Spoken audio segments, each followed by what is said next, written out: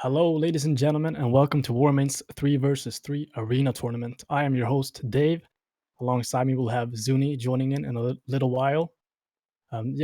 Today is the second day of the tournament. Yesterday, we had an epic battle amongst the 8 top teams of Warmane competing against each other for the $5,000 prize pool.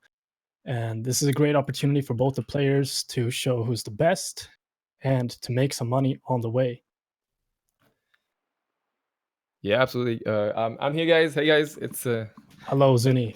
It's your boy Zuni. Happy to be here once again, day 2, as my man Dave just said. And yeah, it's. I mean, the number of teams is now getting not lower, obviously, because it's still the round robin. But there's obviously some favorites who are starting to kind of rise at the top of that bracket. And yeah, I'll just be excited to see if the teams yesterday will still be as dominant. If the teams that were maybe not as dominant yesterday will make it past these upcoming games. So yeah, it'll be exciting. We had I think, let's see, we have, just to be sure, you have about 3 rounds. So 3 rounds games left in the round robin.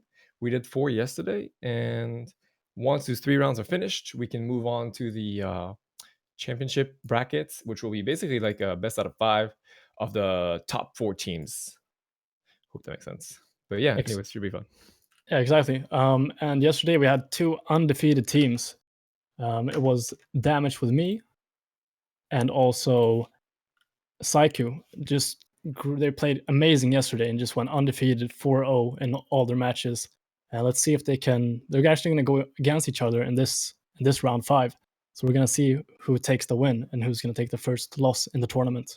Ooh, yeah, that'll be exciting to watch. But yeah, first match of the day is gonna be Gone in a Wink versus Shameful Display. And I actually think the arena's actually already up. So these guys are ready to go. They're on time. They're ready to queue up. And yeah, so we're gonna Gone in a Wink. I think they to Shameful Display, they played the Thundercleave, I remember. They were basically a Thundercleave only. Yesterday at least, from what I remember. And not sure about Gone in a Wink. Do you remember what they played? Mainly Gone in a yesterday? Wink is both a TSG and an ATC. So they have that. They're ahead a bit with being able to swap compositions there Okay, with the awesome. TSG and the ATC. Well, let's see if they're going to play ATC mirrors here or if they're going to put the TSG against the ATC or the Thundercleave. I mean, my bad. Yeah. That's we obviously saw some. There's some comps that have been a bit more, That's how to say, bit more favorized. As in, we saw a lot of Thundercleave, and that's been like really like a dominant factor. And yeah, as you were saying, yeah, it's actually gonna be, it's gonna be actually like a mirror. Is that it? Yeah. Both teams are playing the same comps actually. Okay, awesome. Ready here off the bat, taking a lot of damage, already dipping down to 45% right off the bat. Got a Blaze Storm coming out from Red here as well. Let's see if it's going to get disarmed by Onida, or if not. We're getting popped. Both Shaman purging, as always. Trying to get that blood off, that heroism off of Sap. And yeah, usually the strategy is usually the warrior and kind of just tunnels the shaman. It's kind of like a shaman race. And that's what we saw yesterday. It seems to be like the case of today. Jaeger taking a lot of damage. Big sack's been used by Bayo. Jaeger's still in trouble though. We got some big defensive cooldowns coming out from Jagger's team. Both big Divine Sack, Aura Mastery, and Elemental Mastery and Heroism. Everything being used. Bulgarian Pro actually dipping it to 50%. You can see how much the warriors can put pressure when the other shaman is purged down and doesn't have the sacred shield. Yeah, the Bob was actually instantly purged. Great job by Jaeger. And these games are so fast paced that it really comes down to these little small plays about cooldown management, and really I would say, like, wind shearing the healer as much as possible. It really comes down to these little small plays because it's so fast paced and these shamans take so much damage that any little misplay can cause in the game. Exactly, and you can see her just bouncing back and forth from both Jagger and Bulgarian, just both ping-ponging their HP. And Bulgarian is actually the one under pressure right now, dipping to 20%, 13%. Can they, with the stun onto Pacifical, and Bulgarian is going to fall down. That's going to be the first game of the day. Ready and Jaeger coming on top once again. The Thundercleave experience. They played the Thundercleave matchup multiple times, I remember, yesterday, so they must be feeling quite confident in that matchup. And it's we saw actually a couple a couple mirrors yesterday already, and we were talking about the team Psyche. They're the one that usually dominated basically the other Thundercleave, but I guess we're gonna be seeing more of that Thundercleave. Yeah, just like you said as well in the game, it's about getting the pressure on the Shaman there. The one that gets ahead on the damage and letting the Shaman not put out as much damage, that's the team that's probably going to lose. So if you get ahead in the damage wise, then you're going to end up probably winning the game. Yeah, and that must feel good for Shameful Play. They actually didn't win a single series, unfortunately, yesterday. So that could be potentially their first series to win, and maybe get a chance to make it back into that top four. They would have to win the next 3 games to even have a chance, I believe, at this point. But hey, it is possible. Anything is possible in a WoW tournament. Just got to keep grinding till the end. You know, just got to keep trying, and maybe Shameful Display get their first win of the tournament today. And yeah, that'll be good for them. Yeah, it's a new day today, and it's an even playing field. Everybody has the same rules, so they probably watched the VOD from yesterday's scene and trying to improve what they've been doing wrong and mistakes and whatsoever, and trying to improve and learn how to play against the different comps that are playing in this tournament. So I think we're going to see even a higher level of plays today compared to yesterday.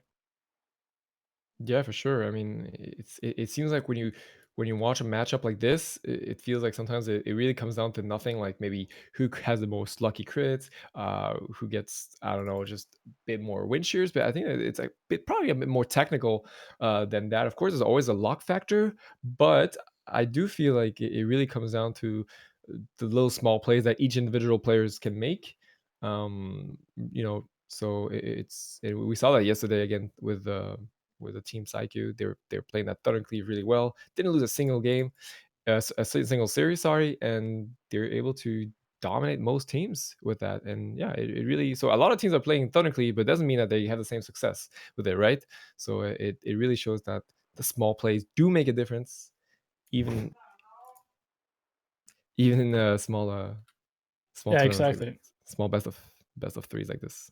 Everything matters and at this level of playing. Like they're all top players. They're the top 8 teams of Warmane on the ladder. They had to qualify for this, and everybody is amazing. And we're actually gonna step into the next game that's gonna be played on Dalaran Arena, and let's see if they're gonna swap for the TSG to go against this Thundercleave, or if they're gonna stay true to the Thundercleave mirror. So that would be, yeah. They actually, it'd be interesting to see if they decide to swap the comp. Usually, I mean, when you play the same comp, we saw it yesterday. There was when two Thundercleaves were going against each other, they would usually pick Nagrin again, I think, or I think it would depend on some teams. Some teams prefer Nagrin, some teams prefer you know, having that Z axis on top to maybe have an extra skill factor with a Thunderstorm. But anyways, we're already back into the game, and Shameful Display leading 1-0 here in another game to win this series. And Bloodlust has been popped by Bulgarian. But been popped by both teams actually. This Bloodlust being instantly popped by both. You can see the disarm on Tornado as well, getting booted right after it, trying to peel off the damage from the Blaze Storm. The big sacrifice and aura mastery coming out from Pacifical as well. Some big cooldowns here from Team Onida. Yeah, Jaeger actually didn't purge the heroes off Onida, so he's doing a lot of damage right now. He gets rooted up though. Nice peeling. He's actually doing so much damage. Has to use the Bob onto Jaeger, and I feel like Jaeger should have just really purged the heroism. Like the Onida just crushed through him. This damage, it looks like they're actually going for more on Tornado this time. They're not touching Bulgarian Pro as much this time. They're going for the Warrior instead. Is this going to be a play that's going to work, or is going to affect them in the long run? I'm not sure. Bulgarian did get a nice hex onto Jaeger. That was a full duration hex that Jaeger did not have a trinket. I really alleviated some of the pressure. But now Bulgarian's the one on the trail. Pops the narrowed ratio to grounding. Ooh, he actually gets knocked down. Really far away from his healer. He's gonna have to find a way to connect back. His charge stun. He's by himself downstairs. He pops the root. He trinkets. Onida actually had to, Reddy had to trinket that root to connect.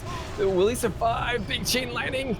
Oh, his healer is really starting to keep him up. I think it's gonna be the end. And yes, Bulgarian gets taken down with a great knock by Jaeger. Really put him out of complete total positioning. And that's what we were talking about this map. Really, if you make one good play with a Thunderstorm, you can really turn the game around.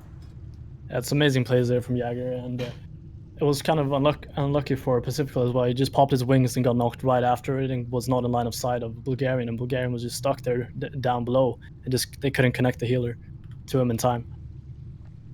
Absolutely, and that's it for Shameful Play. First win of the tournament. Looks like Sunday is giving them more luck, so they must be feeling pumped up.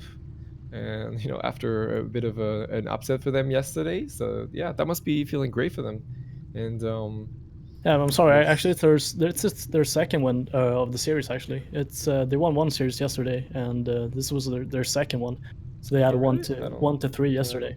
Okay, maybe they did. I actually don't see it like this on my challenge, but maybe they did. Okay, that's good for them then. And But that's important nonetheless to get those points right off the bat on the second day here. The first games are really important for the momentum in the team and the synergy. Like we talked about yesterday, those games are really important to oh yeah, capsize for on. sure, for sure, for sure. And I think the next series that's actually coming up is going to be one one of the most important ones also, because we're gonna have two teams that actually won a few tournaments today. Sorry, a few games yesterday, a few series. Not all of them, but they have won. So this could be potential, like, the kind of game that might make them actually secure them in the top four. So this is gonna be very, very important for both of these teams. Yes, we're gonna have Nose Merchants versus Wheezy.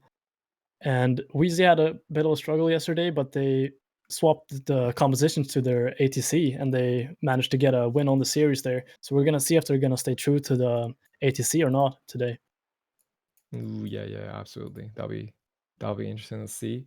The Nose Merchants, of course, one of the few Disc Priest compositions in this tournament. And so yeah, I'm gonna be excited to see if they can pull it through in this sea of Holy Paladins. Wait, I Yeah, should think I need to they were restart my staying game real staying quick true to actually. that Disc Priest. They were playing Warlock, Warrior, and Holy Pally or Disc Priest in their composition, so they're staying true to that Warrior Warlock composition, but switching the healer depending on who they're facing. But most of the games yesterday they were playing with Sumi on the Disc Priest, and it was working out really good for them in certain games. But now we got the next game coming, and let's see what Wheezy is gonna play. If they're gonna play the ATC or the Hunter Warlock Paladin. Oh, I don't think I'm back. I think Welcome back. yes, yes. Sorry, I had to DC from Discord for a sec, but I am back. No, as I was saying, yeah, both these teams definitely need this win. It is so important for them at this is the second day of the tournament. There's so many games series that have been played yesterday, and like there's only a few left, right? There's only 3 series. No, sorry, actually less than that. Less games to be played, so they really, really need every point on the board they can at this point. Exactly. Every game matters right now, and you got to bring your A game to the tournament if you want to qualify for the top 4 teams. And we're actually gonna see here that Neresta and Lurker, they're playing the ATC composition that we saw them play yesterday when they got their win. And a big shockwave on Sumik. Sumik dropping out 39%. And Sumik just trying to get some distance here from Lurker. Machine trying to connect to Neresta, getting some damage onto him. Just trying to stop the pressure on Sumik. Sumik is going to fake a lot of casts if he really wants to pump as much damage as he can. Not going to be easy with the prop warrior on him. He actually ports out of safety. Ooh, a nice intercept here by Lurker. He's going to be able to connect right back onto Sumik. Sumik is in trouble now. He's kind of by himself here. He's going to have to get popped top by his paladin, Sumix. He's doing a good job so far. You can see Sumix had actually been forced to pop both Sacrifice and Divine Sacrifice. Some big cooldowns here from that team. But look at the pressure onto Lurker's team here. Everybody in the team was down to 50% HP right there. That's the Warlock pressure coming out there. Yeah, absolutely. But as you said, he doesn't have Sax anymore. He does have a bop available for him if needed. So Sumik should be fine. I feel like it is gonna be up to Wheezy really right now to create some pressure for themselves. They actually get the kill onto the Fell Hunter there. So let's see. He gets interrupted on the recast on his Fell Hunter as well, so he's gonna have to Fell on this to get it up. I think he won't hesitate. Yes, he actually gets a Fell Hunter once again, so he's gonna really have to be careful for that pet not to die this time. It actually looks like they're going for the pet again. It's at 50%, 45%. This will be huge if they manage to kill it. He actually Shadow Flames Lurker, trying to kite to make sure that he doesn't finish his pet off. And it looks like he has his pet on passive now. Yeah, he's really not trying to make. Oh, actually gets the pet back in action right now. And that was really, really scary. Good job here by Sumix to really top off that pet.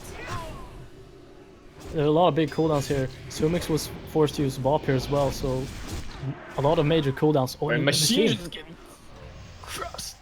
Bop was not available by Sumix. Had to use actually so many so many like GCDs and healing onto their pets. They just swapped into a machine a few seconds later and got the win. Bruce Pally with the bubble at the end to secure the win. And that's going to be 1-0. Yeah, that just proves how scary that ATC damage is when it comes, like in this meta, like we talked about it yesterday as well. In this meta and this gear, the burst damage is so incredibly high. You gotta really have to predict and know when the damage is incoming to be able to, especially as the healer, to predict the damage and just be one step ahead. Yeah, absolutely. And I was saying that, of course, like the nose version had a discipline. They usually ran the. I think we saw them running the PHP right before. No, they had nose merchants was playing warrior, warlock, paladin, or priest. Holy Oh yeah, mist. yeah. Oh yeah, absolutely. Okay, I think I'm confusing with another team. Sorry for that. But anyways, that's gonna be 1-0. That's going to be 1-0 for them, leading over to Wheezy. And This can be really big for Wheezy as well because they went 1-3 yesterday, and if they can get that second win on the board of the second series win on the board, it's going to be one step closer to the top 4 for the finals. yeah, I think at this point we we were talking about the team Psyche, we're talking about the team Damage with me. They haven't lost a single game, so of course they're feeling super good. I would say like their top 4 spot is pretty much almost secured. So it's really gonna come down to these teams that have that didn't get as many wins, are right below them. So yeah. So for example, if we take a look at Wheezy, yeah, they do have 2 series left, and same with the Nose Merchants. So this win could totally secure them. So 1-0 for now for the Nose Merchants. See what they can do in this second game. Yeah, we're going to be playing it out on Nagrand Arena once again, so they want to have an even playing field. This is one of the maps we saw the most yesterday. It's going to be the first map of every series, as it's in the rules, but we've seen a lot of teams actually wanting to play Nagrand as well. It's been one of the most dominant maps of the entire tournament. It's either in that or Dalaran Arena for the Thunder Thieves. For sure. It looks like the same composition. Couldn't come up with both comps. Full hard onto machines. Gonna to sit that and starts. Trying to decide to save that trigger for later. The big sack used by Sumix. He knows he has to react or use defensive CDs very early on against this. And now his armor to Neressa too is gonna stop some of that pressure. Just bouncing back and forth. You can see here Lurker actually wanted to hit the pet there in the beginning, but he swapped back to Zumik after the heals coming onto both Health Funnel and the Paladin heals.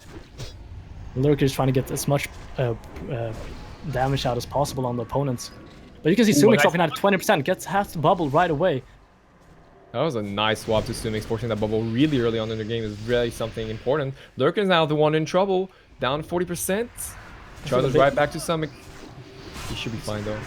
See the Divine Sacrifice coming out from Bruce Pala as well, just having to use it to save Lurker there. Bruce Pala actually taking some damage, but he tops himself off, he's fine. Sonic another one trouble, ports out. Let's see if Lurker can connect back to him. Yeah, straight back onto him. Good job by Lurker. Using his mobility. He actually has to get bopped due to this. That was a lot of CDs have been forced for the team of Nose Merchants. And now Sumix has no trinket, no bubble, no bop. So I feel like the next big offensive pressure from the team of Wheezy might actually secure them a win.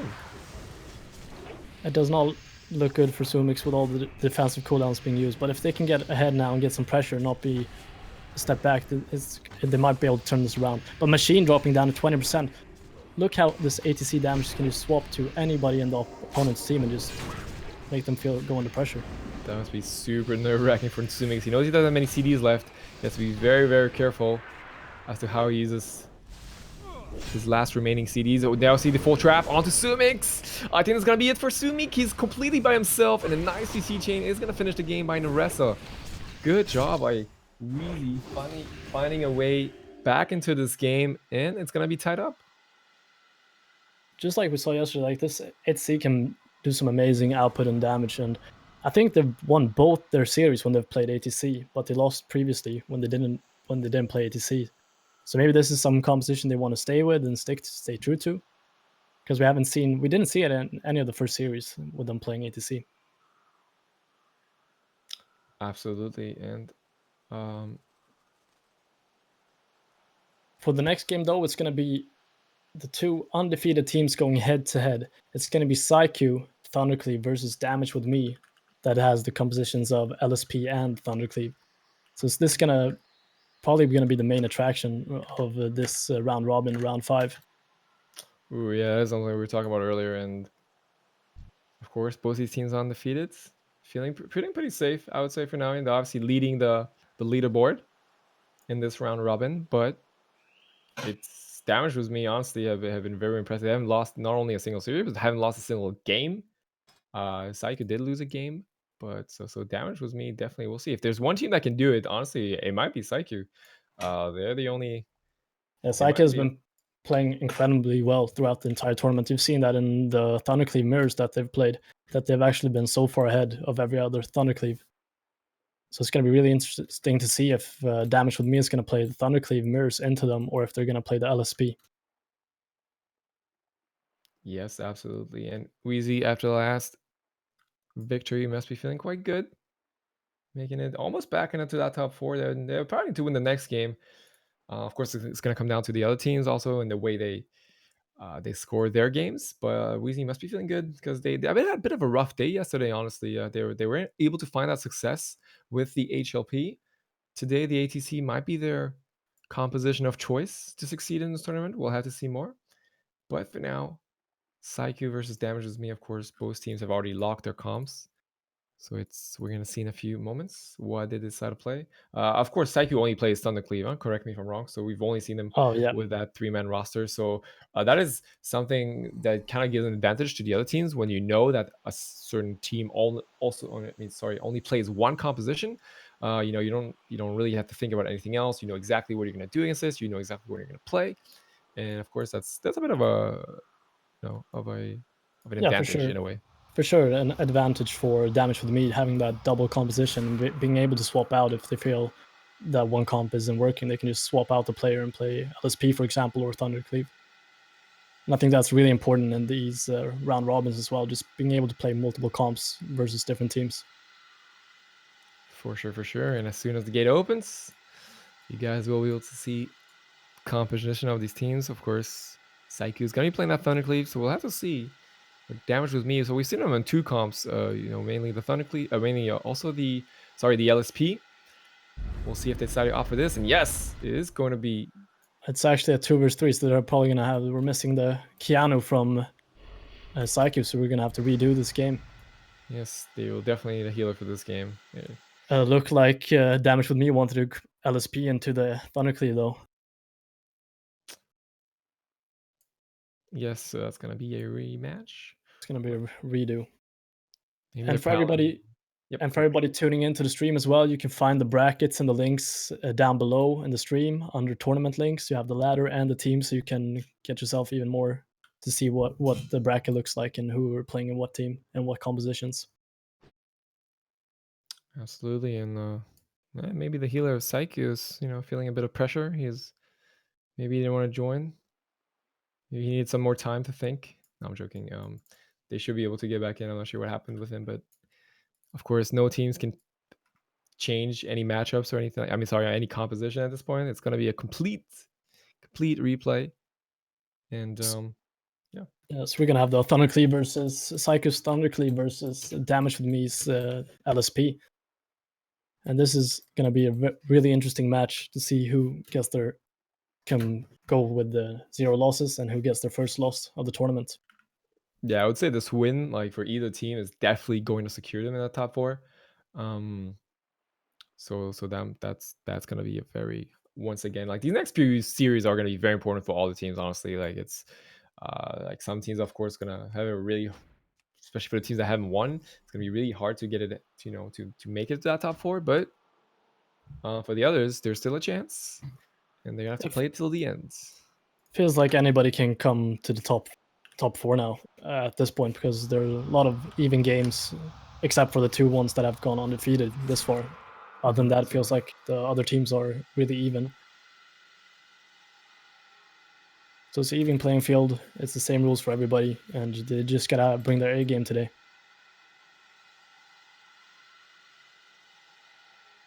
The gate should be opening up really soon, and we're gonna have the LSP versus the Thundercleave. Who do you have any predictions about this game, Zuni?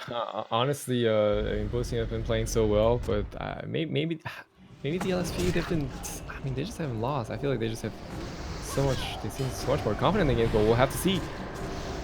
Heroism pop by both teams at this point. Purge is going to come out in a second, really trying to get the hero off ASAP. Nice through by Blackbetty. He's going to try to kite Lorien a bit. Trying to get some distance there from Lorien. But Lorien trying to get onto Ripley here. Ooh. Actually gets stunned the storm away, so he had to charge, and now he has no ability to get back there. There's just damage back and forth. You can see these thunderstorms coming back and forth as well. And Shyxy dropped to 50%. Lorien's really struggling with connecting. He got charged. Then he got knocked, and then as soon as he charged, Ripley ported, and then he got rooted, so he's really connecting to get some damage off. Now connecting onto Blackbetty, finally putting some pressure, gets rooted again. Really like that CC, and the Bob actually gets used very early with Brunhity. Let's see if the purges come through. It will. A nice purge is going to come instantly, and that's going to force a big stack out of Brunhity, and a lot of CDs actually being forced by Shyxy so far. Yeah, there's a lot of big cooldowns here from Brunhity and his team. And Blackbetty just having to play with passive, just falling back. But you can see the LSP, like, as they recuperate, they can just put out so much damage so fast and get the pressure back. You can see Lorien just taking damage, going down to 30% there, and just a whiff. Lorien gets down the storm, and charge again. He's really getting CC'd, like, really well. Like, you can tell this LSP knows exactly what they have to do. It really comes down to how much uptime Lorien can have. I feel like if he can have good uptime, he can really kill anything. And we see the Bladestorm now. Lots of damage coming onto him. The Saxon have to be traded for that Bladestorm, and Brunhity is slowly falling out of cooldowns. Yeah, Blackbetty's still taking damage, but he gets some distance now from Lorien. So Lorien actually gets freedom and just sticks onto Blackbetty. 30%, 10%, 8%, and Blackbetty's gonna fall. And that is Shyxy just surprisingly playing so good and so well. And it just Lorien just connecting just to popping the wings, unfortunately, a little bit too late to top up his shaman. Blackbetty just couldn't get away. And they're actually controlling Lorien the worst so well for the first part of the game. And, you know, like I was saying, I feel like as soon as the war connects, just something is gonna die. Something was gonna die. So they were doing a good job. They were rooting him.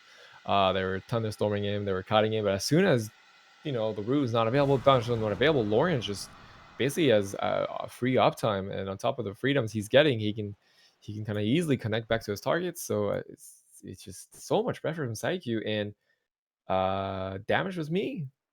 You know, that is the first loss of the tournament, so might be a little doubt in themselves now. Maybe they'll have to swap composition. I'm not sure. yeah, maybe But they're gonna that seemed a bit rough for them. play mirrors into them instead and playing the Thundercleave mirrors, and just because they have Shinta on the warrior, and that might be a viable option just to go play mirrors. But I'm really surprised by Shyxy. They've just been performing so well throughout the entire tournament and just bringing their A game every single game, and just proving that they're a top 8 team of the server. For sure. And of course, Shyxy, on the contrary, them must have been feeling pretty good, beating a top tier team, number 1 seeded team in the tournament, undefeated till this game. So honestly, like, confident wise, that must feel good for them. And yeah, so the surprising thing is, you said, so do you think they might potentially mirror them? I think they might actually, because it felt like Shyxy had the upper hand the entire game. So I think they have to swap it up something. I just change the tactics completely and do something completely different. But it felt like Shyxy was just one step ahead throughout the entire game almost. So something surprising is that Damage with Me, of course, like, knew what they were gonna pick, right? So maybe they know that they don't necessarily win, or maybe they don't like to mirror against, you know, against their town Cleave, at least. Maybe they know that they can't win the mirror. I'm not sure, because else they would have probably mirrored in the first game. Or maybe, you know, the map wasn't in favor for them. Maybe they felt like they had a bad game. So maybe they'll change some things up, but it seemed kind of, yeah, I don't know. It seemed pretty hard for them. It didn't seem that easy to score kill. And on the contrary, they could die, you know, quite swiftly, as long as the working connects. So it'd be interesting to see what they decide to pick. Mirrors, of course, something that Shyxy have been very experienced in this tournament. They've played, I think, 2 series that were mirrors, or multiple games in mirrors. So I think they feel pretty good on these kinds of matchups. Yeah, and like you said, they're really confident in the Thundercleave mirrors, and I don't think they've actually lost a single game in a Thundercleave mirror this far in the tournament as well. But if it's one Thundercleave mirror that's going to beat them, it might actually be damage with me. You've seen them play incredibly well, both as LSP and as Thundercleave. Absolutely, and of course, I would say at this point, damages me is of course thinking it's true. Best out of 3, so one more game and you lose the series. So usually teams trying to take their time and just make sure they pick the right. Yeah, understandable going through tactics and just fixing every mistake they can fix in this time, just setting it up and just talking about it in the team and probably setting up. I don't know if they're counter gearing, maybe, perhaps, and stuff like that. What kind of counter gear do you think they could adjust at this point? Is there what would it come down to? I'm not quite sure, to be honest. I don't know if they're gonna go. They're probably playing a lot of. I haven't looked at Blackbetty's gear, so I can't really say what the differences could be made. If he's gonna go for a little bit less haste or In like any more case, Lessie, or we can probably hope for a mirror matchup here at this point, since the LSP didn't seem to pay dividends against Psyche, so that is gonna be definitely a possibility. That was the first big change they're gonna make, and of course on Dalaran Arena, map picked by the team Damage Was Me. So we saw a lot of games where, you know, the thunderstorm could definitely like basically score a kill for a team. So a good usage of that is what I think Damage With Me is looking for. You know, they want to probably just they probably pick this map because they hope to, you know, just have a better utility of the thunderstorm. It's just exactly. an extra tool for them. And we can see there's actually gonna be a mirror here, and Lorient just taking damage right away. Shinta following the retaliation just does not want. You can see Lorient actually stuck in African. Lorient is just gonna be dead right away off the bat, and that just proves how different people can play this game. And the knock, like you said, the knock is so crucial, and the knock from Blackbetty there in the opener, pushing Lorient to the edge of the map from his healer, not being able to get any assistance. Yeah, that was a quick game, and we saw the charge stun instantly on that thunderstorm. So he actually basically couldn't get out of that unless he trinketed. Didn't want to sit it, but I think Lauren really got surprised there. I don't think he expected to die that quickly. That was the elemental mastery from the team of Damage With Me. So they didn't pop the hero though. That was only like the LECDs, and so maybe they didn't expect, you know, so much damage, but definitely got surprised. And in any case, that's gonna tie up the game for Damage With Me. I feel like really I feel like that was their goal though. That was their goal all along, is just maybe surprise that we're in trying to get a quick win, a quick victory on this map. So yeah, that thunderstorm is so crucial there. You really got to anticipate when it's coming and position yourself in a good place so you don't get knocked away from your teammates there in the beginning, because it's so crucial. Because they could have survived with a bop or anything from the paladin or some big sacks and some cooldowns, but they just couldn't use anything on Lorient now because he was just so far away from his team. yeah, absolutely. And it looks like Psyche didn't need any more seconds. They want to get right back into it and actually decided to pick Dalaran once again. Interesting choice. It's like they're probably as confident to play on this map. They probably thought this game was a fluke, honestly. Obviously they still had, you know, every CD. But yeah, sometimes the games are so fast paced, especially In this meta, in the 284 meta, it just goes really fast, and you can see the damage output and the burst damage, like we've been talking about throughout the entire tournament. Just damage output is incredible, so you really got to be one step ahead. Absolutely, and of course there will be a mirror once again. So exact same scenario as last game. I think Lauren and his healer Keanu is gonna be ready this time though. I feel like they know. I feel like there's going to be a bit more respect between the teams now in this third game. Absolutely, we'll see. Shinta's onto Lauren again. I think their strat is really to go on the war. Lauren gets hodged. Breaks out of it. Shinta on the blaze from there right away, and Lorient dropping down. He disarmed Shinta. Feels like they have a bit more control over this game than last game. Absolutely, Blackbetty doing a good job purging, of course, that heroism off ASAP. On the team with Psyche, Hodge onto Shinta is actually getting this trinket that Hodge. Lauren seems to be the main target still, and it seems like Lauren actually has to. He can't really connect to Blackbetty. He would like to go on the Elemental Shaman, but he just can't because the ward's on him. Fighting now gets the charge. Actually gets hexed. He's going to decide not to break that. Good job by Shizgar getting that full hex into Blackbetty. Now Lauren's connecting on the Ellie. That's what he wants. He really likes going on Elemental Shaman. That's been their main strat throughout the entire tournament in the Thundercleave mirrors. Well, look at Blackbetty, he's taking amazing damage right now, but Lorian gets disarmed. He cannot vault for 1 more second, but he's gonna be fine. He's gonna pop that Spell Reflect. They countered the good job with the big sack. That was really critical in that situation. Now has to fake some shears. Oh, Blackbetty is in trouble though. He does get some distance, and Lorian's the one in trouble now. Wings have been popped by Brunhity. Should be able to top his teammate off. Lorian's still in a bit of trouble. You can just see Keanu gets knocked into Africa though, so this is gonna be a long time till he connects to his teammates. Lorian might be in trouble here, but they're actually swapping onto Shyxy with a lava burst onto him, down to 70%. And Lauren played safe, actually decided to trade the shield wall, and also got narrowed from his shaman. So a lot of CDs have been popped. The Bob also instantly purged by Blackbetty. A lot of CDs have been forward. I feel like Lauren's gonna be the kill target. Keanu decides to pop his wings, intervenes back to his healer, really trying to get some distance. They're gonna swap to Shyxy. He's the one in trouble now. Keanu's gonna have to do a lot of work if he wants to heal his team back up. Should be fine for now. We hit the full hex onto Shinta. Great job by Shyxy. That really helped to alleviate some of that pressure. And you can see here, they're actually the only people with trinkets left are the healers. Both trinkets from both TPS are used. Some big cooldowns has been used from both teams as well, but it feels like Shinta's team has a few more cooldowns left in their pockets.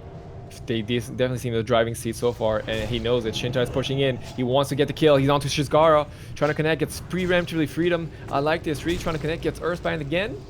Ooh, can't get out of that one though, so he won't be able to connect. Shyxy does get some distance. She does right back into it. Blackbetty trying to fix some hex. You can see Brunity's positioning as well behind the box, just dodging all the wind shears and just trying not to get controlled at all, just topping his team at all times. Keanu though in a bit in the middle instead because he has to push with his team. Scar actually meshed his thunderstorm, so he actually Shinta positioned himself perfectly, and he wasn't able to get knocked downstairs. And Lauren might be in trouble because of this now. A great play. Oh, the knock onto Lauren. If that's in, this is gonna be it. Shinta's gonna charge stun, gets the kill onto Lawrence, and ooh, damage with me, proving what they're worth here and coming back despite that first game loss.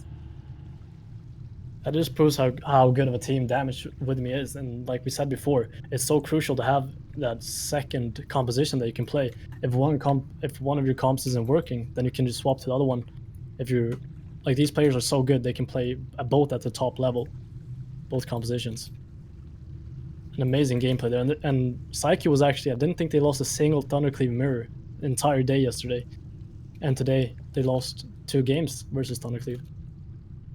Yeah, absolutely. And I mean, it is not any Thundercleave also. Like, Damage with me having undefeated till till now. Actually, that was as we were saying, that was their first game they ever lost. But they bounced back.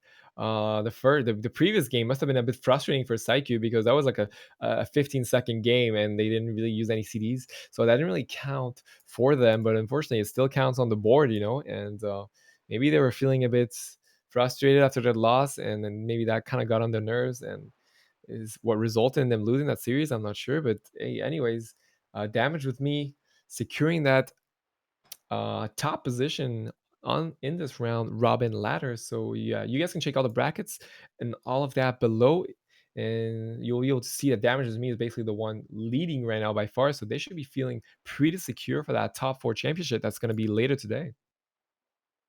Yeah, and the next game we're about to go into is going to be Old Division versus I Wings, I Don't Care, with Old Division playing that TSG only, and I Wings, I Don't Care playing that PHP and Jungle, having that being able to play 2 different compositions with Capsizer, Homerjay, Oddwaffle, and Shyxy. Absolutely, and they actually did pretty good yesterday.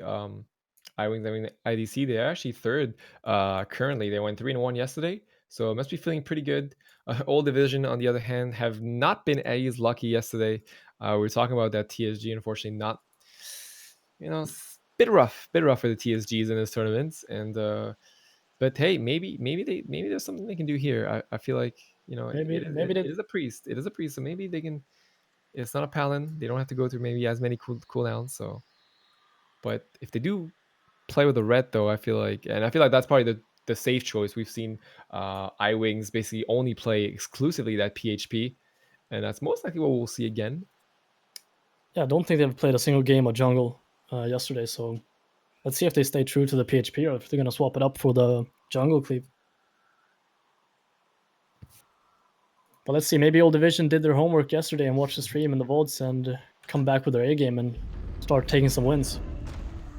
Absolutely. We can see here that iWings are going to play the PHP with the Capsizer on red and Homerjay on the Hunter. Just instant the opening. Right now? I think the ward made the main target. Sound shot onto Knob.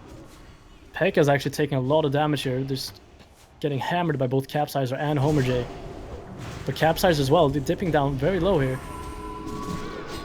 The Gorgel has been popped now. Let's see if Oddwaffle can actually get a shackle on this. Gonna be a lot of damage.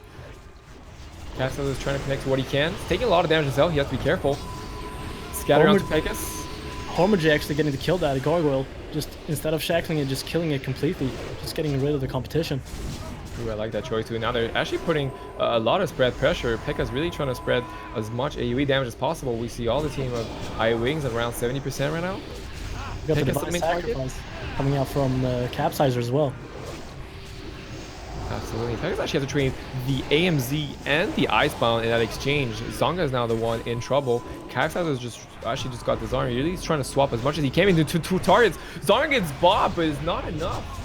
The Bob, unfortunately, not alleviating that holy damage from the Red Paladin and the Discipline Priest, and gets finished off. Not a bit too late with that CD, unfortunately. Decided to use the Bob and the wings, but Zonga was unfortunately just died at the same second in Old Division. Oof. It's like we saw it yesterday from Capsizer when he popped his wings. Like the damage output is just incredible. Him and Homerjay synergy as well, just playing perfectly in between each other and just knowing that every play they do.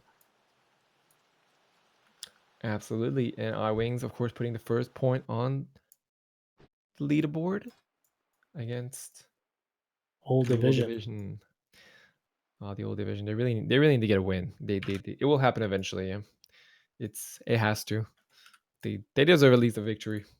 They're just just unlucky. Just unlucky so far. Probably gonna redo some tactics and rethink the game plan, and then come back and get the win.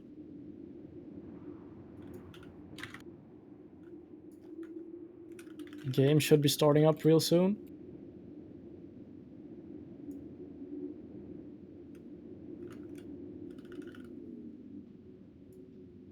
Having some troubles entering the game.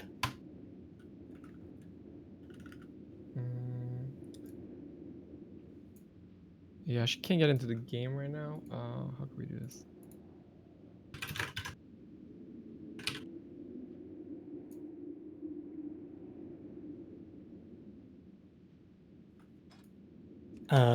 Nope. Nope. Currently cannot get in this game. Maybe we can so we can fix this. Join me. That was actually unfortunate because I just came in so late, and Nolf is actually just gonna be dead right off the bat when I entered the arena. That's just incredible fast game from Capsizer, Homerjay, and Oddwaffle. We saw that same things happening yesterday when they went for the Holy Paladin. Just had massive output and just getting the bubble in the first go and the second go, just killing him. And that's just the PHP. You just got to be really cautious. And that's unfortunate for Old Division. Our bad for not being able to commentate the entire game. Sorry for that. We had some technical issues. And that's going to be a win for iWings. iWings, I don't care for this series.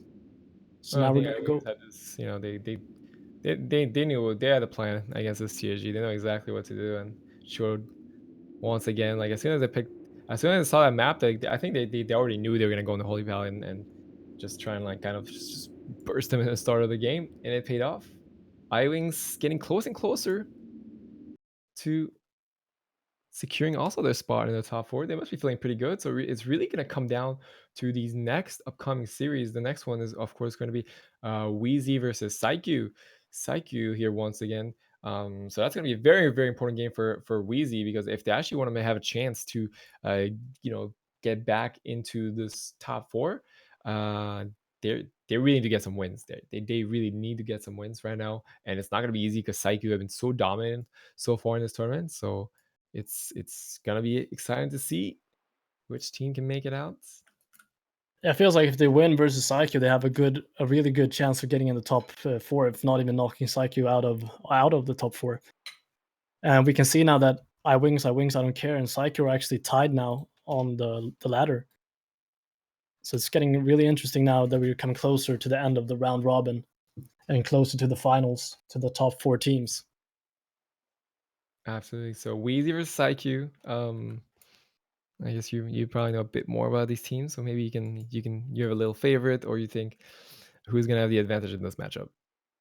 Like we saw yesterday, Wheezy wasn't. They were playing a lot of Warlock Hunter yesterday, but today we've been seeing the ATC, and I have to say I'm more a fan of the ATC.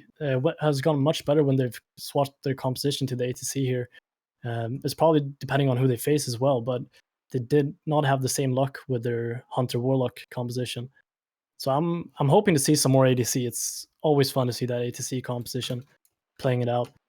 But as we've said the entire time, Psyche has been playing incredibly well throughout the entire tournament, and they've been so dominant. This was actually the first loss versus Damage with me, so you can't take that away from them. There's top team and top players, and just play incredibly well together. Yeah, absolutely. And as I was saying, Wheezy still can make it. They just need to get some wins at this point. And that's gonna be the same for the other teams that also have kind of the same amount of points at this point. They're really gonna need these wins in the next upcoming games. And if they don't, then that might actually be it for them to if they don't make it to that top 4, they won't be able to move to the championship round, won't be able to get some of that $5,000 prize pool. Actually, they do. I think it's top 6 gets money, so they will get some potentially some prize money. Of course, like every team wants to get as high up in the rankings. Want to get they obviously want to win, but if not, then they want to get as high of a spot as they can to earn as much money as possible. And yeah, Yeah, exactly. It's a lot about just. I don't even think it's a lot about the money either. I think it's a lot about showing who's the best player on the server and just who's the best team, who's the team to defeat, and who wants to take it. It was a long time since we had a tournament, and everybody wants to prove themselves right here today. absolutely. And as you were calling it, the ATC is up. Neressa popping his rapid fire instantly. Actually, Keanu reacts with a sack. I like this. Heroism being popped. Looks like Lurker is the main target as of right now. Gets charged up. Has to pop the last stand. 50%. That's some big cooldowns coming out. Big Divine Sacrifice from Bruce Pala as well. We can see big defensive cooldowns coming out here from Neressa's team. They really need to get some pressure here onto just Garen, stopping him from getting so much purges and damage out. Yeah, absolutely. And of course, Neressa actually gets this arm now. I like that choice. Lurk pressure now onto Lurker. Really, just Garen and Lauren are just swapping on and off, and it's been really hard for Bruce Pally to actually top up his teammates. He actually tries to fake the wind shield. I think you got a wind shield here, which results in a wall from Lurker. So much pressure right now. Now the readiness, rapid fire from Neressa, trying to counter pressure as much as he can. They're actually going to swap onto Keanu behind the pillar. Keanu doing a good job. Pops his wing, gets behind the pillar, so he should be fine. And oh, Psyche is just forcing so many CDs once again. Keanu's not fine though. 9%, 20%. He's just trying to stay alive. He does not want to. He's actually just gonna die. He popped wings, so he had no bubble. So we just stuck there with forbearance and could not bubble. That's a great great play from Lurker's team there, just capitalizing on the thing that the Keanu popped his wings there. Yeah, he actually seemed fine for a second, but good target choice honestly by Lurker. He had that forbearance still up, so he couldn't bop himself.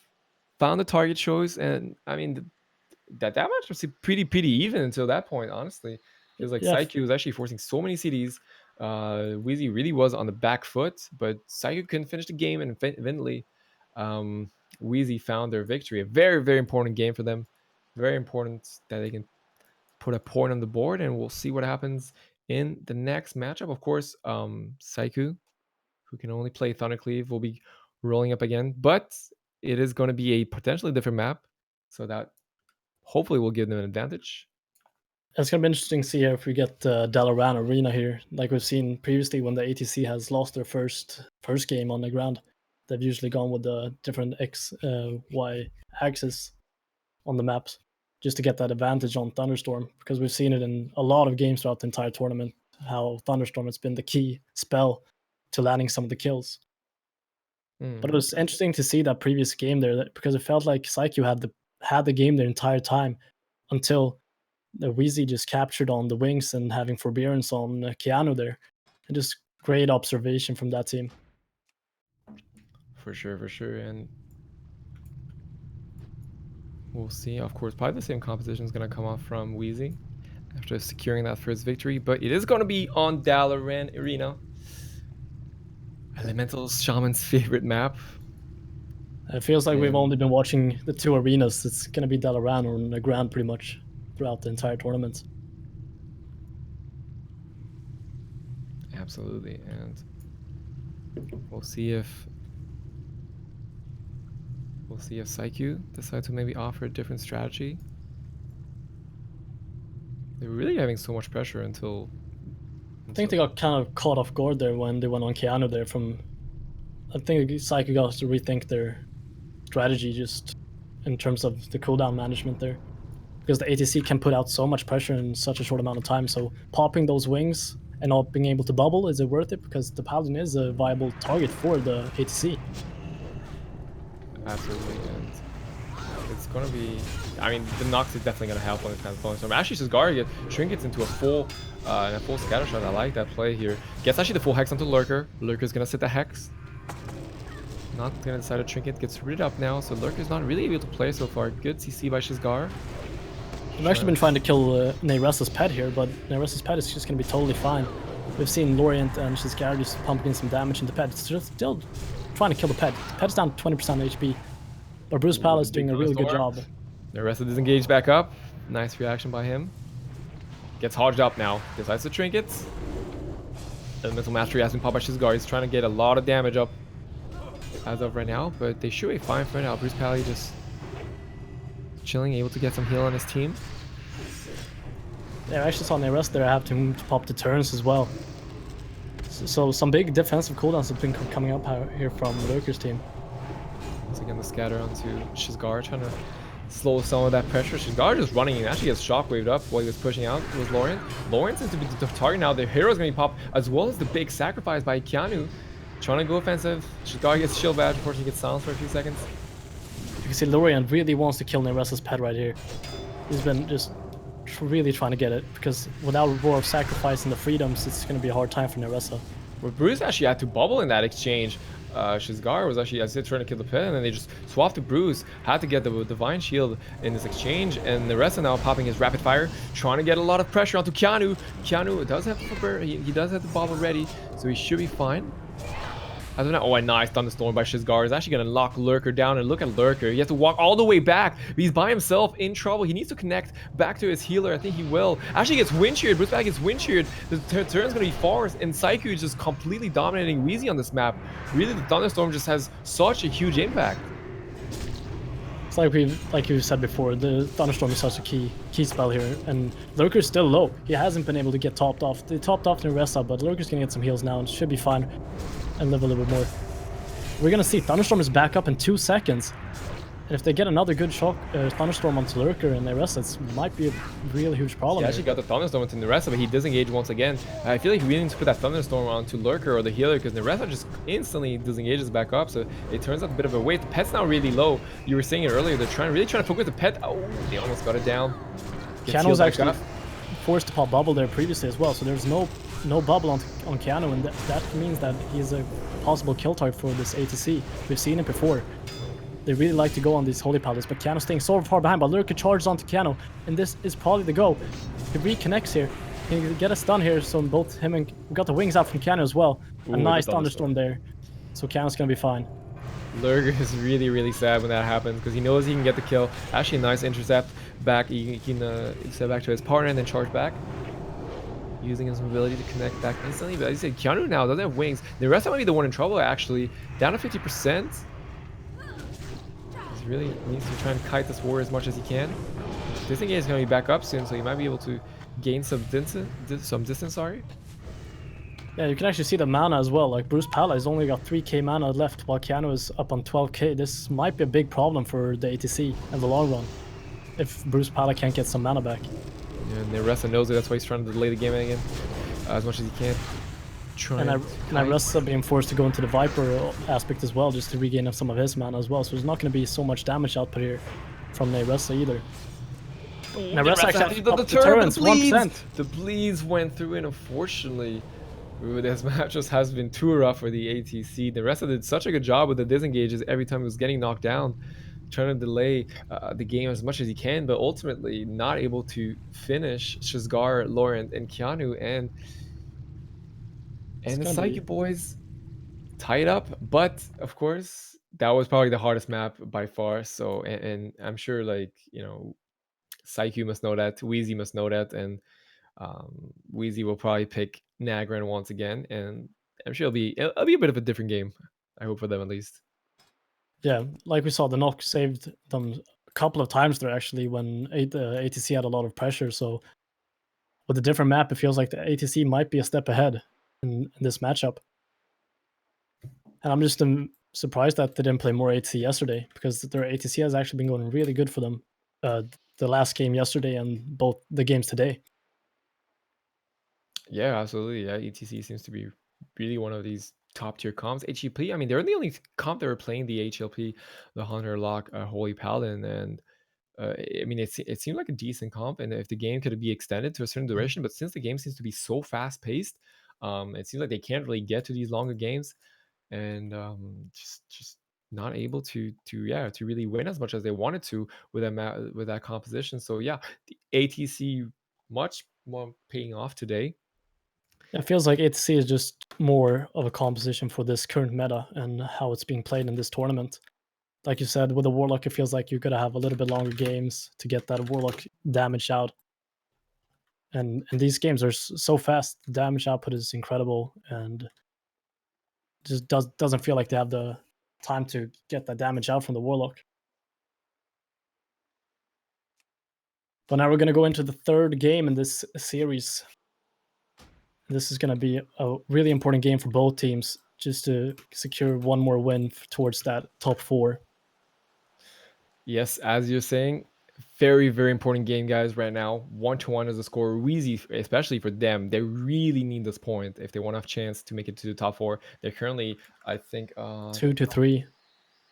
oh yeah, they're currently 2-3. So they're actually in the top 4 right now, still, as of right now. So winning this game would be insane for them. It would really, really help them to secure the top 4 spots, and that's really going to solidify the top 4 teams in this tournament. Of course, there'll be more series after this, but anyways, here we go again. Nagran Green at the map pick of Wheezy. They're going to feel much more confident. Honestly, the Thunderstorm onto Lurker, we're really, really demolishing the pressure of Wheezy, and this is going to be, I think it's going to feel much better on this one.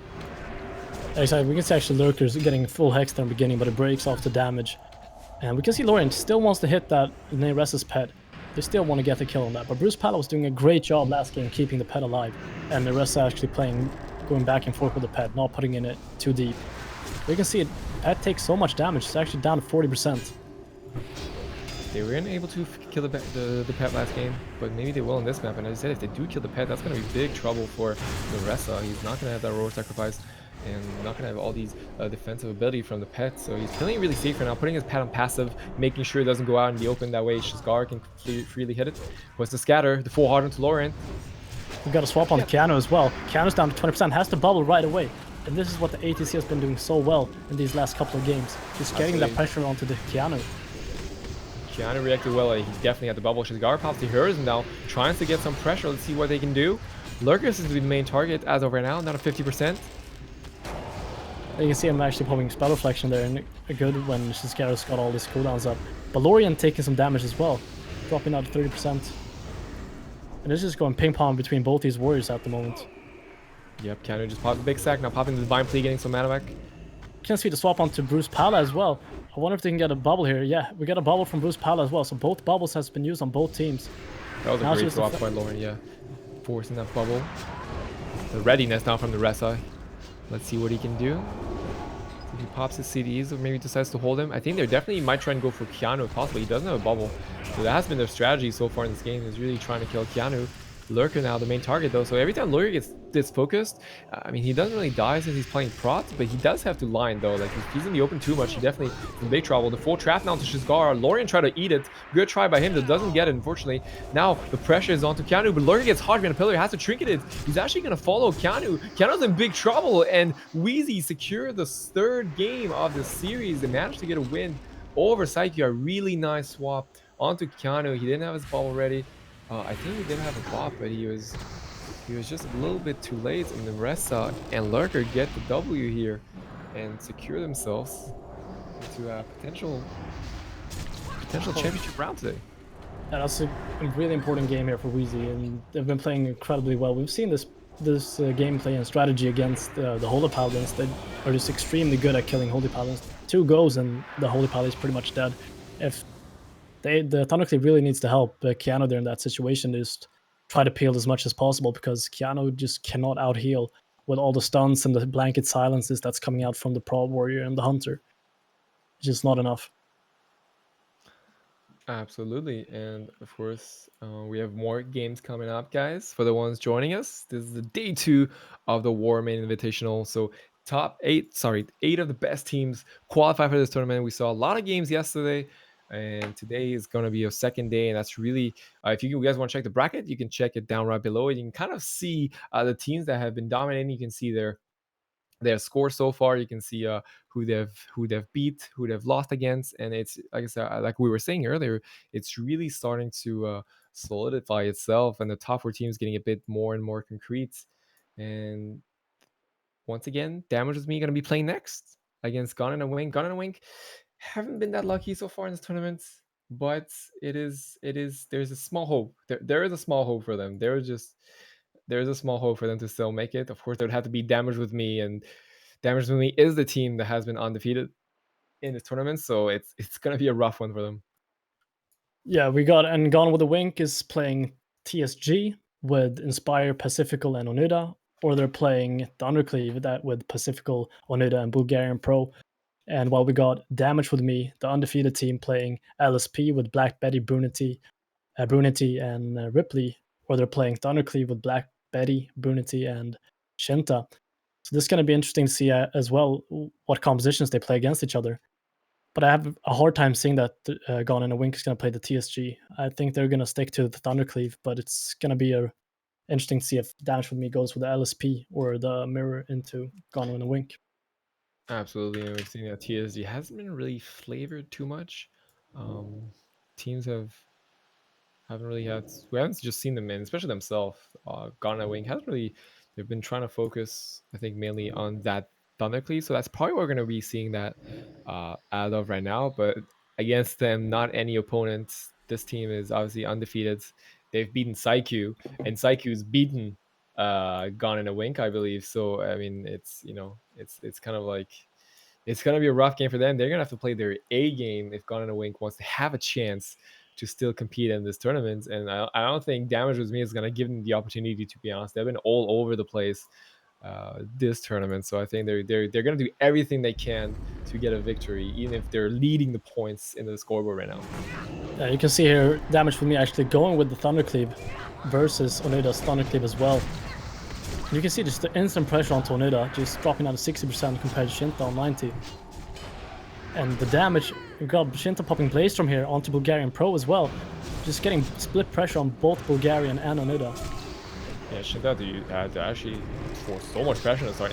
And their target choice is always interesting. They always try to go for the Warrior in the start and later maybe swap the Shaman. But on the other hand, Onida himself tried to go for Blackbetty, but we're seeing a similar strategy from Damage With Me. Onida's in trouble now. He's just getting relentlessly tunneled. Has to use the Trinket and the Shield Wall. Now swapping to Pacific. Oh, Shinta is just all over the place. As soon as he can swap, he will do it. Gets rooted up, gets freed though instantly. Also gets a spell on that Hodge. Great job by Brun. He's gaining a lot of pressure, and Shinta and his Paladin are just so mobile in this game and able to just connect and force so many CDs. Onida's still in trouble. Pacific has a lot of work to do. Onida gets bopped there just to get the MS off and get topped off. But they really need to recuperate here and just top off and get some pressure onto Shinta's team here. Blackbetty actually sat in a full Hex here. He does not have the Trinket for it. And Brunhity still has the Trinket left in Shinta as well with Pacifical, but you can see the damage from Blackbetty and Shinta is just incredible, and Onida is just under pressure right away. Onida, I think, is eventually gonna fall down. Shinta's just all over him. 10%, 12%. Is Onida gonna survive? Pacifical's just spamming the heals. The Thunderstorm is gonna knock that heal, eventually get the kill, I think. A nice Thunderstorm here by Blackbetty. Oh, he's actually in trouble himself. Has to be careful. Ooh, gets bopped. But that was actually they actually almost got a cross kill, even though Onida was like just died a few seconds before. So that was a lot of damage from Bulgarian Pro. But eventually Damage was me securing their first game, of this series. Actually was decent close to us at the end. It seemed pretty one-sided until the end. And of course, the Damage was me have a bit of a different strategy when it comes to these mirrors. They always go for they really like going for that warrior. Yeah, you can just see on the damage as well after the game is done. Shinta did 230k damage, while the second damager was Bulgarian Pro with 86. The damage difference is so incredible. So and if you That's what it watch felt like. Shinta playing, like he's always hitting. If he's next to somebody, he's just gonna hit that person. Doesn't matter if that's the main target, but he's always hitting somebody, and that's such a key factor to getting that split pressure across the team. Yeah, absolutely. I was actually gonna say the mid game. It feels like Shinda's actually doing more damage than any other warrior. So that's probably why they're also just so dominant. It just seems like eventually evidently it also comes down to the team that does the most damage in these kinds of fast paced matchups. And yeah, he just able to get so much pressure. They have really good synergy with the paladin. With his paladin, always gets instantly freedom, instant dispels. If he gets stunned beyond the pillar, he's just able to just have as much uptime as he can, and that we can see the result, top damage in that game, and just able to secure the win. Incredibly well played and damage with me. We're just seeing top levels of play throughout the entire tournament, and almost gone undefeated without losing. I think they only lost one game this far in the entire tournament. Haven't lost a single series and only one game versus Saiku. They're definitely on fire, and Gone in a Wink might actually be gone at this point because unfortunately, I don't think if they don't win the series, they have been really no way of coming back and making it to the top four. So this is their last potential chance. Gone in a Wink, number 6 seeded team in the tournament. Yeah, this It's is down really to it. important for that team, just to prove that they're worth playing in the top four as well. All these teams Absolutely. have qualified and are the top 8 teams of the servers, the Cross Realm, so both Ice Crown, Lordaeron, and BlackRock, and they're just proven to be. Everybody's proved themselves to be on this level of gameplay. Mirror map match. Now in Dalaran, though, we saw the effect of Thunderstorm for these Shamans, so I think it might come down again. We see now Blackbetty's actually instantly using that Thunderstorm. It's going to knock off Bulgarian. Bulgarian has to go swope all the way back. Lost a lot of damage during that exchange. Blaze Storm coming out for Shinta as well, just getting some pressure onto Bulgarian Pro. This is what we saw before as well. But Blackbetty and Shinta getting Thunderstormed away from their healer, but they're both going to make their way back. They're trying to get a swap onto Brunhity, but Brunhity just goes behind the pillar, and it's going to be fine, just LOSing Bulgarian Pro. Yeah, that was a really nice Thunderstorm. That was very important by Bulgarian to stop some of that pressure. But Onida, like, he just can't connect to Blackbetty. He would like to, but he just when he's getting taunted, it just seems like he can't really push in. Now gets freedomed up. A nice hex. A big sacrifice there from Pacifico as well, but Onida is still taking damage, even though some series have been used from Pacifico. And they just really need to get this under control if they want to have a chance in this game. Actually, it's bopped and knocked. If he can get this off, this is going to be big trouble. I think Onida is going to fall down. He is out of line of sight of his healer. Shield wall has been used. He gets back in his line of sight. He's down at 30%. Pacifico is just struggling. He just can't deal with this pressure. It's just too much for him. Onida can't connect. Pacifico is struggling to heal. This is definitely not looking good for Gone in a Wink. You can see both sacrificed and Bop has been used, and Wings from Pacifical. He's used basically almost every single big CD in his class. He has nothing left, and it is still under pressure. This is not looking good for them. Blackbetty actually just got Hex. Good job by Bulgarian, really stopping some of that pressure. Now Blackbetty is going to be free, though, to do some damage. Onida's in trouble. Bulgarian Pro should really be looking for another Thunderstorm. He has it up. Should be using it good on Shinta here. Trying to get him away from his warrior.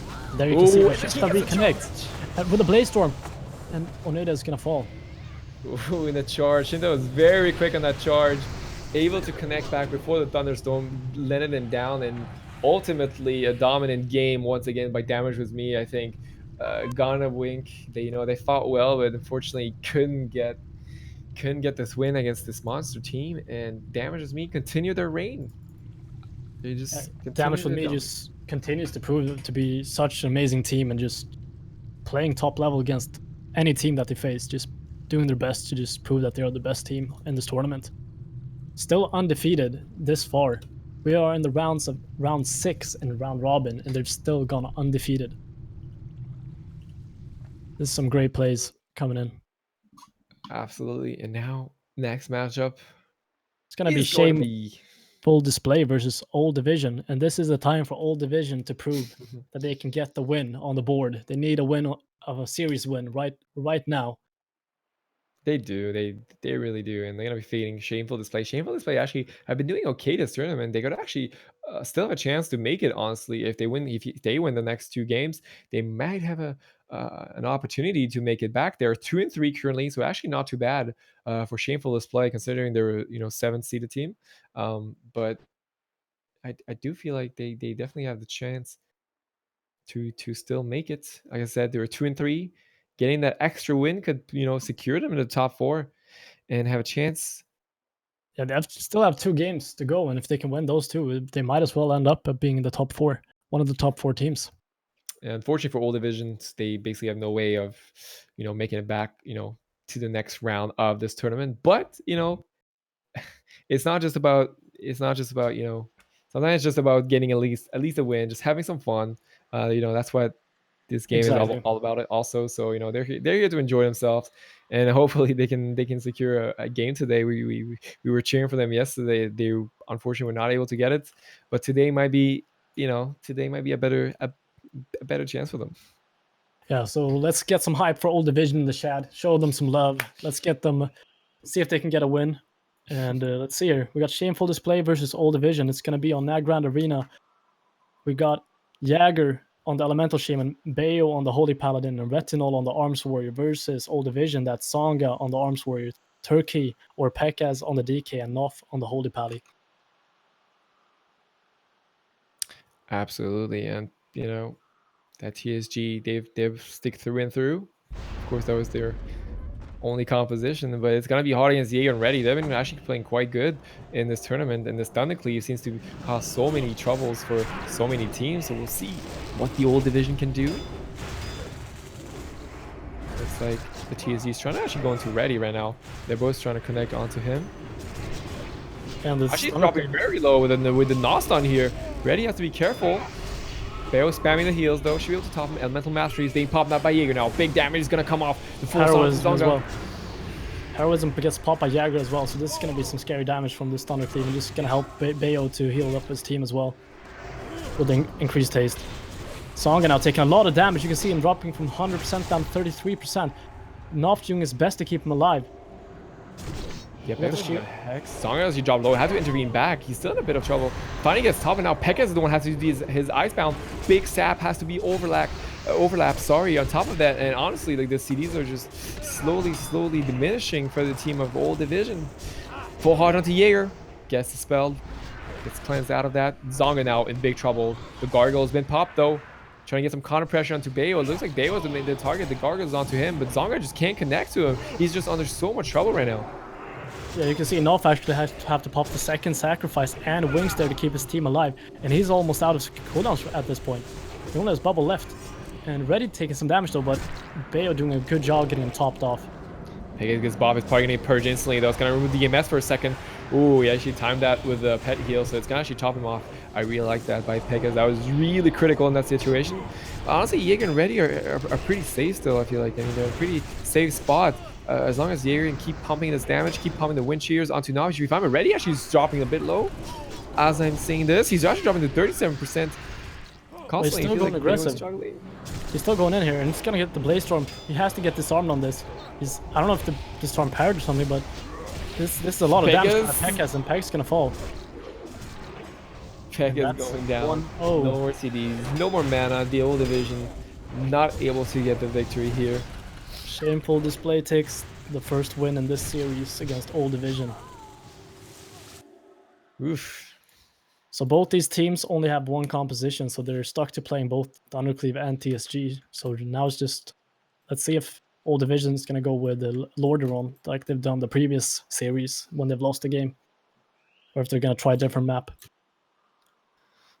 Yep, as you were saying. I mean, obviously the losing team chooses the map, and probably going to pick the same map, I would say. That would probably be the safest pick, but it just seems so hard for them to create any form of pressure. I mean, sure they're taking a lot of damage, and they're rotating the CDs decently well, but just offensively they're just lacking that pressure to get the kill, and it's just been so hard for them to go offensive when they wanted to, and just able to, I don't know, just it just seems really hard. They also have really good players in front of them that just kind of just deny everything they're trying to do, and it's just been unlucky so far for the old division. Yeah, exactly. And it feels like as soon as Jagger popped that heroism, Shameful Display just got back on their feet, picked up Retinol and topped him off, and they just swapped the pressure. And from being under pressure, just being ahead an entire game after that. And he was Nop was actually forced to use almost all his cooldowns like after each other, and it was really crucial there to hold his team alive. For sure, for sure. So Shameful Display, obviously feeling pretty good right now. Putting an extra point on that round robin would help them so much to make it to the top four. Let's see what they can do once again on Nagrin Arena. Old division playing a bit back at this point. You can see Shameful Display just going in. They just want to end this. They just want to take the W here of this series. Jagger really far, really deep in. No, good job by Jaeger. Is actually playing super aggressive, as you were saying, pushing instantly, getting the CC chain onto them. They're actually going to break that, though, with Blazer, I believe. You can see Zonga going down to 50%, and Betty actually taking some damage as well, but Bayo is doing an incredible good job just staying far back. He gets gripped in, though, by Pekaz, but he's going to get away. Betty actually with the Blaze Storm here on both Warrior and DK does not get disarmed this time either.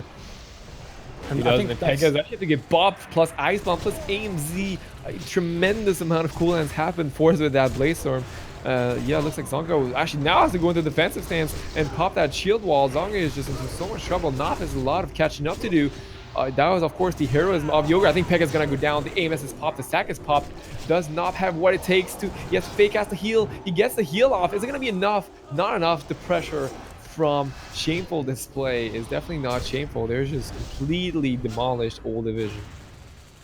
You can see there, Peck has had to overlap a lot of his own defensive cooldowns, and Zonga as well doing like enraged regeneration, shield wall, and shield block at the same time, just trying to... He was taking so much damage from Shameful Display, so they had to overlap all those cooldowns, and that's gonna be a sacrifice in the end. It's gonna be hard to survive without those cooldowns. The old division unfortunately falling down 2-0 to the Shameful Display team. Shameful Display now, I think, let's see how are they. They actually just secured themselves in the top four. Of course, it's not over. Wheezy and Nose Merchants also have a shot to still make it in that top four. It's really good coming down to the score of the next few games. Honestly, we have right now we have 5 more series, actually 5 more series only. The game's been just going out so quickly, so we have 5 more series in this round robin, and then we will be able to tell who makes it to the top 4 and who will play the championship best of 5 rounds. Yeah, so the next game we got coming up is I Wings, I Don't Care. That's Homerjay, Capsizer, and Oddwaffle's PHP, and they also have Shyxy on the Feral Druid to play jungle if they wanted to, versus Nose Merchants. And this is going to be an important game for Nose Merchants, because if they win this, they're going to be having the same stats as both team 4, 5, and 6, and we're going to be closer to that top 4 for the champion games. Wings are actually ranked 2 right now on the ladder, so they really just want to stay ahead and take this win as well. Oh, absolutely. And they, as I said, they're top 2, but they're, all the teams are pretty close. Every team has like 4 to 3 wins, including iWings. They have 4 wins right now. Same with Psyche, but it is not over yet. I feel like anything can happen still. And as soon as this series will be finished, I think that will clearly tell that. I mean, I think the number of spots is basically just gonna slowly diminish, and we'll be able to tell who will keep going, who will have a chance at getting into that top 4, getting some of that big prize pool, and of course bragging rights. Exactly. I think it's going to be interesting now to see if they're going to play PHP like they've done the entire tournament, or if they're going to swap it up for that jungle cleave, and as well if Sumix is going to play that Holy Paladin or the Disc Priest. Just to see what composition. There's some different compositions here that are available for both teams to face each other. Ooh, absolutely. We might potentially see the first, I think, Disc versus Disc matchup. Yeah, we got Sumi on the Disc Priest here, and Homerjay and Capsizer are staying true to that PHP. They've been playing consistently throughout the entire tournament. Absolutely. So yeah, there we go. Disc versus Dick. Sorry, Disc versus Disc. Semic playing that Inflation Warlock. Yeah, you can see actually Homerjay's team here, I Wings, they're just playing really passive and just showing respect. They don't want to push in too far. They know like if they're stuck in the open and Sumi can just get his dots around on everybody, it's gonna be hard for them to survive. But now actually going out onto Machine here, just gonna open right away. Capsizer, yeah, always playing safe in the start, getting a lot of damage onto Machine. Whoa, that was a huge chunk of damage. Dropped to 15% health. Sumi had to do a lot of catching up, had to do a lot of healing there to save Machine, but now Machine's the one on the offensive. Actually gets freedom. I like that freedom on Homerjay, which means he actually can't connect. Homerjay is now popping the rapid fire. A lot of CDs. It's gonna be forced. Might have to deter being the pillar. He's taking a lot Both of damage. Homerjay and Capsizer dropping low there. Homerjay have to pop deterrence here to survive. Capsizer popping out the Hodge. Machine and Sumi are all fine right now. They just got the pressure onto Homerjay and Capsizer on both of them. Yeah, Stomach Port's back. Should be fine. Side support to the Demon Armor. A good Divine Hymn there from Oddwaffle, just topping both Capsizer and Homerjay at the same time. Some good cooldown management there from Oddwaffle. Machine now taking some damage again, down to 50%. Let's see if Homerjay can connect it even as well. Got a Repentance out as well onto Zumi. It's gonna be fearing that pets. Oh, Machine's the one in trouble now. Has to exchange the show. That was very important. It was a nice sound shot onto Sumi. Sumi still has the trinket though, so he should be able to top his team. Hopefully, there's no CC as of right now onto him. But Machine's been the one in trouble like this whole game. Honestly, he's into so much trouble. He's in so much pressure, and that basically caused him not being able to go offensive. And he doesn't have shield wall anymore. Yeah, as he's used some big cooldowns right here. And if they can get some new crowd control onto Zumi here, it might be the end of Machine actually. And we've seen Machine. I feel sad for the poor guy. He's been targeted throughout the entire tournament in almost every composition. I think he's used to that more. Anyways, the full stun onto Sumi. Decides to trade pain suppression. Power infusion is popped as well. Should be able to top Machine here. I mean, honestly, they kind of struggle to get any pressure. I mean, Capsizer has been the main target for the team, but Machine is just under so much trouble. Has to intervene back to his lock. I really like that play. That was actually very important. He actually would have died 100%. He might still die anyways. Trying to line that 100 damage. It might be enough just for right now. Machine's doing incredible kiting, but ultimately not enough. Capsizer reconnects. Sumi not able to top him. Just so much damage onto Machine, and Homerjay and Capsizer were in such driving seat the whole entire game, to be honest. Yeah, I felt like they had the pressure almost the entire game. Machine and Sumi got some pressure there in the beginning, but after that, it just felt like a one-way streak, and Capsizer and Homerjay just doing what they do best, just playing that PHP. And some great use of cooldowns there from Oddwaffle as well, when both Capsizer and Homer was under pressure, you're getting that full Divine Hymn out, and just topping them both up with one Divine Hymn. Absolutely, iWings. Dominant team so far, 4-1 in this tournament, showing that they have what it takes to potentially win it all. Another victory would definitely secure them now. That would put them at the 5-1 and really just put them in a comfortable spot for that championship round later today. The nose versions though. iWings has actually only lost to damage with me and won against every single series after that. So they've been playing incredibly well throughout the entire tournament.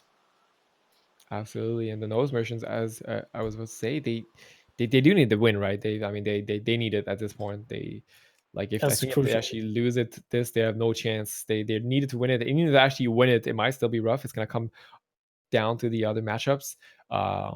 So yeah, they need a win no matter what here if they want to have a chance in this tournament's championship rounds. That's of course going to be the top 4, and yeah, it's really important, like you said, for nose merchants, because this is time to win, or otherwise you're not going to be in the top 4 teams and play in the championship. So this is just bring your A game and think about. I like that they're taking their time here before the next game and just talking about what they can do better and seeing if they can swap it up and just talk about it, just communicate with the team and get the synergy between the team together. I mean, they did try with the Discipline Priest. It feels like the Discipline Priest just doesn't have really the throughput that a Holy Pally can, and Machine's just not able to go offensive. You know, there's obviously you don't have the freedom, but other than that, I feel like even the healing from the disc just wasn't enough. I feel like only a Paladin could really kind of those sacrifices are so crucial, like helping take the damage with the, and just those sacrifices are just so big to helping your team just heal up your entire team. And I don't know, the Priestess is having a bit of a trouble, and like you said, Machine needs those freedoms, and he needs those to connect to do damage, and he's just not able to do that right now. Absolutely. So a potential composition swap, or at least healer swap from Sumix. We'll have to see in a few seconds, guys. The Nose Merchants back against the wall. 1-0. Really need this win now. Let's see if they are what it takes. And yes, they will swap to the Holy Paladin. But I mean, I feel like they know this matchup, and if they pick the Disc Priest, there must be a reason. So, anyways, hopefully the Holy Paladin can give them a bit more luck once again against iWings. Yeah, but like we saw yesterday as well from this PHP, they like to go on the Holy Paladin. So well, look at the damage on the Sumix right away, just dropping down to 50% off the bat. And Capsizer are actually going for Sumix. We've seen this before. Maybe they want to force the bubble here on the first go. If they can get the bubble on the first go, it's going to be incredibly good. He gets a trinket, and he's going to be forced. He's going to have the bubble as well. Capsizer down to 10%. Trinkets the coil. He's actually not. He actually can't bubble yet. He doesn't have the wings. He does have the wings up. He actually decided to go super aggressive in the start. Is he going to be able to connect back to Sumix? I don't know. With Homerjay actually just completely soloing Sumix now. He's still in trouble. Capsizer also is. Oddwaffle had to use a lot of CD to keep his Red Paladin offensive here. Capsizer is now finally out of trouble. You can see Machine actually going down a bit as well. Capsizer has been hitting him while he's been trying to survive here. But this is hard for Sumix now because he's out of bubble. So a good swap on the Sumix and it might be the end of this team. Yeah, absolutely. Capsizer now does have the Divine Shield available if needed. He's taking so much damage now. Oddwaffle's struggling a bit to heal him. Capsizer's doing a good job. Always turn eviling the pet to make sure his healer can cast. Doesn't have to deal with that interrupt. Yeah, Homerjay almost soloed Sumix in the start. That was actually super, super close. Unfortunately, Capsizer couldn't connect because he had to back off beyond the pillar.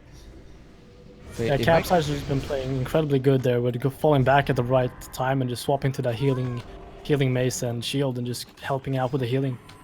Just doing what Ret does best. Absolutely. Capsizer now hitting Machine.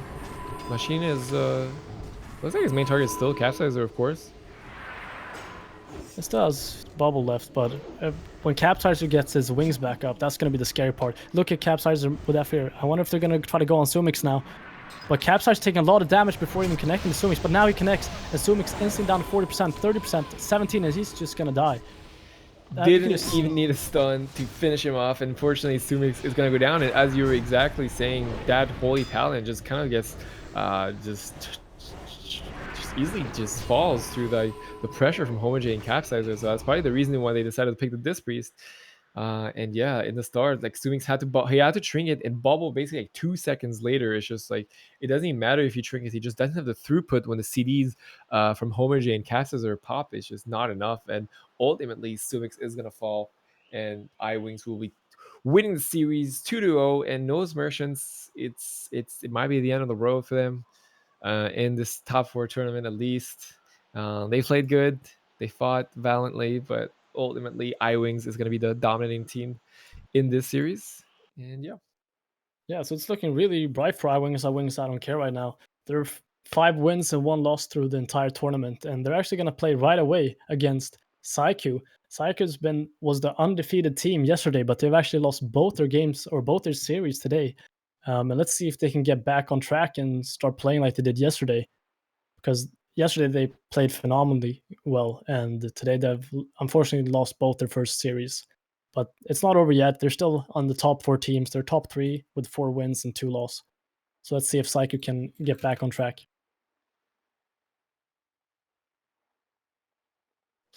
yes, absolutely. And Saiku, once again, always a pleasure to see them play. But iWings, yeah, they're gonna fight. So as you're saying, they're gonna fight iWings right off. iWings, of course, super, super warm. They've just played a game.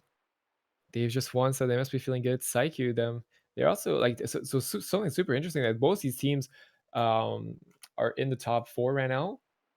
And so these teams are feeling pretty good. iWings, of course, in the second place, Saiku in the 4th place. So Saiku, if they get a win, it's basically like a secure spot for them. But both these teams, of course, just must be feeling pretty good right now. Of course, this is always talk about probably more important for Saiku to win than it is for iWings, because it feels like iWings they're secure for the top championship. But Saiku can still get knocked out, I think. Yeah, they can. they could if they're really unlucky and lost the Yeah, game, and then it would depend on the other teams also. Like, exactly. yeah, but there's still a chance. Nothing is out of the woods yet. So So do you we'll have to think see. Homerjay is gonna stay true to the ATC, or do you think Shyxy is finally gonna be able to play? Or do you think Shyxy is just sitting there gonna have to wait the entire tournament? Or is maybe Shyxy might be that secret composition they're bringing for the championship and just holding that as long as they can? Hey, we've seen that in the past, honestly. Like sometimes teams decide to kind of save up their best compositions, or kind of like this a surprise matchup for later, when it actually really mattered and it really needed, because that surprise effect can actually come into hand in these tournaments. You know, it is the games are so fast paced and just so quick in general that. If you can save like a special composition, and a team might not have the time to react if they, there's something they're really not used to fighting. So I think there's a chance, honestly, and it'd be cool to see. Yeah, it's like we saw when Damage with me faced IQ before today when they played LSP the first game and lost, and then they brought out the Thundercleave mirror on the second game on Dalaran Arena and just killed the Lorient in the opener in the game pretty much with a incredible thunderstorm from Blackbetty. So those tricks cannot be very useful. Just having that second comp and scaring your opponents. And now the gates have opened. Psyche, the scary Thunderclave here. I mean, Homerjay and Co. have actually lost to that same composition. Yeah, exactly. So maybe Psyche can take something from if they watched the games previously and saw what Damage with me did differently compared to what they've been doing. He can score a kill. Scatter Oh, look. Shigar. Full rep onto Keanu. Looks like they're actually setting up into Keanu. I like this. He actually repped him to connect. Trinkets instantly gets sound shot on the trigger, but Keanu is able to kind of gain some distance. Oh, and a nice. That was a beautiful Hex by Shizgara onto Capsizer. That's definitely going to save Keanu here for now. And that's wings from Capsizer as well. So that's a big cooldown to get hexed on. And had no trinkets, had to sit that full as well. But Lorient taking a lot of damage at the same time here. You can just see this PHP just trying to get as much pressure out as possible. But I really think they needed to get some more stuff from Kiana there. He still has his bubble up, so Absolutely. I think Kiana has to be really careful when he pops his bubble to not become a kill target against this PHP. Yeah, unfortunately, as you were saying, Catholic popped the wings, but didn't really get many CDs with it, and that's kind of an unfortunate start for the PHP. Thunderstorm once again here by Shizgara. Capsizer actually he pops the bop onto Shizgara here, just making sure he can top up his teammates. Shizgara trying to get some cast, but unfortunately he's getting line of sight right now. Eye Wings playing very, very safe. Beyond the pillar. Lorien actually gets dragged, gets stunned behind, has a trinket. Nice sound shot on Keanu. He actually couldn't dispel him because of that. Really good play. He actually might still be in trouble. 3%. Keanu actually can't top him. He was repented. And what a play. He did have bubble ready, but decided not to bubble. And Lauren ultimately is gonna fall down. That shield wall, unfortunately, not saving Lauren. And Eye Wings taking a win. First win of this series against Psycho. Wings has been proving to play incredibly well today, just bringing their A game. They know it's the finals day, and if it's any time to bring your A game, it's today. And that was a fast game as well. Even though they had Psyche did a really good job stopping the opener on Keanu there when Capsizer popped his wings and everything, got that CC up on Capsizer, and just Keanu could stay alive. But Wings just came back and killed Lorient. Lorient couldn't. He just died through wall and everything. Absolutely, and of course, now the unfamous or famous Dalaran Arena map, picked by the losing team. Sorry, Psyche. That will make a difference. That will make a difference. But of course, since iWings won the first game, they will be able to, even if they win. Even if they lose this game, they will be able to pick their map. So they do have that first game advantage. That's so important in this setup of a tournament to win that first game to have a safety net. Because I think this map is so dominant for. I think it's a really good map choice for Psyche, but they're already down 0-1. So even if they win this one, it's going to be hard because then iWings can pick a favorable map for them instead, and that might change it all.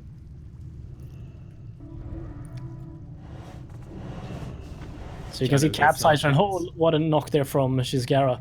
Capsizer just wanted to go to Keanu right away, but Capsizer got knocked down and has to run up again. Absolutely. Capsizer finally connecting now. Playing safe as always. Kind of letting his hunter do most of the work until he can connect. Actually doing a lot of damage onto Lorient. The sack's gonna be traded by Keanu. Got a shield block coming out there from Lorient just to stay alive here. Some smaller cooldowns, just 1 minute coming out from Lorient. Capsizer actually had to bubble in that exchange. That was the ultimate mastery. Shizgar kind of almost forced that by himself. So much damage by him now using the gift of the Naru on his warrior, I believe. Yes, he did. To kind of save him up. And Capsizer, yeah, bubble has been forced. A really, really good start by Psyche. Yeah, if Shizgara can get a new Thunderstorm that's good onto Capsizer and Homerjay, it might just be the end of this game, because Capsizer, like you said, no bubble now, and that's so huge. There's the hero. Homerjay just had to trinket the fear here. The intim shot from Lauren. Sound shot onto the hero. Oddwaffle doing a good job purging that hero off instantly of both the DPS. Very, very important move here by him. Shizgara now pumping the lightning bolts. Ooh, watch out. That's actually the boss going to be traded. That was a lot of CD. Gets indeed almost immediately. Should be fine though. Keanu doing his best. Pop the wing now, but not enough. This pressure from this PSP is just incredible. Actually just died through the buff. Keanu popped the wing is just not enough healing at this point. And Shizgara probably had to kite or something during the CDs. He just took so much damage. And ultimately, I-Wings completely dominating. Winning yet another series here in this tournament, going 5-1. They've just been playing incredibly well throughout this entire tournament and just proving to be one of the absolute best teams on the server. They've only lost one game this far in the entire tournament in 2 days. And Psyche was actually one of the favorite teams coming into this day. They were undefeated yesterday, so they're not a bad team. They're actually exceptional players and have been playing so well. Yeah, absolutely. Devastating loss for Psyche, of course. They're still fine though. They're still okay. You know, they've been doing so good in this tournament. And the PHP honestly they just seem so prepared for that matchup. And if you don't react properly, I feel like through every situation of the PHP, it seems quite hard to just heal that pressure. So a good job by I-Wings. They're gonna be securing their spots here. They're currently second seeded here, right below Damage Was Me. And in the meantime, of course, we're gonna be moving on to the next series, guys, and that's going to be Old Division versus Nose Merchants. And both these teams have had a kind of a rough time this tournament. Old Division unfortunately hasn't taken a single series yet, and Nose Merchants with 2 wins and 4 loss games. And I think this game is more important for Nose Merchants. I don't even know if they can make the top 4. I don't think so, but actually they can. So this is more just about pride, who shows like, can Old Division take the first series game, or is Nose Merchants going to be top 6 perhaps? Of course. And on top of that, if you make it to the top 6, you can still make some little bit of money. So that's always nice. And at least get something out of it on top of the fun and exciting games that have been happening throughout this weekend. Whole division though, hoping that they get a kill, hoping they get a win. Finally, it would feel good for them. I'm sure it must be pretty demoralizing to just not being able to win a single game in a tournament. It just must be a bit nerve-wracking. But hey, this is their last opportunity to do it. This is the last series they're going to be playing in this tournament. So hopefully they're not too demoralized and still got what it takes.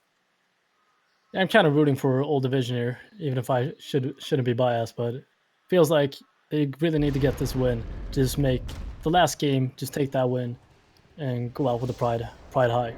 Like these are all top teams of the servers. They've all been playing incredibly well throughout this entire tournament.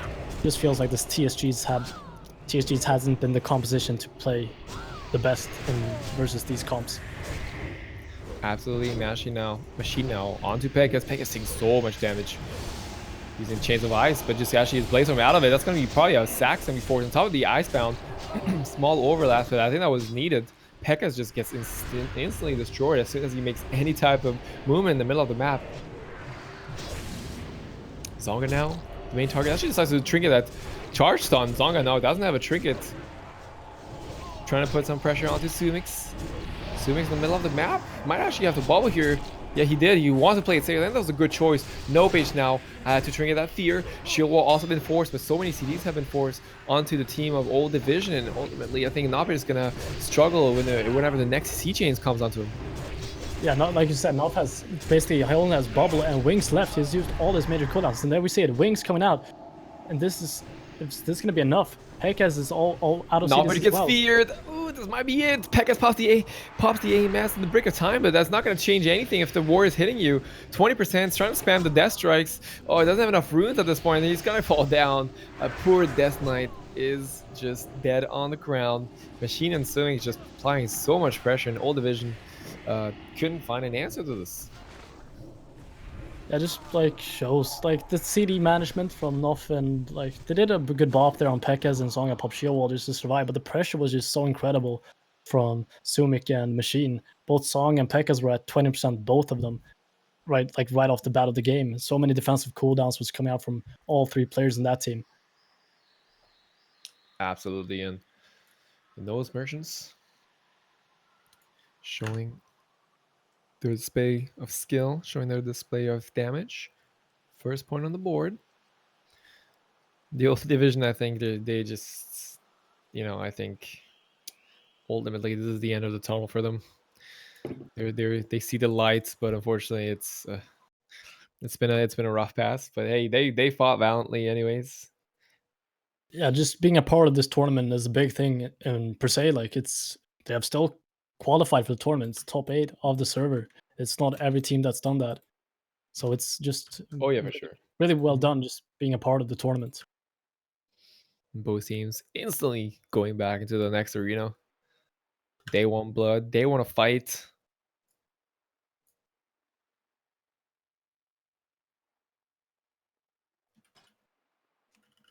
So it's going to be Ruins of Lordaeron here.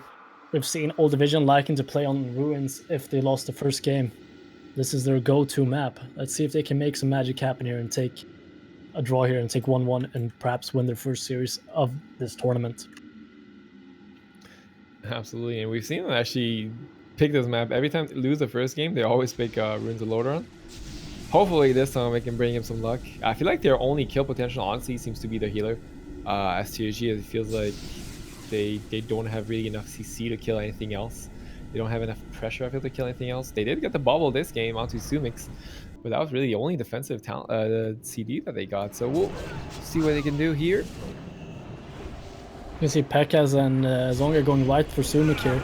Sumik needs to get some distance because they are still a TSG. We get a death call on Tanoff though from Sumik. Sumik taking a lot of damage here. We got the Blaze Storm coming out from Machine as well. He does not get disarmed.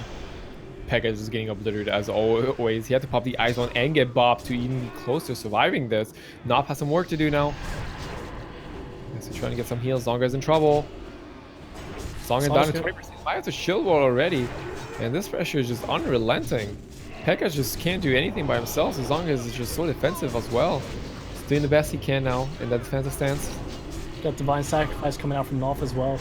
There's a lot of big cooldowns being used here, just back to back to back from this team. Absolutely, seems to be the man of choice. Doesn't have port available. If he needs to, Machine actually dropping low. His arms onto Zonga to alleviate some of that pressure. He's taking so much damage. Sumix can free cast though. He should be fine. Shield wall is gonna be popped by Machine, but Zonga also had to pop, completely mirror that shield wall, and Nopage just triggered that fear though. It actually just bubbles right after it. Actually, a huge amount of CDs on top of the AMZ. Bit of an overlap, honestly. It feels like Nopage is really trying to pop as many heals as he can at this point. Yeah, but like we said, Sumik lost his first pet there. He got a new one out as well, so it's going to be fine. But Peck is taking a lot of damage now, dropping down to 70%. If Sumik can get his dots here, but Song is just trying to do his best to not let Sumik get his damage out. But Peck has had to pop the AMS, just trying to survive and mitigate some of that damage from Sumik. The Machine just being a machine and just doing tunneling damage into Pekaz.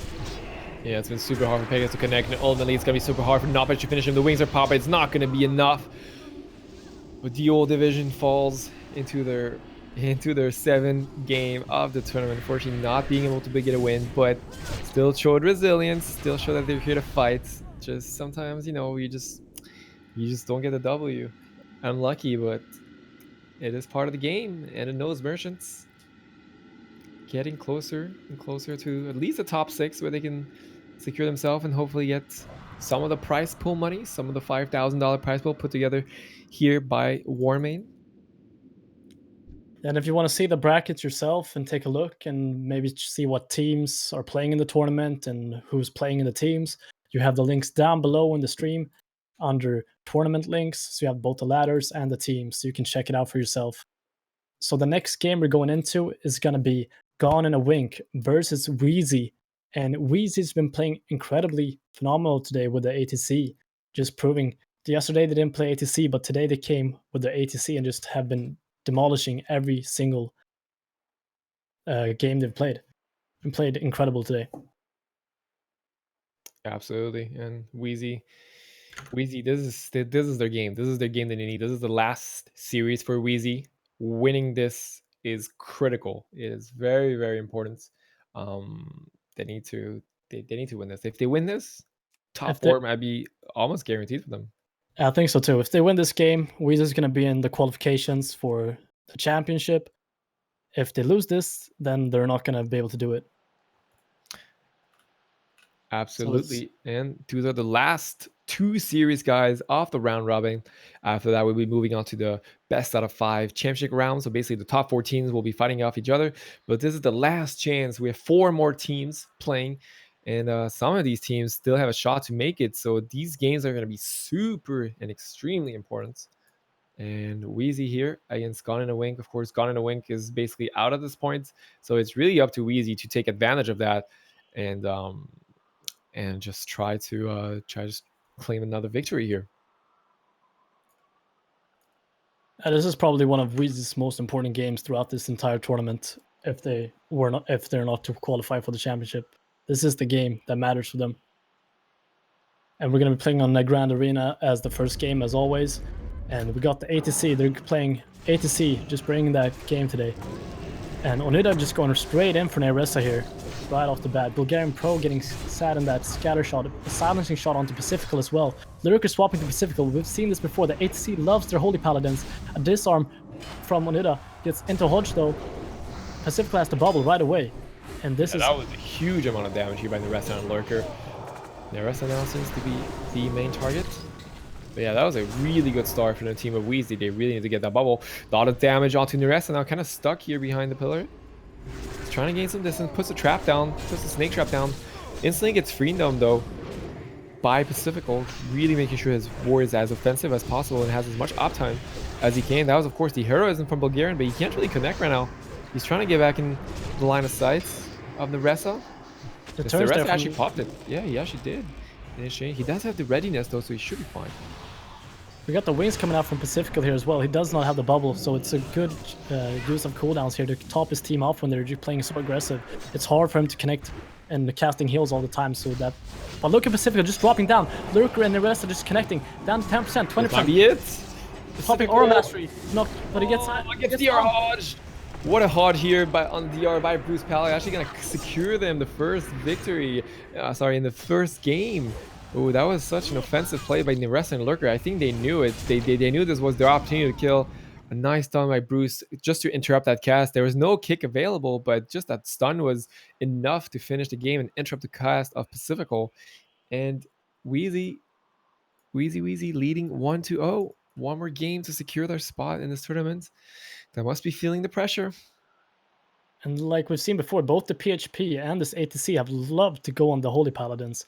They just go, the first go, they get the bubble in the first go. And the second time around, they just kill him off the bat. And just proves how strong these comps are.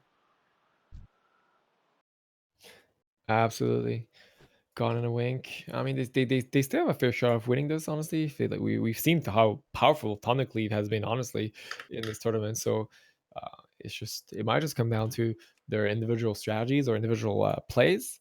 But the opportunity is there. There is definitely potential to get a kill. Wheezy's just been playing so good today, honestly. Like Wheezy since today actually have won all of the games. It's clearly a different team than yesterday. I think they've refocused. They're in here to win it and here to prove that they can be the Warmane champions. And yeah. Yeah, Weezy was actually 0-2, and now they're actually 3-3. and might actually go in 4-3 after this game, after this series. So we're gonna get our next map is gonna be on Blade's Edge Arena. We've seen this before from these Thunder Cleaves. They like to play on these Axis maps, Dalaran Arena and Blade's Edge. And let's see if this ADC is gonna play on bridge or if they're gonna force them to play downstairs. For sure, for sure. And Blaze Edge actually, you were saying they do like the Z-axis, but Blaze Edge is usually not the most favorite. Usually go for down a bit of a smaller map. Blaze Edge hasn't actually been picked that much. So it's gonna be interesting to see what kind of strategy they adopt here with the bridge. It's a lot of positional requirements map. This map is all about positioning, I feel like, and just making sure you can reconnect back if you get thunderstorm down, get your way back on. Let's see what they can do. Wheezy 1 point away here from winning this series. Playing passively below. We've seen other teams do that. They know exactly they do not want to go up so far. Playing up versus a Thunder Cleave is a bad mistake if you're an ATC or any melee cleave like this. You can see Bulgarian dropping down with the Earth Crab totem onto Lurker right away. They just know that this ATC is not going to go up. Popping Elemental Mastery here as well. Just trying to get some damage out. But you can see Lurker right onto Pacifical here with the Shockwave and stuns on him. The silent shots. Is it going to be enough? He's playing very cautious right now. He pops the Mastery. Trying to get some cast off of playing it safe. No, actually, he's going to pop the bubble. A really nice pop by Naressa and Lurker here, using that rapid fire to force the bubble to full Hodge now. Hex onto Bruce Pally at the same time. Bulgaria's in trouble. Has to get bopped off. You should be fine to recover. That's actually huge, getting both the bop and the bubble here. Pacifical has nothing for the next go on to Pacifical. He doesn't have the bop or the bubble to save him. He has his trinket still though, but is it going to be enough? Curious to see on who Naressa and Lurker are going to go for. They really have the option now. They can either go for Pacifical, who doesn't have bubble, or as you said, on Bulgarian. Bulgarian actually gets full fear now. Pacifical's all by himself. Gets silent shot at 10%. I think this is going to be it for Pacifical. Wheezy securing their second game and winning this series in a completely dominant fashion once again. And Wheezy must be feeling good. Gone in a wink. That's going to be it for them. That was their last series of the tournament. Unfortunately, not this time for them. They also fought very well throughout this weekend, but Wheezy is going to be the dominant team here, the winning team, and getting closer and closer. We'll have to see it. I think it might all come down to the next series. Actually, right now Wheezy is in the top 4, but if Shameful Display managed to win, they might actually be able to tie them. Yeah, I think Shameful Display and Weezer, yeah, exactly. So this is so important for Shameful Display. Unfortunately, they are up against Damage with Me, who are still undefeated throughout this entire tournament. So it's probably going to be the hardest game for them to get the win. But we've seen stuff happen this tournament so far, and you can't win every game. At some point, you are going to lose. So is this going to be the game, or are they going to go undefeated through this entire tournament? We don't know. We're about to see. Absolutely, and of course, especially in this best out of 3 format, like we've seen some games end in less than 20 seconds, and that can happen at any point if you're not careful. So there's definitely the potential to reverse. Even a big team like Damage With Me could potentially lose if they're not careful. They've been very stable though. I doubt that will happen. They've just been so honestly, they've been very solid throughout every matchup that they've played. Whether it's offensively or defensively. So I think that'll be fine. I think their Shameful Display, actually, the thing is, Shameful Display is that they've been doing really well as well. And they also have a chance to make it in that top 4, but it's gonna be hard. Like as you said, that's probably gonna be one of the hardest series for them. This is the hardest team. This is a team that's been so dominant. Damage With Me, that is. So if there's one team that they're gonna struggle against, it's probably gonna be that one. Yeah, exactly. And feels like both compositions in Damage With Me, both the LSP and the Thundercleave, have just been proven to play incredibly well. We saw Shinta going on Thundercleave against Psycho and just winning that as well, so it just proves how good they are. But we got opening here, and they're opening onto Ready Lol here right off the bat. Jagger actually taking a lot of damage. We got a lot of cleave damage onto both Jagger and Ready. Shinta going onto Jagger though, trying to connect with the Blaze Storm. Blaze Storm from Ready and Shinta at the same time on both Shamans. Ready gets disarmed into full Hex. Shinta still being able to put out damage though. We got the Trinket on the Hex from Ready as well. Good old Cleave mirror. This is a very, very fast-paced game. Of course, Damage with me have been very, very confident in this. They've won most of their mirror matches. We'll see what Shinta can do here. He's currently onto Ready. Ready, unfortunately, can't connect to anything else but Shinta, so they're kind of just trading. Now he's connecting to Blackbetty, gets Thunderstorm immediately. Good job by Blackbetty. That's going to force Ready to actually not be able to connect to that Shaman. He's actually going to intervene back himself here, playing a bit safe. Full Hodge now. I think it's actually doesn't get cleansed. He actually had to sit that full Ready now, and Jaeger actually dangerously with Blackbetty himself also is gonna have to try and fake some shears here if he wants to top his Shaman. Ready is the one in trouble now. He's trying to kite here with the freedom. Gets charged back up by Shinta. That's a good Earth Grab totem there from Jagger onto Shinta, just not letting Shinta connect to Ready there when he's so low, so Ready can get away with that freedom. But Shinta now just staying on top of Ready, just trying to stay on him and just keeping the pressure. Blackbetty on top of Bayo, just shearing it as much as he can. This is such good positioning from both Blackbetty and Shinta, just showing that they're so aggressive, but making it kind of hard for Brunhity to connect. Yeah, absolutely. Jaeger, a little before actually got the full hex on Blackbetty, he had to tring it out of that. Now Jaeger is the one getting hexed, so a nice little exchange here by the Shamans. It's really kind of like a win shear in a grounding battle. Ready actually had to pop the shield wall here at the same time with the bubble from Bayo. A bit of an overlap, but that might have been needed, honestly. The damage was just insanely high, and Bayo probably wanted to avoid the incoming wind shears to top his warrior. So a lot of CDs forced by the team. Damage was me, and honestly, Shameful is gonna have to do a lot of work now. We see the Blade Storm. It's gonna get sacked by Brunhity. Should be fine, but Ready's the one still taking so much damage. I gets popped. It's gonna get purged. This is just so back and forth. Both teams. Blackbetty down to 20%. He's gonna help. Gonna get some lightning bolts though out. Blackbetty got popped there just to stay alive, just to get topped. He gets hexed out of it. Sitting the full hex. Doesn't have Tring for 45 seconds. But now Shinta swapping onto Jagger. I'm getting the big the sacrifice from Bayo there. Shinta taking a lot of damage, down to 10%, 30%. But he's still going aggressive. Shinta just knows that he's gonna be fine. He's such good communication between him and his paladin. Just knows that he's fine in that situation. Doesn't go sword and board. He just still stays aggressive, even though he's under so much pressure. Full Hodge down to Ready. Let's see if he can actually cleanse that. Doesn't get it quite yet. Shinta playing a bit safe, but Ready's the first one going to defensive now. But you can see some big cooldowns that's been used from both teams. But Bayo doesn't have bubble, doesn't have sacrifice. He's got the big sacrifice. It's just off cooldown right now, so that's a relief for him. Might actually have to pop it. Yeah, he's gonna see it. He's popping it there to just help Jagger, because Jagger's taking so much damage. Some elemental mastery from Jagger onto Blackbetty there, but Jagger's still under so much pressure. Blackbetty gets the distance with the Earth Grab totem onto Ready. Yeah, Blackbetty. Ooh, he was fine for a sec. Actually, we saw the full hex onto Jaeger. Good job by Blackbetty. Blackbetty now is trying to get some distance with that Earth Grab.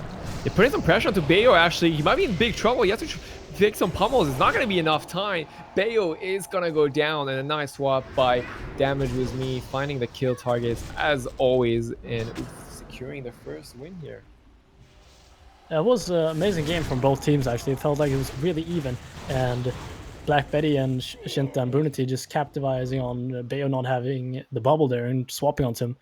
I don't think we've seen any Thundercleave swaps onto Paladin this far in the tournament, so that's kind of a surprise probably for Bayo. Absolutely, and shameful display. Oof. It's definitely rough. Like, such a high caliber Thundercleave that they're up against. There must be a lot of pressure. They know that the last series of the day for the round robin at least. So there's obviously a lot of display. They know they need a win. They know they need a win to actually make it through. They're so close. They can feel the victory. They can feel themselves potentially going to the top 4, but unfortunately, they have a wall against them. They have a they're very confident and powerful team. So we'll see what they can do in this next matchup. Yeah, it was a really good game though from both teams, and it felt like it could have gone both ways. It felt like Shameful Display had a lot of pressure there onto Shinta at some points, and Blackbetty as well. So it felt like just a little bit more push, and they could have landed that kill on top of damage with me. Absolutely, and Nagran Arena is going to be picked again. Interesting enough, even though this is a probably going to be a Thundercleave mirror again, they actually picked Nagran. So kind of, I feel like it's kind of like the safe choice by the teams. We saw how Thunderstorm was really game changing on a map like Dalaran Arena, and maybe they don't want to go through that. Maybe they think that they will lose the thunderstorm battles, so they're going for Nagrin once again. Jaeger ready. Let's see what they can do. And we can see just off the bat, both Shaman and Warriors just stacking on top of each other. Shinta going for Bayo right away though. Just going on to Bayo, just showing that he does not care for, just wants to kill him. Blaze Storm from Shinta onto Bayo as well. Bayo having a big sacrifice here. Already swapping back and trying to disarm Shinta. He gets the full disarm onto him. Blackbetty gets the full hex onto Jagger though. Jagger does not have Trinket up. Already taking all damage down to 40% HP there. Yeah, so now we see the full harms ready. Actually not going to wait to get cleansed. He's going to trigger that immediately. He wants to go aggressive onto Blackbetty. Blackbetty popping the Harrow. Jaeger pumping the Purges, of course, trying to get that Harrow off ASAP. Nice Thunderstorm, though, by Jaeger. It's going to get Shinta off away from him. Connects back, finally. You can just see these Paladins playing at one pillar each and just staying max range, but while both Shamans just staying on top of each other with Warriors on top of them as well. Just such a clutter for these 4 players in the middle, and both Paladins just standing max range, just trying to avoid shears and keeping their team topped off at all times. Oh, absolutely. That is super important to really... The wind shear is really kind of like the wind, the big, you know, pressure condition for both of these Shamans. Both Shamans actually taking a lot of damage. Blackbetty is the one actually taking the most in this exchange. Should be fine for now. Not too much going on. The Thunderstorm once again. Shinta, though, gets freedomed up. Should be able to connect. Still to Ready. Shinta really loves going onto Warriors. I feel like Ready, as much as he can, tries to go on Blackbetty, but the Shinta himself is just trying to hit the opposing Warrior every time. Yeah, it feels like when you can get just hit Ready in the back, it's just so much damage when it's not going to be parried, and it's just so much damage that's going to be put through onto the Warrior. Full hex now onto Blackbetty. Good job by Jaeger. That's really going to stop some of the pressure that his team was having. Shinta still doing work. There's a Blade Storm. Gets his arm though. Good job by Ready. That was very important. Shinta's actually the one in trouble now. Well, he's actually in the stun. 4% HP. That was super close. Brunhity couldn't actually get the hex off that. Sorry, couldn't get the dispel on that Hodge. Shinta was stuck in this, and that was very close, as you were saying.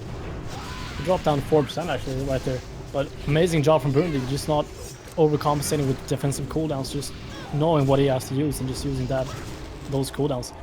Incredibly well played by that team, and really unfortunate. But Jagger taking a lot of damage right now, down to 30%, and Shinta disconnecting at all times.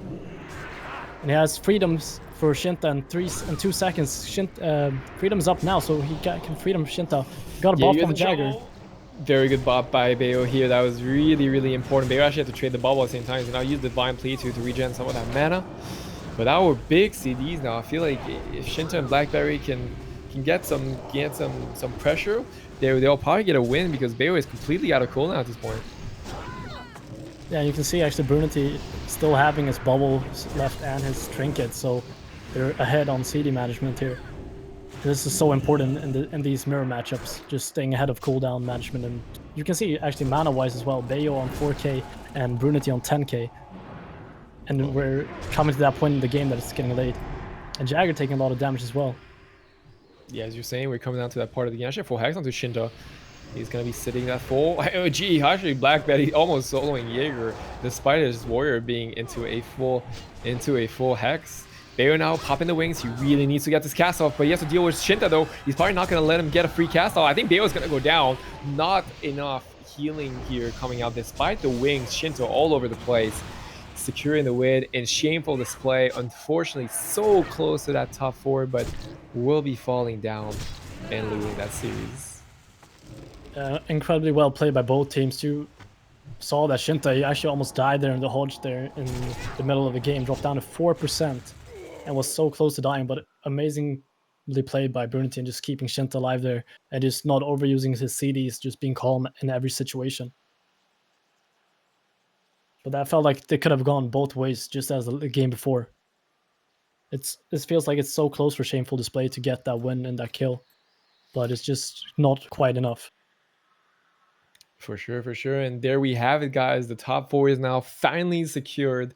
These teams have battled it out really well during this weekend. But it is going to be Damage with me, iWings, and Wheezy, as well as Psyche, who will make it into this top four. You can see the brackets below, and the next bracket should pop out as well. Of course, now we're going to be in the championship rounds, which means that only 4 teams are now going to be battling. The top best teams of this tournament are going to be battling against each other, and that should be that's going to be that. This is where the big plays are going to come. This is where the players. This is what they've been waiting for. Really, just competing against the best and just proving who can win, who can become victorious in this tournament. Exactly, and we're gonna have 2 games here in the semis, and it's gonna be best of 5 this time. So there's a lot more margins to show that you actually really are the best team, and not. We've seen some of those like one-shot kills in the previous games in the best of threes, and those are so crucial. If you lose a game to one of those one shots, it's just such a big impact if you're gonna advance or not. But these best of fives are just one more game that's gonna save you in those cases. Absolutely. So the way the top four is going to be is, I mean, seeding wise is so the highest team is going to be against the fourth team, and the second team against the third team. So if you take a look at the bracket, you can kind of see so if you take a look at the leaderboard in the previous games, the previous series that we saw. So the first team, so for example, which was Damage was me, so they're obviously the number one. They're going to be against the Force, which I think is going to be Psyche, and that's kind of how that will be determined. And then we'll go on for that. And yeah, not many series left, guys. Thank you guys for being with us. A few more exciting games are about to happen, so make sure you guys stick with us. And yeah, this is what it comes down to. We had a we had some pumping games yesterday.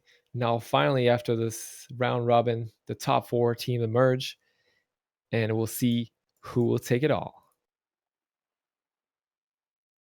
So yeah, single elimination. Ooh, single elimination. There will be a bronze match though, which means that I think we'll. Yeah, so okay, so it's Yeah, gonna be single elim, but the loser of both semifinals will fight off against kind of like for I guess a third place match. Um, oh it's yeah, a big that's difference in the prize, like with the prizes you get from playing third and fourth. So it's going to be important to, even if you lose this first match, is you're going to really want to win the second one in the bronze match. absolutely, absolutely. So let's talk about the next matchup a little bit then, which technically should be it should be Damage with me against Psyche, according to the leaderboard. So that's the matchup we already saw, of course. Yeah, we saw that previously just a few games ago, and Psyche won against their LSP. But when it came to the Thundercleave mirrors, Damage with me was just so far ahead, and they had that one shot on Dalaran Arena on Telluriant as well. But this is a semifinals. It's a new game. Anything can happen. Like Psyche knows what's up this time and what to predict from Damage with me and their Thundercleave. So Yeah. and Well, maybe people have some tricks up their sleeves that they're gonna bring to these matches that they've been saving. I mean, we hope for them honestly because they're gonna need some luck to fight such I mean such a dominant team like Damage with me, as we were saying, 7-0 during this tournament, have only lost one game throughout the entire entire tournament. So Psyche and I, but then again, it was Psyche who are the only ones who actually took that win. So if there's one team that can do it, hey, it might be them. Yeah, that's actually true. Sykes is the only team that's taking one win off them. So it's gonna be interesting to see. This is the time for Psyche to just really bring their A game and Damage with me as well. You can never, even if you're the top team, you always gotta focus and stay on the top. You can never just relax. And that's the Yeah, scary thing for that team as well. They've gone 7-0. If they start relaxing right now when it's so close to the finals, that can they can get punished for that. absolutely. But yeah, it's I mean, I feel like Damage with me just must be feeling pretty okay, just for the reason that they just right now fought a Thundercleave. So they're really hot in that matchup.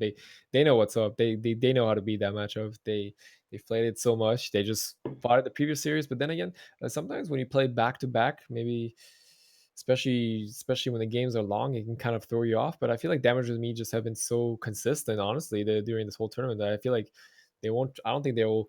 I don't think they will choke or play worse or anything like that. I think they're here to win. It's proven. So Yeah, I think these guys have actually done their homework and really put in the effort and the teamwork to just show that they're like proved to be one of the best teams on the server. And just they're here and they're ready for whatever comes in their way. absolutely. And yep, if some of you guys want to watch the games that you haven't watched, of course you'll be able to see the VOD of all the games that have happened during this weekend. If you maybe play, a specific comp and you want to see how they played it, you can also go back and watch the VOD if you want to learn some things or two that you guys could improve on. And yeah, honestly, the games have been super fast paced. I didn't expect to be that fast paced. We saw some games that were, sub 20 seconds, some a bit longer. I think the longest game we have was, I feel like I was gonna say maybe 3 to 4 minutes, but it really hasn't gone above that. It's been in this meta, the games are incredibly fast. And I think we saw, the ATC comp did the fastest game yesterday against Old Division when Lurker just came in with a double shockwave on top of both the DK and the Warrior and just killed Pekkas instantly. I think it was 27, 28 seconds or something like that. It was one of the shortest games in the tournament for sure. And just so scary to see. And you've seen all these Holy Paladins as well. Even though they trinket and bubble, they're just dying so fast against this ATC and the PHP. Oh yeah, for sure. We've definitely some pounds getting global, and then when you have to deal with the master spell, that must be very scary to you. Like, okay, I'm gonna bubble, but you could still die through it if you're not careful. So it's yeah, you have to be very, very aware of your cooldowns and positioning. I feel like against some of these cleaves. Yeah, but But yeah, overall, just I'm really impressed by all the players and all the teams that's come to this tournament. They've proven to be worthy of being here, and they've all played phenomenally. And there's a reason why these players are here today and yesterday in this tournament. oh yeah, for sure. As you were saying, like all these teams qualified, so they basically just the top 8 teams of that qualified from all the servers, and yeah, we obviously, some teams have struggled a bit more than others, but ultimately, it's still some of the best. It's still the top of the best, and now we have even the better of the best, since we only have 4 teams left.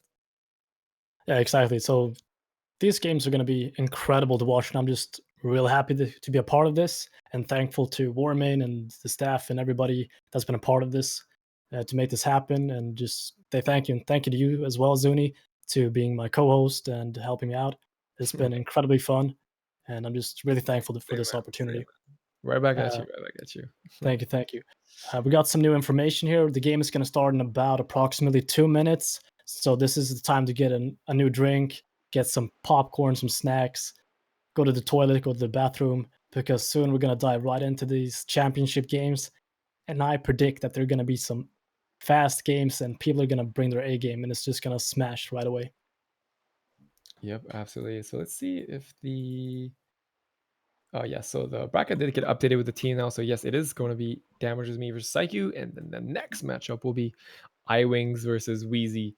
Um, so what is nice about round robin is that every team kind of fought each other, so they feel themselves out already. They kind of know what to expect.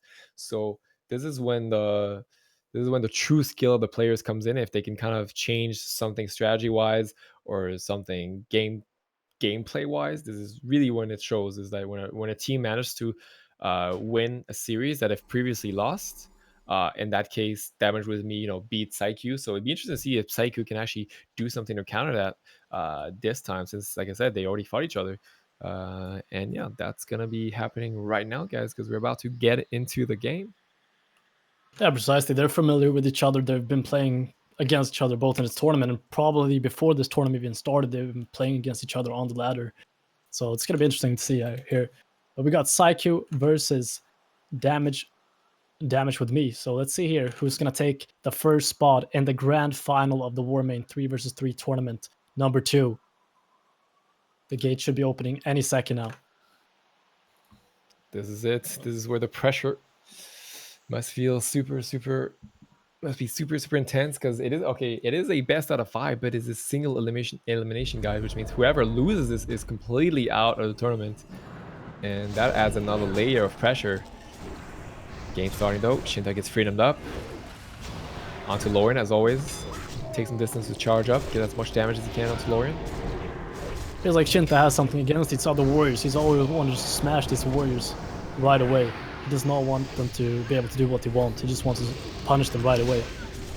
Oh, you can see she's Gary here just taking a lot of damage right off the bat, trying to get a hex off, but did not land it. And Shinta gets freedom here off the bat as well, just trying to connect to Blackbetty though, taking a lot of damage, down 30% HP. You can see him just purging away. And Lorien popping the Blaze Storm. He gets disarmed though by Shinta. Yeah, Blackbetty popping himself. The hero is now boasting a pop the hero. It looks like he actually got completely purged off by Shizgara. Good job by him. So yeah, both shamans doing a good job purging that hero off ASAP. Now Blackbetty popping the Elemental Mastery. A lot of damage onto Lorien. Has to use the shield wall in that exchange. Keanu doing the best he can, but Shinta is actually the one that died in that exchange. Got surprised by the damage of Shizgara. That was also his Elemental Mastery. Not able to get the shield wall off. And Psyche taking the first game against Damage with Me. It's just like you said, if it's one team that's going to take games versus Damage with Me, it's going to be this Psyche. Psyche's been playing phenomenal throughout the entire tournament. They had a rough start today with a few series that they lost, but this team is still not to be like, there's incredible players in this team, and you should not underestimate them. And that's the first game of this best of 5, and the first win goes to Psyche. Damage with Me, that's their second loss of the entire tournament. The second game loss. They haven't lost a single series. So let's see what they can do differently in the next game. Yeah, as soon as the Elemental Mastery comes up, that is when the scary times happen. That is when if you get a big chain lining with the Elemental Mastery, you get a big crit, that can just turn the game completely around. I think that's what we saw here. Shinta they got a bit surprised, I think, honestly. Just not able to survive that onslaught. But hey, it is a best out of 5, as we said. Still got 2 more games to go. I think we can expect the same matchups, the same mirror every time at this point. I don't think Damage with Me, even though they've been comfortable and dominant with their LSP, I don't think they'll go back to that. Yeah, they actually lost. The only game they lost to Psyche was when they played LSP. So I don't think they want to play LSP against this Thundercleave, because Psyche showed them that they were ahead in that matchup right there. But you never know. Maybe they have some tricks under their sleeves, something they didn't show in the previous games that they're going to bring out for this semifinal. So, because these teams have been doing a lot of preparations and they have different tactics. You've seen Damage with Me. They haven't played the same way against, even if they're facing the same comps, they're doing different strategies versus these same compositions. So just keeping their opponents has to be on their toes at all times. So it's interesting to see what they can come up with next. Still waiting for the game to pop. Looks like Damage with Me is probably thinking this through a bit. Just want to make sure they don't have a repeat of the last game. Honestly, I think they got a bit surprised by that burst. They were kind of, I would say, leading in terms of offensive pressure in that game. Psyche was kind of on the back foot, and they were able to reverse it. That's like the great thing about. That's like the great thing about this meta and this fast high-paced game is that if you're not careful for a split second, boom, you can lose. You really gotta be on your A game the whole game. Yeah, it's like you said before, like about the micro management of every player as well, not just in a team. Every decision is gonna matter in the long run, so you just gotta always play good and bring your best gameplay at all times. And now we see the Dalaran Arena is going to be up. And this is the Thundercleave game. And we've seen, actually, Damage with Me completely demolish Psycho on this map in the Thundercleave mirror before. Let's see how it goes this time. But Psycho's probably going to predict and be a bit cautious about this map and the gameplay that Damage with Me had on it previously. Yeah, we saw this matchup on Dalaran, and Damage with Me were so dominant. They were having so great knocks. It's really gonna come down to the knocks. I like this push by Keanu getting the Hodge instantly. Heroism being popped. They want to go really aggressive here in the start. Look, Lorien is just going for Brunhity. This is a new tactic from him. Brunhity have to pop bubble right away. What an opener here by Psyche. Psyche really showing they're like a new team almost now. They're completely completely aggressive and much more, getting much better results. Full Hex now onto Blackbetty, just broke. Keanu now has a traded bubble. I really like that exchange from both teams, really getting the bubble ASAP in this game. Yeah, like you said, Psychic is showing that they're confident in this matchup, just going straight for Brunhity right off the bat. So both Paladins have popped their bubbles here. Let's just see how they can manage the rest of their cooldowns and just play as good as possible. You can see both teams has used their heroism as well. Lauren taking a lot of damage down to 30%. He's in defensive stance. Shubiki gets knocked super far away, gets charged up. Shinta all over him, 35%. Oh, a nice intervene back. That was critical, but nice charge stun though by Shinta. He's gonna connect right back onto him. Shinta gets hot. He's gonna get cleansed though. Good job by Keanu. By Brunhity. Now the freedom, really always keeping up his warrior as aggressive as possible. You can see here, Shinta knows that Keanu does not have his bubble, so Shinta's just trying to stay on top of Keanu at all times. He gets into Earth Grab Totem there though. Amazing job from Shyxy, just helping his Paladin out. Just making sure that Shinta cannot connect at all times.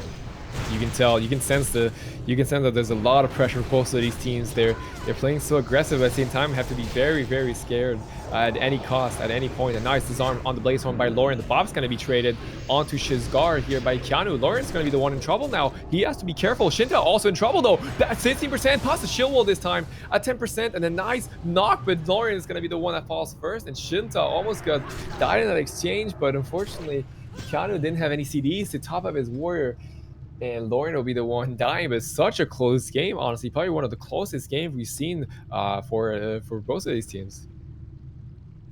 Yeah, and I think this game was just about damage output. As you see, if you look at the damage after the game, Shinta had 240k damage done, Laurent had 145, and Blackbetty had 92, and Shyxy had 58. So just incredible difference in the damage output from damage with me to Psycho. And I think that's just a huge factor to the outcome of the game as well. Even though they're so close to landing that kill on Shinta just because of the timing of when the damage output is. But I think in the long run, just damage with me is so good with putting out that damage consistently throughout the entire game. That was honestly such a good game by both teams. They really had a game plan. Boom, forcing the bubble instantly in the starts, and then kind of just trying to trade CDs back and forth. Honestly, it was so close. I mean, Shinta was on the almost sub 10%, barely managed to get the kill. Thankfully for him, his Paladin still had some CDs, whereas Keanu was running a bit lower on CDs himself, so they kind of had the advantage there. But I feel like if Lauren survived, maybe the game could have turned around. Like it really comes down to I feel like small plays. Whoever gets the most win shears, whoever grounds the hexes, like really small plays, whichever pally fakes the win shear, those kind of plays really come into action. And yeah. Yeah, exactly. It's just about those, like we've been talking about through our entire tournament, like the micro plays from every player, like just the fake casting, the landing on the shears, when you can get some CC up on the opponents and just landing that cross CC, the damage output, just landing your damage burst at the same time, just getting that lava burst on top with like a mortar strike overpower combo, because that damage is unhealable and it's so much. But we're going to get the next game here is going to be on top of Nagrand Arena again. So we can see Psycho likes Nagrand a bit more, while Damage with Me just loves that Dalaran Arena. They like to be in the sewers, just lurking around. They definitely feel more comfortable on that map for sure compared to Psycho. But anyways, guys, 1-1 is a score. It is a best out of 5, so we're going to have more games. This is a very close series. There's a single elimination. So whoever loses this series is going to be in big trouble. Now the the heroism going to be popped by Psycho. Full Hodge onto Shinta. Blackbetty taking a huge chunk of damage, gets bobbed by Brunhity. Not hesitating early in this game. You can see Lauren actually popping both Blaze Storm and Retaliation right off the bat here, just playing really aggressive, just showing that he's here and he wants to do as much damage as possible and just show Shinta that he's an amazing warrior as well. You can see here Brunhity popping Divine Sacrifice as well and Freedom onto Shinta just to let Shinta connect to Shyxy, but Shyxy purchases off right away, but Shinta's still connecting though. There's the hero Elemental Mastery. I think if Blackbetty can connect, there's going to be a huge amount of damage coming up.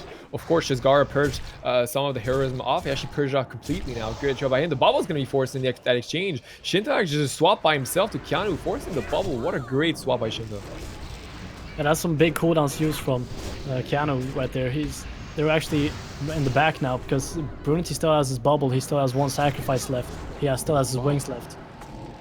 Bob was just used onto Shyxy, not able to get purged right now. Keanu is really low. He's really low on CD at this point. Honestly, I think he actually doesn't have the big sack, doesn't have the bop, that only has his trinket available. Blackbetty's trying to get some hexes. A nice hodge onto Shizgara. Gets cleansed now. Shinta stuck in these Earth Grab totems. Shizgara's been putting out some really good Earth Grab totems on top of Shinta there. Blackbetty taking a lot of damage. A good Thunderstorm there. Losing Shizgara. Lorien charges back. But Blackbetty's gonna be fine. It's gonna be fine for now. He's doing his best to cast Lorien. Lorien, of course, still trying to connect on Blackbetty, where Shinta, as always, on the opposing warrior, trying to really like just slow the pressure. Now he's swapping to Shinta actually gets a spell. Very fast to spell here by his healer Brunhity. Shinta now, Keanu has the bubble. He's on 10%. I think he's gonna go down. Was casting the flashlight, not enough time, and Shinta is just causing so much pressure by himself. As always, I would say Keanu maybe got a bit overconfident pushing in here. He had no bubble, and immediately Shinta took the opportunity to swap to him, finishing him off. And damage was me putting another point on the board, 2-1. One game away from eliminating Psyche and moving to the grand finals. They must be feeling pretty good after the first game that was actually lost by them. Yeah, exactly. This is just incredible games. I think this is going to be one of the fastest best of fives. Like in this meta, it goes so fast. It doesn't feel like a best of five even. It feels like it's still a best of three, even though it's a best of five, which is kind of sad because these games are so good and it's so much back and forth. Both teams just playing so good, and the synergy between both teams is incredible. You can see absolutely. Like, especially between like Brunhity and Shinta, you can just see that they've been playing so much together. And just like the fastest dispels, they know when he knows when Shinta wants the freedom, when Shinta can connect. But Shizgara, on the other hand, just amazing plays with the purge, just getting freedoms off of Shinta right away, and just playing amazingly. Yeah, that is critical for sure. And I mean, both teams are playing incredible. Of course, we have to get it to damage with me. Not only have they been defeated, they haven't lost a single series, but you can tell they do have a slight edge over Psyche, and Psyche is an amazing team. So this is a series that honestly we could have seen in the grand finals. Unfortunately, it happened a bit earlier during the tournament. Or until this best out of 4. And I mean, Psyche, they still have a chance to make it. You know, it is 2-1. Anything is possible in World of Warcraft. Honestly, we've seen there's been upsets, there's been reverse sweeps. It happens. It can definitely happen. So we'll see if Psyche has what it takes to get that reverse sweep. Exactly. It's not over till it's over, and Psyche's still in the game. They still have 2 matches left to play in the best case scenario.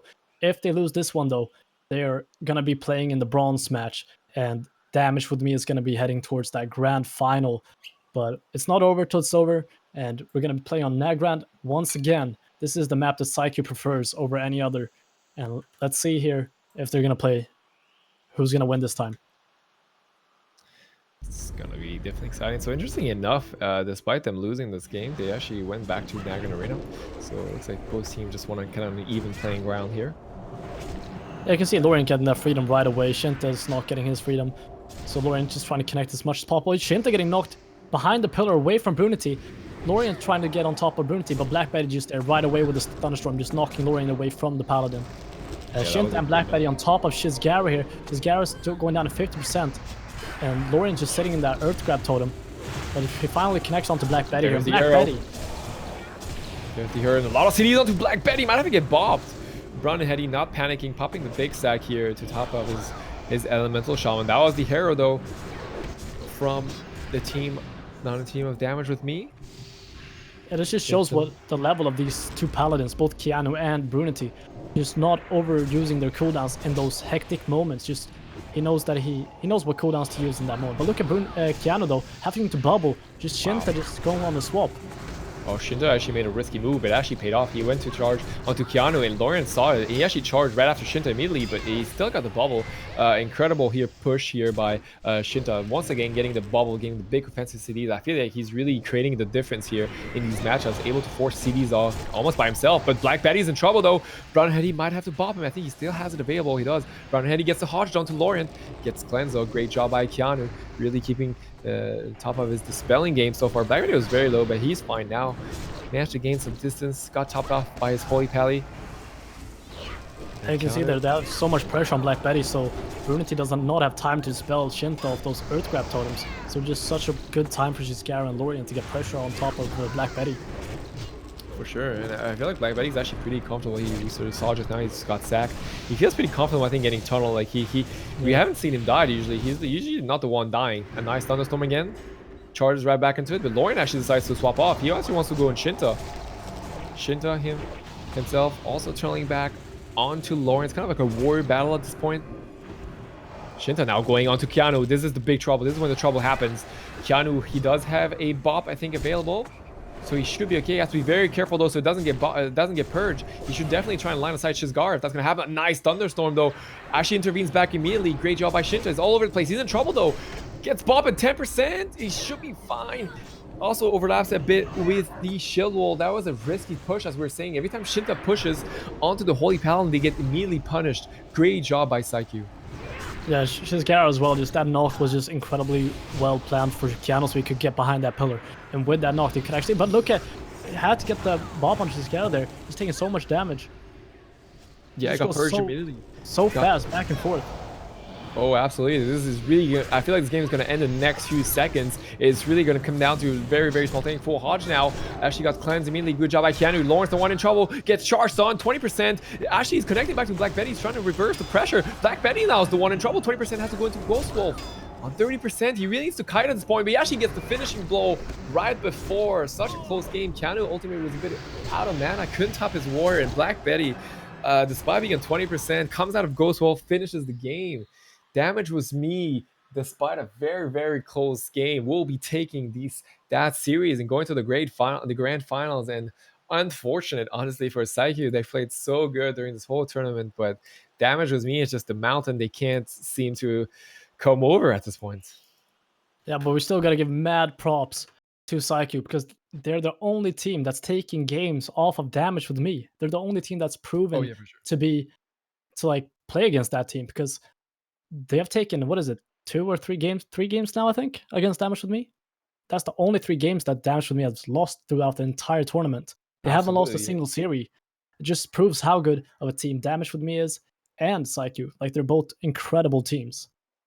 Oh yeah, for sure. I totally agree. And on top of that, no, the games they've lost, Psyche that is, we're still close. Like these games are still, pretty close. So Psyche, unfortunately, it's gonna be battling out later after the next series for a top potential 3 spot.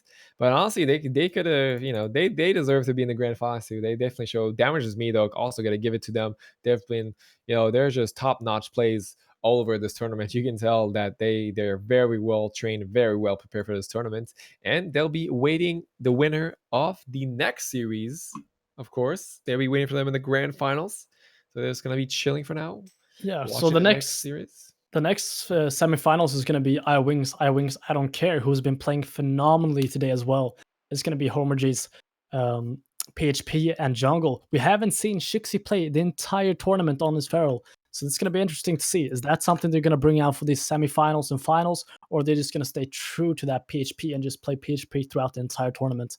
They're up against Wheezy, who's been playing Hunter Warlock and ATC. The Hunter Warlock composition did not go as good, but when they put out the ATC, they've been doing amazing plays and playing phenomenal today as well. So it's going to be a really close game, I think. Both these teams just love to go on the Paladin, and both of them each one has a Paladin. So it's going to be interesting to see. Or no, actually, my bad. Homerjay's got Oddwaffle, and Oddwaffle is on the Priest. Absolutely. Of course, we saw these teams play. I think it was yesterday. Yeah, it was yesterday actually. Wheezy against iWings, and it was actually a close game. It was a 2-1 for iWings, but like the games are pretty close. So as you say, I think that will be a close series. Now it's gonna best out of 5. So what I like about the best out of 5, it really shows like it kind of removes that luck factor. Sometimes like you can win a game and then maybe you win a series because you only need to win 2. But best out of 5 is usually a pretty good determination or of skill of whoever team has the advantage. So yeah, this will definitely clear out who and which team has the advantage, which team is better, and will be joining Damage with me in the grand finals. So that should be coming up very shortly, guys. Just waiting for these teams to get ready and ready to go. So yeah. So do you remember what they played? What did Wheezy play yesterday? Did they actually play ATC times 2? Or did they actually try HLP maybe the first game? I forgot. I think they played 2 times HLP. Oh, they play 2 times Ripley. Okay. So that'd be interesting to see if they They go. were mostly. I think they only played. I think they brought ATC in the late games yesterday. So, and I don't know, since they brought the ATC, it feels like a completely different team to what it was in the beginning, because they had a rough time. The first 2 series they lost, they won the third one, and they lost the fourth one. So they had a kind of rough start yesterday, but today they've just been banging and taking these W's almost the entire day. But it's gonna be interesting. Maybe they think that the Hunter Warlock is a better suit against this PHP or Jungle Cleave. You never know. For sure, and it's gonna be exciting to see which matchup is gonna come out. Of course, as you say, they're playing the HLP most of the last time they fought this matchup, so we'll have to see if Mercy comes out again or if they'll be sticking to the ATC. And here we go. Yeah, it's actually going to be Mercy in this matchup. Interesting enough. Okay. Mercy Yes, coming out strong. and we still have Homerjay and Capsizer and Oddwaffle with that PHP. I feel bad for Shyxy, man. He hasn't been playing his Feral the entire tournament. He's just been sitting there waiting to bring out that. But that might be the final secret thing they have in the sleeve. It's definitely going to be a Hunter battle. Neressa now popping the rapid fire. He wants to go very aggressive to Capsizer. Capsizer knows it. He's trying to retreat, but he can't really move right now. He saw the rapid fire instantly pulling off. I like that choice by Capsizer. He's been playing very, very well defensively, in my opinion, throughout this whole tournament, knowing when to back, knowing when to go in. That's really been the key factor for their victory and success in this tournament. Yeah, for sure. Capsizer is a live lord. He's been kiting for days throughout this tournament. He's always been the kill target for most teams, and he's just been sitting there with his sword and board up and just kiting, and he's been playing phenomenally. And at the same time, he can just go for that Shadow Morn, pop those wings, and just do burst damage. But you can see her actually, Oddwaffle playing so far back, so Mercedes can't even get Curse of Tongues on top of him. Playing so good positioning there from that team. Yeah, always a bit frustrating, of course, when you're playing a range class and people are just, I'll be on the pillar. But here we go.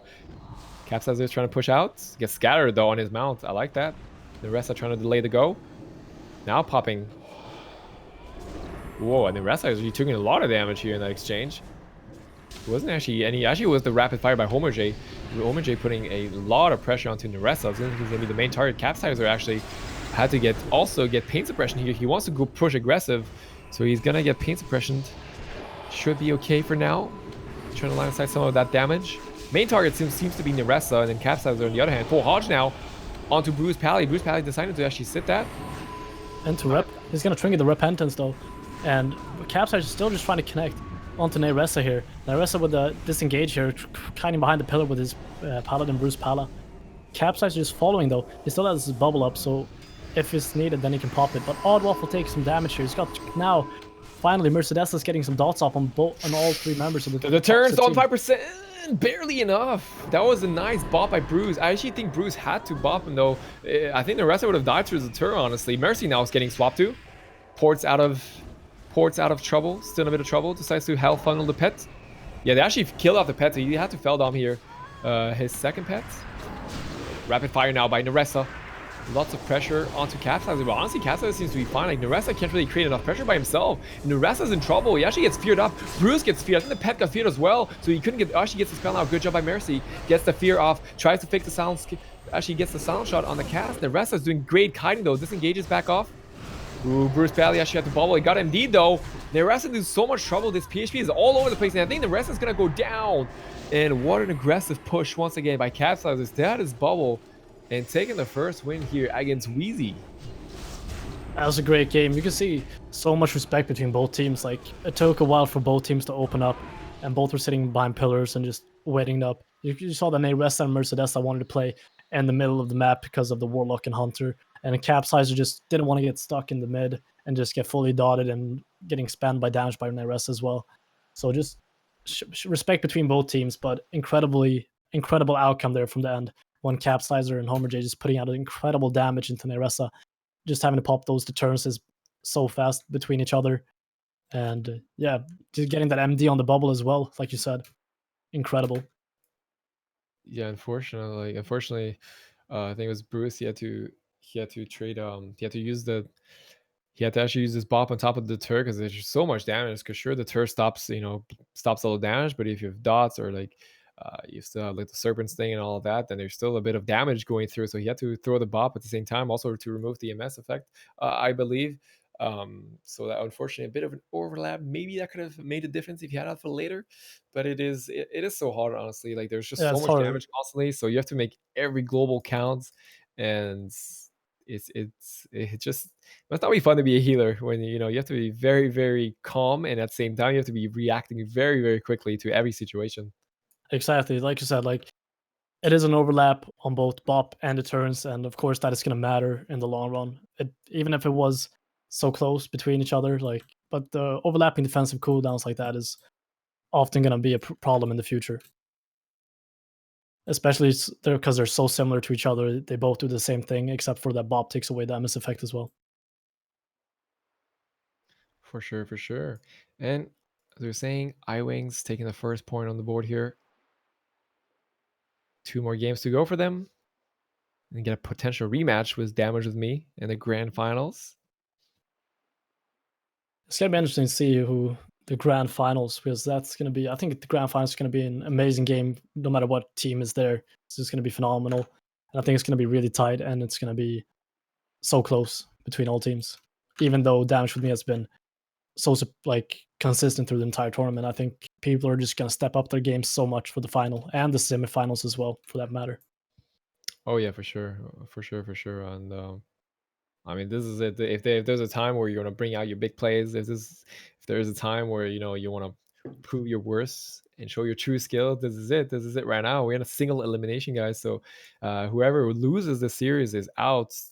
They'll be eliminated from the tournament. The only game they'll be playing is for the third place, but they won't have a chance to make it to that top two and potentially win the grand prize, potentially win the Warmane internet, the Warmane tournaments. And yeah, so there's obviously a lot of pressure. iWings has the lead so far, but Wheezy have been very, very strong today. Honestly, they really show that it deserves a spot. As you were saying earlier, Dave, they actually lost almost all of their games yesterday, and today they've won all of them. They won every series. So today is a new day for them. They're pumping the games, but unfortunately for them, they have a very strong team. I mean, iWings has basically, I think, only lost to Damage with Me. Um, Yeah, exactly. they're second seeded in that top four, so they've been also very dominant. So it's gonna be hard for Wheezy, but I think they can do it. I think they can pull it through. They're top Yeah, tier they're players, and yeah. feels like they're a completely new team today compared to yesterday, and it feels like they did their homework after yesterday and talked about what can they do differently and just did their homework, and they just came today with confidence, and just there's a reason why they're here, every single team. So they're just proven to be a part of this, and that's why they're on the semifinals as well. But also you got to take into consideration, I don't care. They've been playing the same composition throughout the entire tournament. They haven't swapped a single time, and they're in the semifinals with a 1-0 lead. So they've been playing incredible as well. Oh yeah, for sure. We've seen it throughout the whole entire tournament. iWings has been very, very also just honestly just very solid, whether it was defensively or offensively.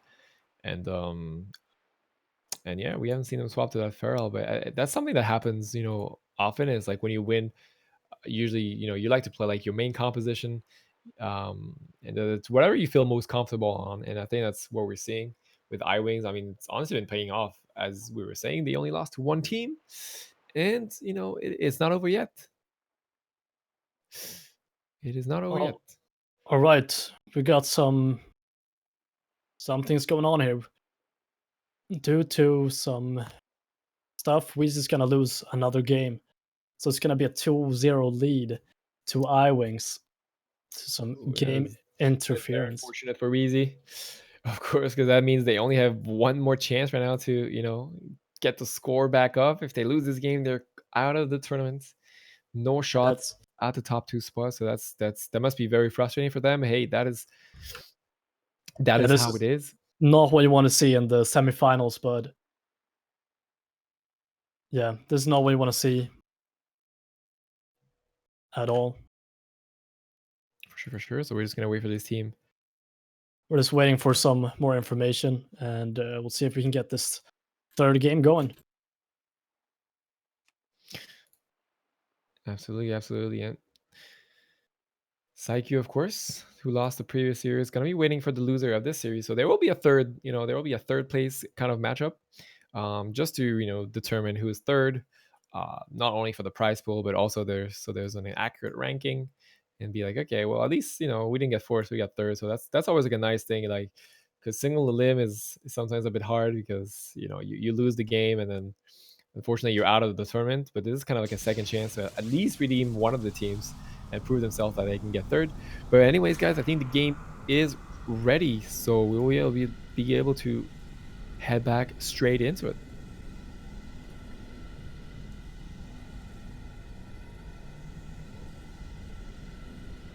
Yes, we're going to be playing on Nagrand Arena once again. This is for sure one of the most favorable maps played throughout this entire tournament. It's been dominated with a tight second place on Dalaran. For only the Thundercleaves, I think, has been the ones that's been vetoing for the Dalaran or the Blade's Edge. But Nagrand for sure one of the top most played throughout this entire tournament. For sure. And Wheezy's gonna have to bring their A game at this point. They're down 2-0.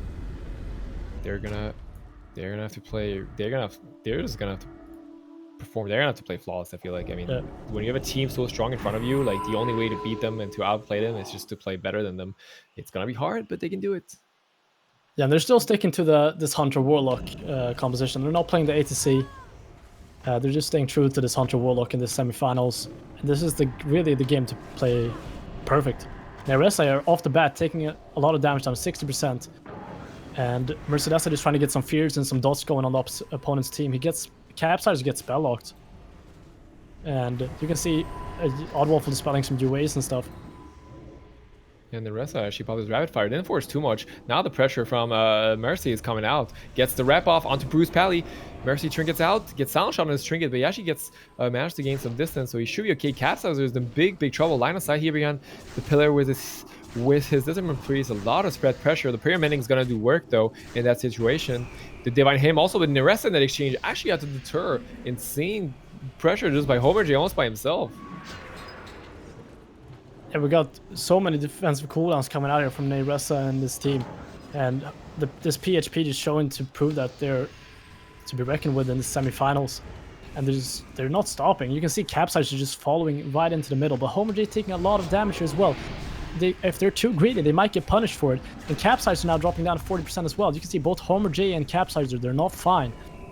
Yeah, Homerjay has to be careful because he actually readiness, so he only has one deter available. Capsizer now pulling back to the pillar, playing a bit safe. Homerjay might do the same. Oh, yeah, actually deterred. So I think that's the last deter of Homerjay because he did readiness.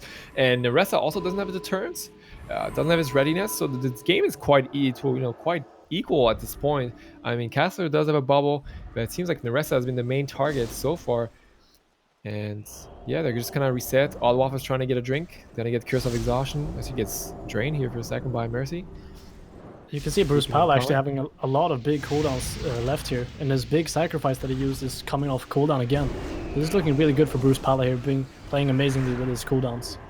Well, I think they know it. Waffle pops the PI though. Charm Reduce actually gets the spell on the UA. Should be fine though. Trying to get that prayer mending bouncing, and the rest is going to be the one in trouble. Bruce Pally is going to have to do everything he can now to save his Hunter. 20%, a defensive scatter. Bop though gets instantly MD. Good job by Oddwaffle, and the rest is all by himself at this point. Full Hodge now onto Capsizer behind a pillar. Not going to be able to get the spell because he has so many UAs. Actually gets the spell now. Oddwaffle actually decides to trinket in that exchange. Homerjay is now the one in trouble. I think they still have a bop available. Capsizer has a bop, so he might actually need to use it. There's the bop by Capsizer. Good reaction by him, but now the pressure onto Oddwaffle. This pressure from Mercy and the rest is just incredible. It's such a different game than the first one. That's actually incredible. You saw Oddwaffle get stuck there in the middle of the map, and the Neresa and Mercy just instantly punished him for that. But you see the wings. Let's see if Capsizer can connect. Insane fears by Mercy though, really shutting down the wings. Capsizer is trying to connect though, but he gets the triple fear just completely negated at his wings, and now the rest knows that he has to kite him a bit, trying to get as much distance as he can. Gets rooted up with a pet. Great job here, completely shutting down the wings of Capsizer. A look down the swap onto Bruce Palla here. The trinkets right away, down to 40%. He's gonna have to bubble. 2%, 90%. he's playing so safe here with his bubble. He's just still hitting. Yeah, I don't think he actually has a Bruce. Bruce. Ooh, gets a cast on 2%. What a play by Bruce Pally. Now he has to fake the kick. Oh, gets scattered on that. That is actually right. He still had forbearance from his wings from previously. That's just amazing play from Capsizer and Homerjay, just punishing him for popping those wings. It felt like Wheezy had, you know, the game in the bag, but unfortunately, just iWings showing once again that they're a resilient team and no matter the situation can pull through. Wow, great effort by Wheezy, but I think that's gonna be it for them, unfortunately. And iWings is gonna be winning the series 3 in a row.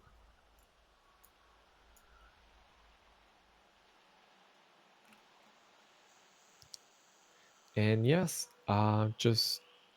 So that's gonna be Wheezy versus Psycho in the bronze match, and it's gonna be Damage with me and versus iWings. iWings, I don't care. In the grand finals of this tournament, the Warmane International Tournament 2, Day 2. It's gonna be iWings, I don't care versus Damage with me.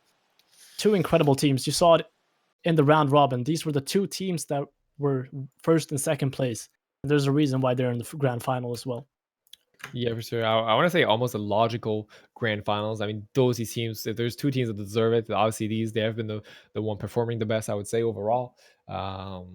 So yeah, it's gonna be a pumping and exciting series. But I think right before that one, we have the third match. We have the bronze match, sort of called, to be played, I believe. Just gonna double check on this, but I feel like Yeah, it should be Psycho versus Wheezy first. ooh, that's gonna be a fun game too. It's gonna be interesting. Interesting to see.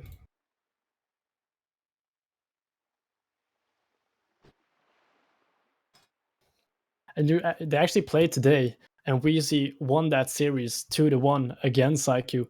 So let's see if Psycho can get some revenge here in this bronze match. And compared to what Wheezy played right now with the Hunter Warlock, Wheezy played ATC versus that Thunder Cleave in the previous round robin. Absolutely. So it's gonna be hard. It was obviously hard for Wheezy to lose 3-0, you know, in such a fashion. And you know, they were pretty close the last game. Unfortunately, couldn't get the win. So they must be feeling a bit frustrated, but you know, they have to get back into it. At least get a third place finish, you know, at least, you know. So it's a difference between coming third and fourth as well. Like if they want to get as high as possible, the difference in reward is if you're the bronze team, you get $780 divided by the team members. If you're fourth place, you get $630 divided by the team members. So they want to get that extra spot to get that extra little bit of cash split between the team. So every point matters, and the game should be up right now. We're just gonna wait for the gates to open. And as usual, the first game is always going to be on Nagrand Arena as it's set in the rules.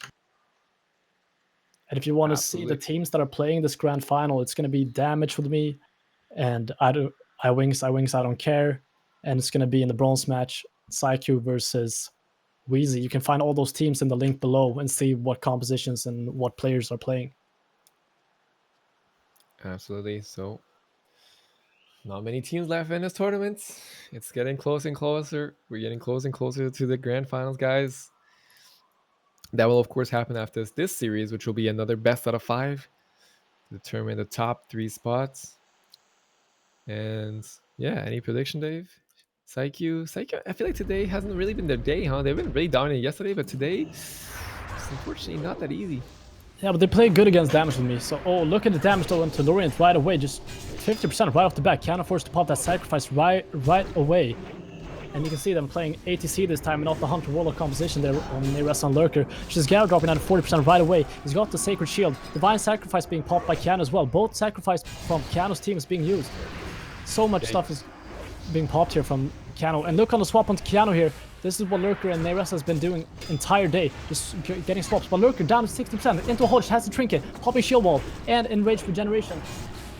Yeah, Lurker really had to use a lot of these CDs in that exchange. Honestly, it's been quite hard to get some pressure. Now Shizgara trying to get the Hex, won't be able to get it. Gets denied with the Scatter. Good job by Neyrest. But yeah, as you said, a lot of CDs defensively have been forced by Keanu. Now we see the full Hex onto Lurker. That should stop some of the pressure. Big chain lining here by Shizgara with the Elemental Mastery. He was doing a lot of work. Lurker is dropping to 5%. Neyrest as well, dropping down 30. too much. And he's at 10%. The big sap barely saving him by Bruce Pella. But actually, that might not be enough. Actually, he actually managed to force the bubble in exchange. Good job by Lurker. Is he going to be fine? He's actually taking so much damage. Wow, that was crazy. He actually managed to force the bubble in the exchange. Lurker was actually sub 10%. And it's just both Rest and Lurker dropping to 30 and 5% in that go. That was a lot of CDs going into getting that bubble. But we've seen them do this before. Rest and Lurker, they love going on the Holy Paladins. You can see actually Bruce Pala how far behind he's playing now. Or I mean Keanu. Keanu is playing so far behind. He knows this. He knows that this ATC is gonna go for him if they get the chance. So you're just playing max range at all times, just lossing Lurker. He's not gonna get caught in that charge. But Rest are down 30%. He's gonna get topped off by Bruce Pala. Some good CD management right there. Yeah, and Shizgar, she gets trapped here. Keanu not able to dispel him. He's a bit far away. He's going to decide to sit back. Lauren's going to be the main target. Bob's still available for both Paladins. So they have one line on the defense. Still left. Lauren now popping the region. Trying to get some heal back up. Intervenes back.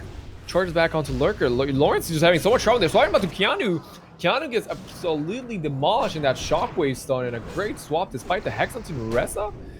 Lurker managed to secure the deal and get the win onto Keanu. Keanu had to use so many defensive CDs early on and ultimately gets punished for it at this point in the game. And it's gonna be it's gonna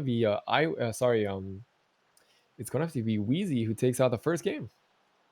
Yeah, this just shows like that game was back and forth the entire time. You saw Lurker dropping down to 5% there and had a pop shield wall, and just went so fast between both teams. Both have such burst potentiality to just burst each other down, and it's just amazing to see how fast they can go both ways. It felt like it could have ended both ways, and really good, well played by Keanu there, just playing max range after his bubble being used. He knows that the ATC will go for him, but at the end of it, he just has to go in to help his team, and he gets stuck in the shockwave and just gets smashed by Lurker and Naressa.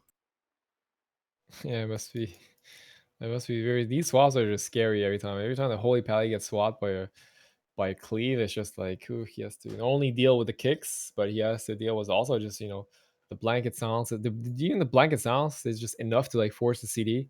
Like that little few seconds of not being able to cast any defensive spell is just so scary. And great job, honestly. Good job here by Wheezy to finding that opportunity to get the kill.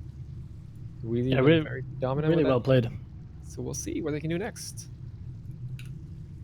Feels like they've been consistent through the entire day with that strategy as well, just playing on the Paladin and just going for the bubble, and then swapping back, playing defensive, and then finding that gap and just killing the Paladin without bubble.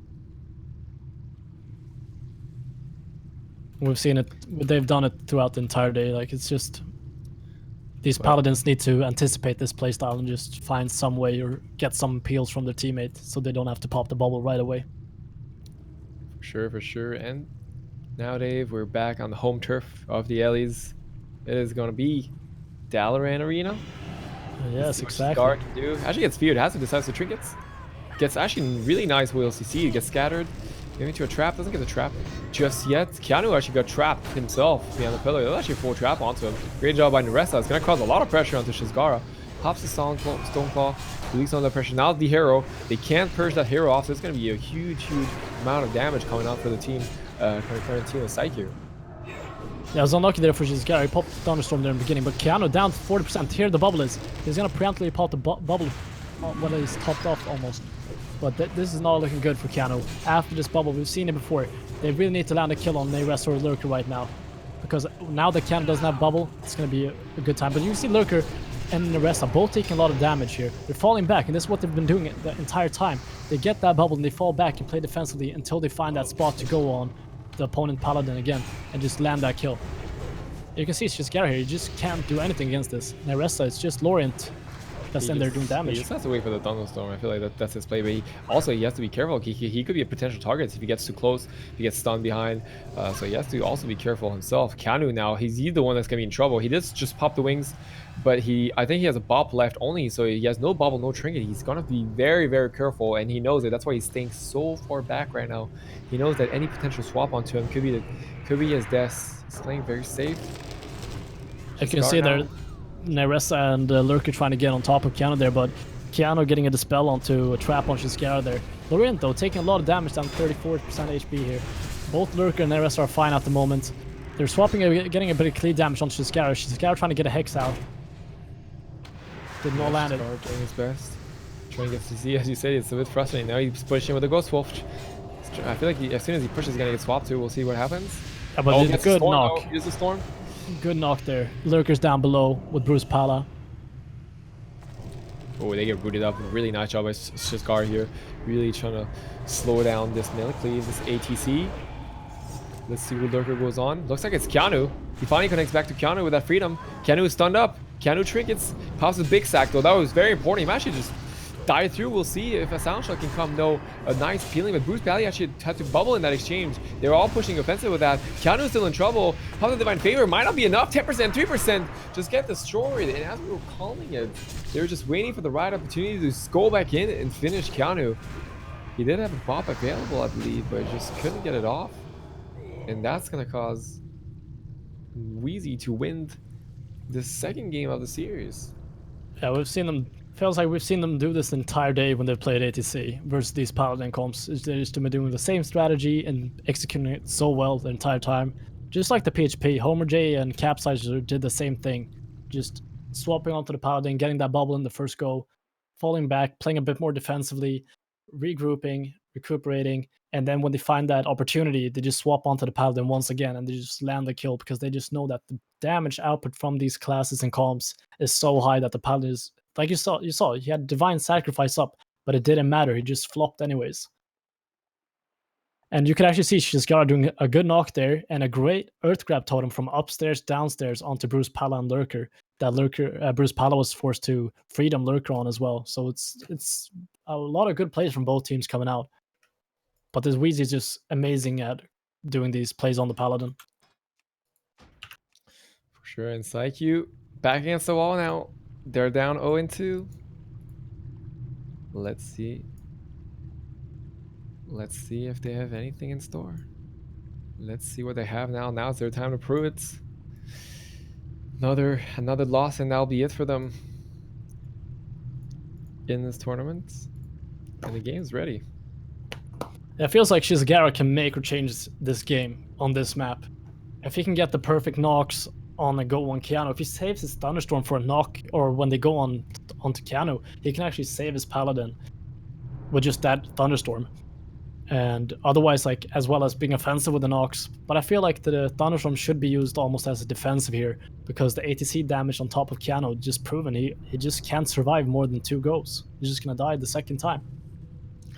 And here we go, guys. Potential last game here for Psyche. They have to really come up with a solution at this point. We see the Hex now into Lurker. Thunderstorm, a bit overlapped. The rest is going to be the one in trouble. Actually, it's Cause decides to trinket on top of the big sack here by Bruce Pally. Rapid fire now pop by the rest. Let's see if he can connect. He's trying to get onto Keanu once again. Keanu's doing a good job line of sighting though during that rapid fire. That's really what he needs. A lot of damage going into Lorient as well. He's used his Blaze Storm here and he got disarmed on, and he gets stuck in a Shockwave though, dropping down 20% behind the pillar. And Shizgara now taking damage as well. Just look at this cleave damage from the 8C, both on top of this Lorient and Shizgara. But Keanu doing a great job just getting his team back up. And Thunderstorm should be back up, and oh, there it is actually. And you can see Lurker. This is perfect place. Trying to get back up. Finally connects back onto Keanu. Keanu did a good job though. He actually sat. He didn't have to bubble. That is like a critical important cooldown that you want to have for the late game. And thankfully, Keanu was able to stick to that. But like now, Lorient's the one in trouble. Dropping to 30%. Off the region might not be enough. Shield wall. Really gets the disarm and the shield wall in the nick of time. That was very close.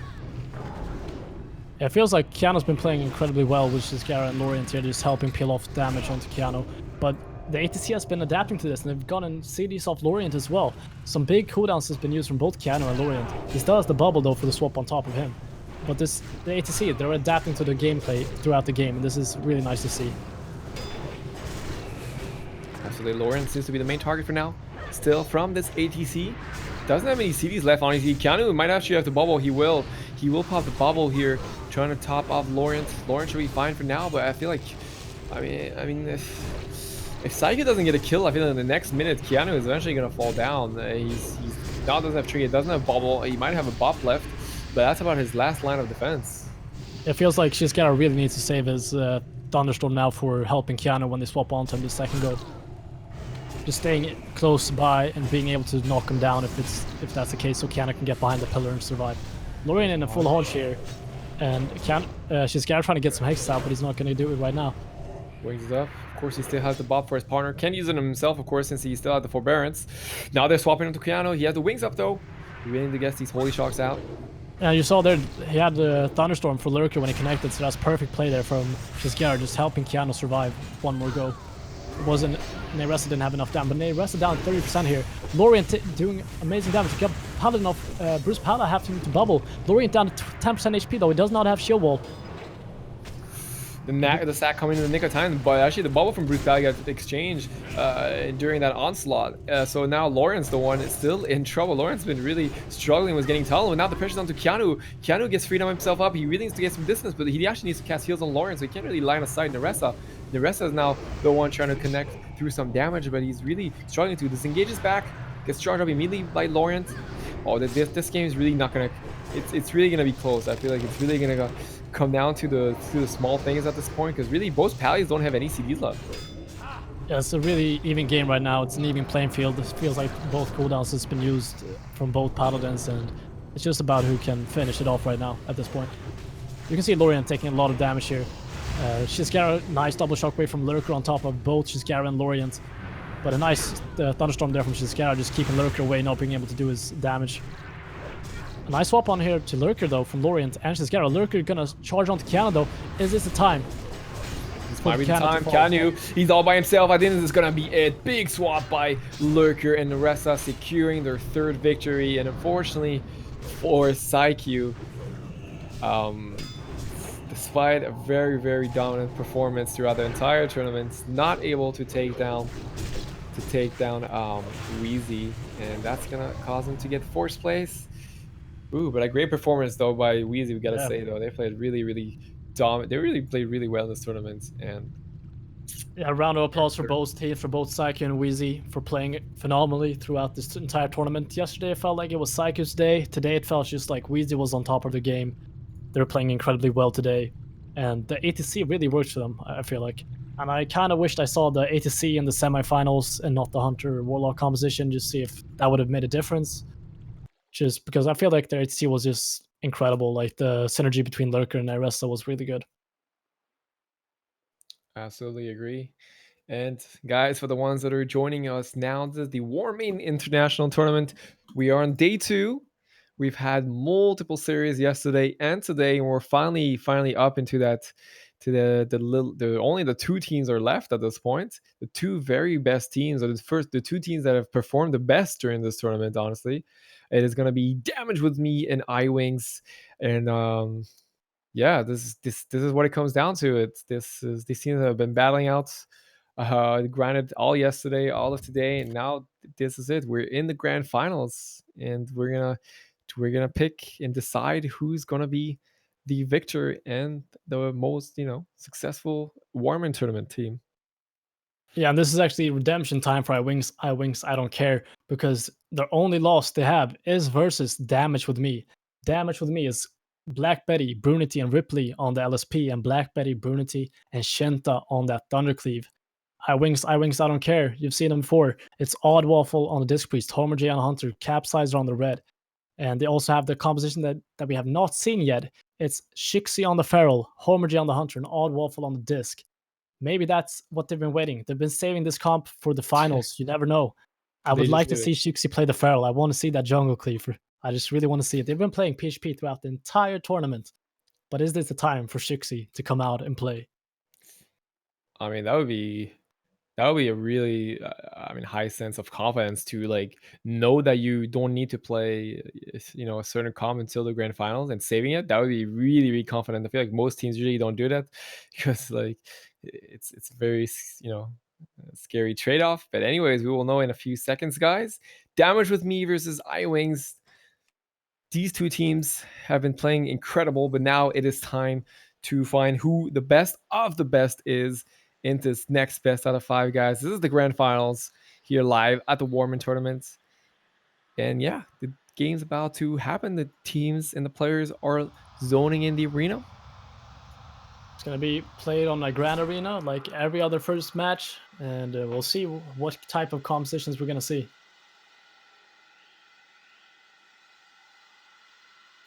What do you predict for the score, Zuni? Do you have any predictions? Honestly, I think it was. I mean, damage with me have been basically crushing every team except Shyxy. Shyxy is really the only thing that's giving them trouble. But this is the grand final. This is a new day. This is a new beginning. As you were saying, maybe we'll see a composition swap from iWings. So anything is possible. And here we actually see it We on have the Shyxy screen. on the feral. Dave's getting excited, and here it is. Yeah, we have the jungle here. I've been waiting for this jungle cleave the entire tournament. I just knew, like, they have this composition in their sleeve, just waiting to bring it out in the grand final. This is so fun to see. I hope this is gonna be an amazing game. And Brunhity and the guys are playing LSP versus this jungle. So you can actually see Homerjay trying to get some damage on top of Ripley's pet here. Ripley just kind of poured back and health funnel that pet. Shyxy playing very passive right now. He's trying to get maybe a re-stealth or something beyond a pillar. I think he will. He just got dispelled. He got a re-stealth pounce. Good job. He's trying to get the coin now. Much more passive playstyle here by Shyxy. He's trying to get some CC and not take too much damage on his team. Yeah, you can see Homerjay still trying to get that Warlock pet, just trying to kill it. And Shyxy's gonna help out now. Shyxy's just been trying to control both the Warlock and the Shaman here. Pet dropping at 7%. Ooh, that was close. Brunhity actually down to 40% as well. After these sacrifices. So it seems like the strategy for this jungle is to actually kill the pets. And as soon as the pet is over, I think that will help them a lot, because that means Shyxy can get clones more easily. That means Waffle can also cast without having to deal with that CS. And on top of that, the dispel, I'm assuming, like, if you don't, the Fel Hunter, the spell, of course, is really game breaking if you play a jungle, because I mean, they can counter dispel every trap almost. So that's like something very critical to do. But Waffle have to use a lot of mana to keep his team defensive in that exchange. So they're gonna have to be careful. Yeah, we got a lot of mass dispels coming out from Oddwaffle there, and that's a really expensive spell. But that's the first pet. The first pet is down, and Ripley's gonna have to do something to get a new one up here. But Shyxy actually dropping out 30% as well. A lot of damage. Barskin gonna get popped by Shyxy as well. I like the strategy choice, killing the Fel Hunter to make sure that you deny the CS, deny the dispel. Homerjay had to actually turn that exchange. A lot of pressure from Ripley. He's finally being able to cast. And now it's the hero. Hero's being popped. You can see Shyxy just falling behind right away. Just knows that. Trying to help out with healing. Trying to heal Homerjay here. Shyxy gets sheared though. But that means Oddwaffle can heal instead. Homerjay just got hodged. Good spell by Oddwaffle. Oddwaffle's doing okay. He's gonna should be able to top him here with the Divine Hymn. Actually canceled it to get pendants off. I think he got sheared on it. Oh, he did. Great job by Blackbetty. Now Oddwaffle Shyxy's in trouble still. He's actually full feared. Oh, Shyxy is by himself. Ooh, nice heal though. He's gonna be able to top popping that survival instincts there to stay alive. I think it would have died otherwise, but look at Shyxy just not able to play right now. Just kiting all the time, just trying to barely staying alive here. Blackbetty just trying to connect as much as possible here. Ripley's in between with a howl on top of Oddwaffle. A Barskin there from Shyxy as well. 64% HP. But is he gonna be fine? They're doing their best to survive. Oh my god, this pressure is just unstoppable. A fear now by Oddwaffle on the Ripley. He's really trying to stop that pressure. Oddwaffle's just struggling. He just can't deal with this pressure right now. Shyxy has been kiting so well, but ultimately he's not able to kind of put that offensive pressure by playing so defensive. So they really need to try and find a solution at this point. I feel like they're doing okay though. Brunhity is also dropping some mana. And now Homerjay is popping CDs. There's the rapid fire. Let's see who he decides to aim. It looks like it's still going to be on the pet. Actually, they're trying to kill the Voidwalker. I feel like. Yeah, they are. The Voidwalker's actually just got top though, so they should be fine. Shyxy in big trouble now. I think Shyxy's gonna go down. He's on 10%. Uses the frenzied regeneration. Full fear onto Oddwaffle. Shyxy, what can you do this time? Actually, Kai's been a pillar with freedom. Great job as unfortunately not enough. Shyxy not being able to play as offensive as he wanted to. Just had to kite so much. This constant pressure, the constant fear is just too much for Oddwaffle to deal with. That's a really interesting game there. It was nice to see the jungle, but it felt like they just couldn't get the pressure out there.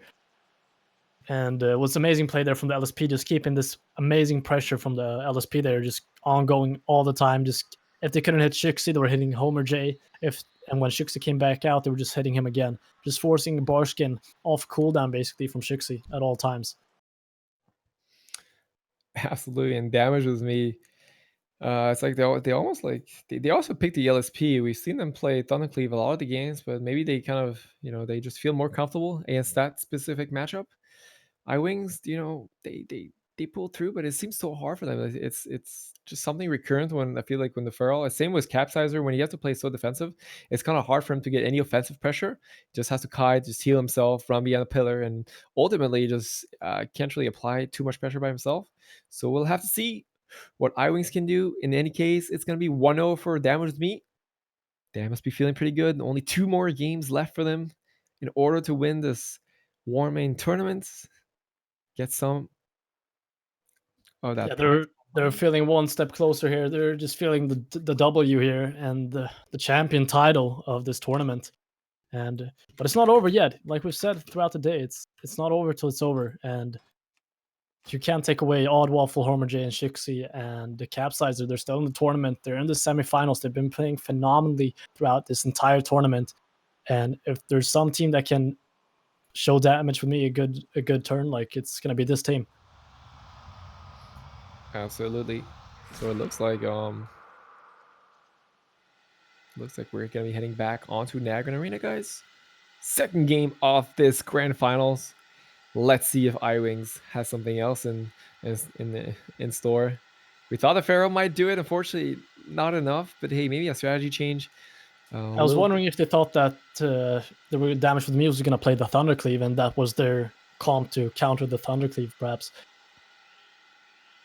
Yeah, perhaps that might be. There's something that's always, because the last few games damage with me have been playing Thundercleave, but now they swapped it to the LSP. You can see here though that Shyxy is still going to be. They're still going to be playing this Jungle Cleave in the finals, and it's going to be interesting to see. But I know that they played PHP against this team, LSP, before in the round robins, and they lost that series. So yeah, I'm assuming they're probably trying something new out. I'm assuming that must be a pretty hard series. We see now the scatter onto Blackbetty by Homerjay. Homerjay trying to connect to Ripley right away here. But you can see Shyxy as well. Shyxy just on top of Brunhity, just trying to get as much pressure on top of him. And Homerjay connecting as well. Shyxy getting a kick onto Blackbetty there. But Brunhity just playing amazingly, just cutting around this pillar. And Oddwaffle just dipping down to 60% after dispelling there. Absolutely. Not too much pressure now, though, on both teams. I feel like teams are kind of playing a bit passively. Playing safe. The damage now onto Ripley. He gets maimed up. Full clone onto Blackbetty. Great job by Shyxy. Really keeping on top of the CC game. It feels like they're going to swap onto the pet here, the Warlock pet here. If they can get 2 pets off Ripley right in the start, it's going to be a real tough time for Ripley here. Like you said before, if they can get full traps without the spell on the traps onto Brunhity, it's going to be big. But Brunhity and Ripley is just doing an amazing job keeping that Fell Hunter alive. Homerjay took a huge chunk of damage with that chain lightning from Blackbetty. That must be very scary. Didn't panic though, didn't deterrence, but now the pressure is onto Oddwaffle. Just to spell the UA. Should be okay though. He's keeping his mana in good form. They're playing much more passive, you can tell this game. They're playing a bit more safe. Now is the rapid fire from Homerjay. He's trying to pump some pressure onto Ripley, the scatter, to Brunhity at the same time. No, actually, he was too late with the grounding totem. A bit of a misplay by Blackbetty, so Brunhity actually triggered this trap. You can see now Shyxy is going to try to get some damage on top of Ripley. He hasn't connected for a while now, but Shyxy is just kiting really well this game, and last game as well. He just knows when he's not going to be able to connect and just has to go passive and get some heals from Oddwaffle. Ripley doing a good job actually recasting the Fell Hunter here before I'm not sure if it died or he actually didn't just straight hard cast it, but Homerjay now, big chain landing once again. These chain landings are scary. Good main into clone here by Shyxy though. Is gonna peel off some of that elemental pressure. Yeah, Blackbetty is just getting so much damage output when he's getting to cast those chain lightnings and lower burst. Like he almost killed Homerjay's before when Ripley's wasn't even lost with Homerjay, so it's a force to be reckoned with. Blackbetty's damage. Look, the LSP is actually going for Homerjay's pet as well. They're adapting to this killing pet style that Homerjay and Shyxy has been trying out the entire game. Absolutely, and I like what Ripley is doing. He's basically putting his pet in the middle of the map. That way that if they decide to go for the pets, actually a nice clone here by Shyxy. Might be able to finish the pet. So yeah, he's putting his pet on passive. Look, damage on Shyxy should be fine. He's putting his pet here. That way they can at least, if they decide to go for the pet, like both the Ellie, both Blackbetty and Ripley can actually free cast onto Shyxy. Yeah, this is actually really good because they're just standing in between the pet and the opponents on Shyxy and Homerjay, so they're just getting a massive output here. But it's a lot of good control and passive playing here from Shyxy with the clones and the maims and all this CC that the Feral can contribute to the team. And it's just playing phenomenal right now. A big clone there from Brunhity on the Divine Sacrifice. He doesn't have trinkets, so And Ripley, he's gonna fall. smoked. Ripley just got the show. That was Homerjay's rapid fire, and honestly, like that, I think both. I just think Damage didn't expect that. Honestly, he still had a. Actually, let me see if he had a bop available. He actually didn't have a bop available. He also didn't have. He had a small sack available, but I think Brunhity just got surprised with that burst. And same with Ripley. He didn't have a pour ready and just got completely demolished in that swap exchange. So great job by iWings finally managing to put a point on the board, and this must be great for confidence. And Damage with me might start to actually doubt himself a bit. Yeah, it's 1-1 now. It's an even playing field. They're both 2 games from winning the Grand Championship, and it's all in the same playing field. And I'm just surprised, like, they played so well, both teams, throughout that. Shyxy was playing phenomenal, just going back and forth behind the pillar and just knowing when to go aggressive and getting the CC out, when to go behind, getting healed by Oddwaffle, and just phenomenal place between those players right there. And amazing, like you said, with the pet, like Ripley putting his pet in the middle, just to allow, if they want to go on the pet, yeah, you can go on my pet, but we're going to punish you for it. So me and Blackbetty are just going to free cast right into you. Absolutely, and as you said, tied up 1-1. Can't really expect any better than an even matchup. Honestly, when you're in the grand finals, usually, you like seeing these close games. You don't want to see a complete stomp. And it looks like, I mean, you were right. iWings were maybe just saving this jungle for the last game. And of course, now it's going to be the map pick, though, for Damage with me. We'll see if that'll give him a bit of a better edge. Yeah, we're going to see if they're still going to go in with this LSP against this jungle Cleave, or if they're going to swap it up for the Thunder Cleave with Shinta on the Warrior. It's been a really good comp for them as well. They've been really dominant with this Thunder Cleave throughout the entire tournament. So even if they have this LSP, they have an amazing Thunder Cleave on second composition as well. Game is up. The game is up. Excited to see what the teams are going to prepare. Of course, it's going to be a classic Dalaran Arena picked by the losing team, which was Damage with me. It's going to be a bit more rough, I feel like, on this map for the jungle to do whatever they want to. But yeah, Shyxy is just, I really like his playstyle, just playing kind of the slow pace, getting CCs, getting clones to kind of just make sure that his team doesn't take too much damage. Yeah, just and helping out. Like, they get the C chain and mash to get a kill. I'm actually really surprised by Shyxy's play there. Like, he was helping out with healing, getting them like hots up on Homerjay when Homerjay was taking damage. He was out there getting the stuns and the clones on the opponents, and just playing passive when he was taking damage, and just helping Oddwaffle in all the ways to mitigate damage and just playing for his team. And anyways, guys, here we go. It's gonna be a Thunder Cleave series. It's gonna be a Thunder Cleave with Shinta. Ooh, you're right. It's a bit of a composition swap here. You can see Shinta does not want to go in too far. He has respect for this team. It's the finals. You must have respect in this game. Blackbetty there with the Thunderstorm, but they all reconnect right away because Shyxy got that feral leap. And Blackbetty taking a lot of damage from Homerjay, but Shinta just eating up Shyxy. Blaze Storm from on both Shyxy and Oddwaffle. This is not going to be good. Blackbetty coming in as well. Oh, that swap into Oddwaffle was devastating. He has to trade a PS, but honestly, the Desperate Prayer on top of that, he has to somehow get away. He's trying to do the best he can to get out of the line of sight of Shinta. Shinta did a big Blaze Storm behind the pillar. Shyxy has to do a lot of peeling. There's the full clone to Shinta. Great job by Shyxy. Is really going to alleviate some of that pressure onto his team. And yeah, that Blaze Storm was very devastating. But actually, Shyxy is still taking a ridiculous amount of damage. Blackbetty now was defeated for a second, playing against the Tremor off. Shyxy just can't get top. Oddwaffle's on top of him, and Shyxy just is doing his best, casting the Nourish now. It's finally gonna get some health back. That Mass Effect's gonna fall off, so she will be able to top himself. He's trying to get a re-stealth, actually, think. Gets it. Oh, look at the knock, and Blackbetty just finishing off Oddwaffle with the Thunderstorm into the corner of the map where the eyes are, and just finishing him off with some lightning bolts. It just shows what caliber this team is. I think they can play this other comp at such a high level as well. And you can see, like, right off the bat, they got PS and they got survival instincts and all these big cooldowns right away from both Shyxy and Oddwaffle.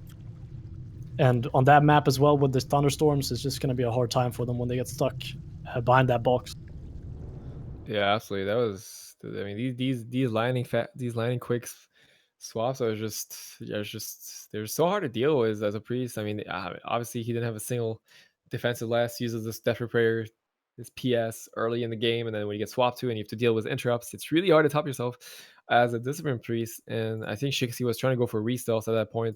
He was trying to get the pounce. He barely got the pounce off, but unfortunately his priest died at the same time, and that's gonna put damages me in leader position 2-1 against iWings. So of course iWings now will pick the map and potentially swap up their comps. We'll see if they go back to maybe the PHP against the Thunder Cleave. We'll have to see.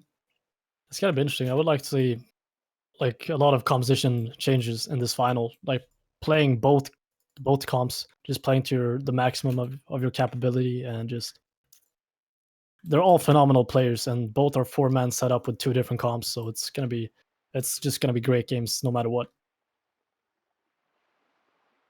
Absolutely. And guys, for those that are joining us now, we are currently in the grand finals. Damage with me versus iWings. These two teams have been playing it off brilliantly throughout the whole tournament. They're finally here in the grand final. They need Damage with me needs one more win only. So iWings really has to find a solution right now to try and reverse Damage with me, which honestly have been just so terrifying for most teams. It's just they're really the team that's beating everybody. They haven't lost a single series so far, and the only 2 teams that have kind of gone toe to toe with was PsyQ and iWings. Like every other team has really had a hard time against them. So iWings have, I think, the skills, they have the tools to beat them. But if Damage with me keeps playing as well as they have been, it's gonna be really hard no matter what. Yeah, I agree totally. And like you said, Damage to me, they're 1 game from becoming the champions of this tournament, and the game is up now. So we're gonna see, can they finish it off, or is iWings, are they gonna stay in the tournament and bring it back to 2-2 and a draw and make the last game really matter? This is the final games of this final tournament. It's the final match. This is what we've all been waiting for throughout these 2 days. Potential final map.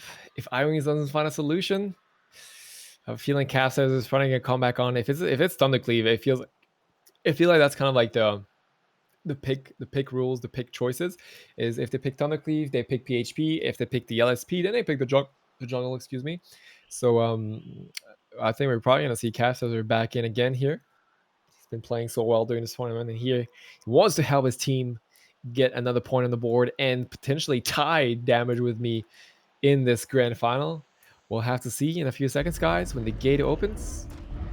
Here we have it. You predicted it. It's Capsizer and Homerjay with the PHP again versus Shinta and Blackbetty and Brunhity playing that Thundercleave once again. Ooh. So here we go. I have a feeling. But it's going to be a nag grand, so it's not going to be that Z-axis angle for the thunderstorms. So it's going to be easier for Homerjay and Capsizer to play around that. Especially for Capsizer, like as a ret, I mean, when you get knocked down there, it really takes a long time to get back up, you know, and the hunter can kind of disengage back up, so he gains a lot of time. But yeah, the rets, it's definitely a bit harder for him to connect. And it looks like Capsizer is finally going in. You can see this PHP just, they know they want to go for the Paladin. Dispelled instantly. Popping some pressure into Brunhity. Silent shots. Brunhity doing an amazing job in getting help from his team here. If he can save Bubble from this goal, then it's going to be really, really good. Homerjay hasn't popped anything so far. He only trinket. He still has the rapid fire available. Of course, Capsizer has the wings. Not too much going on. We see the big chain lining though on the team of iWings. Blackbetty now seems to be the main target. Capsizer doing his best to connect. Gets Personalist Freedom. Good job by Blackbetty trying to get some distance. The nice hex though onto Homerjay. That was critical on the end of his rapid fire. What a hex by Blackbetty. That's really going to stop the pressure from iWings. Yeah, not any major defensive cooldowns been popped for either team here. But we got some fears coming out. Blackbetty's just taking so much damage. We got the Divine Sacrifice coming out there from Brunhity. now we can see this cooldowns coming out. And we can see Oddwaffle just master spelling here, trying to get some offensive cooldowns and dispelling his team at the same time. Blackbetty getting Blackbetty's in stuck trouble. He gets in that buffed. pin. He gets buffed. He actually got purged. Blackbetty's in so much trouble. He actually casts a lesser healing wave. Puffs the hero now should help his team. Watch out. Capsizer is also in trouble. He does have the bubble available. He doesn't want to pop it though, of course. He just finishes Blackbetty instead. And iWings here to prove that they have a shot in this tournament. It's going to tie it up 2-2. So we're actually going to go into the 5th game of this final. It's 2-2, like you said. And this is exactly what we want in a grand final. Man, Capsizer just did so much damage that game. If you take a look at the scoreboard, like the damage compared to like Blackbetty when the Shaman and LA Shaman is like on the defensive, it's just he seems to really struggle to get any sort of form of damage. And Capsizer just too much damage. Like don't even need CC on the healer, honestly. Just full out uptime. And Capsizer gets the W once again, 2-2. Yeah, amazing play there from iWings, I don't care. And just playing both comps at a max level. And it's interesting to see that we're going to see now if damage with me is going to stay true to that Thunder Cleave, or if they're going to swap it up for the LSP to maybe counter this PHP. But nonetheless, it's 2-2. So this is going to be the final game of this final of the Warmane International Tournament 2, Day 2. And I just want to thank everybody for tuning in to the stream. Thank you to Warmane, and thank you to my co-host Suni.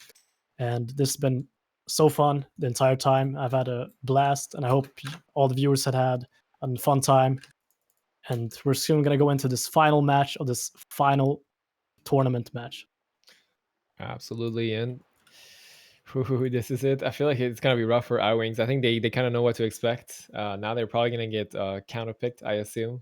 We'll see if first of all, it's gonna be back on Dalaran, so we know what happens on Dalaran. That's gonna be a rougher match. Of course, the losing team always picks the maps, guys.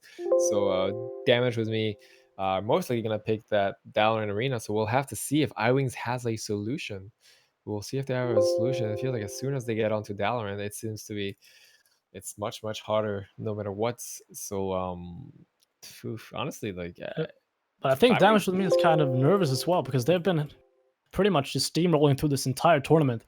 They haven't played this evenly. It's 2-2 in the grand final. Anything can happen. It's an even playing field. So you never know. This is the time where like nerves are gonna come in. It's the grand final. You just gotta bear those nerves and just play the perfect game anyhow. Absolutely. I mean, that is a total factor. Like the nerves can get into action, but I do feel in any case that these teams are like they're like super warm. Like usually when you're in a situation like this, 2-2, there's a lot of pressure for sure, but they're also super warm because I think they're confident in themselves.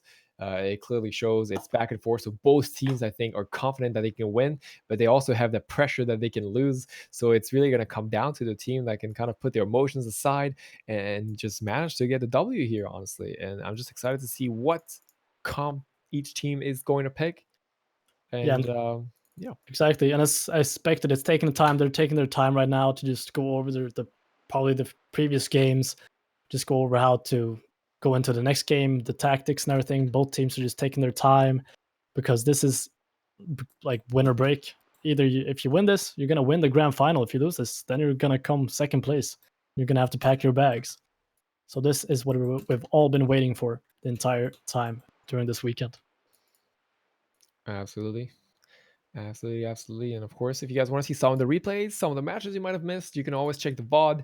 That will be up on the channel, on the Warmane Twitch channel. So you can see maybe some games that you missed or maybe some matchups that you're interested in. But yeah, here we are. Damage with me versus iWings. Tied up. 2-2. Pressure is on. I remember before, like sometimes we would like go into the calls too to like hear the players, and you can definitely feel the emotion and the pressure and the voices of the players, especially when it's in the grand finals, when it's a tied up series. Usually those are pretty nerve wracking, and there's always a lot of enjoyment and screams usually for the winning team. So it's always a super cool moment for the winning team. Of course a bit bitter for the losing team, because you're so close to winning, so obviously it's a bit frustrating in a sense, when you're so close to getting a win in the tournament, especially when it's 2-2. But it's part of the game. You gotta decide a winner, and this is it. Yeah, like you said, it's just like both these teams it's been a journey for both of them, and these two teams were actually the two top teams of the round robin, and I think both these teams have been practicing a lot. You can see that they've been practicing and just putting in the time and effort to be at this place where they are today in this final. And it's gonna be like this final is 2-2. Anything can happen. Yeah. And as we can see, they're taking their time, just going over every possible angle of this game, because this final match right now, it's what matters. It's the biggest match right now of this tournament for both teams. Yes, absolutely. I mean, usually teams do like to take their time, but I feel like now they're really taking the extra time that they need just to make sure that they're extra ready and then can talk everything through. I just really wonder what comps they're gonna pick. Of course, the map advantage is gonna play in favor for damage with me, so iWing's gonna be a bit of the underdog here, and it's gonna be a bit harder for them to win this game than the previous matches, since the both games they won were in Nagrand. Now that we're back onto potential, I mean, I'm assuming they're probably gonna pick Dalaran. That's what would make the most sense. But Yeah, it feels like Dalaran is the given choice here. I think it's better than Blade's Edge for the both LSP and Thundercleave. Just feels like Dalaran is just the best choice of map for sure. Yeah, for sure. So gonna see what I decide to pick. I have a feeling that iWings, if they might maybe try some rush strategy again, if they're playing that PHP, I'm not sure where they're going to play, but if they play a PHP, they might try and do like a rush game once again, especially if they play the LSP in front of them, because they kind of know that when they play Red Hunter, they can't really delay the game too long. That's kind of usually turns out in the favor of the LSP. So I feel like if that's the incoming matchup, then they might try some kind of rush strategy, some kind of rush down strategy. We'll have to see. Guys, anyways, we are in Dalaran Arena. Final game of the day, final game of the tournament. And everything is gonna be played out right here, right now. We'll be able to see the matchups as soon as the gate opens. I'm really, really stoked for this match. This is what we've been waiting for. It's gonna be so fun to see.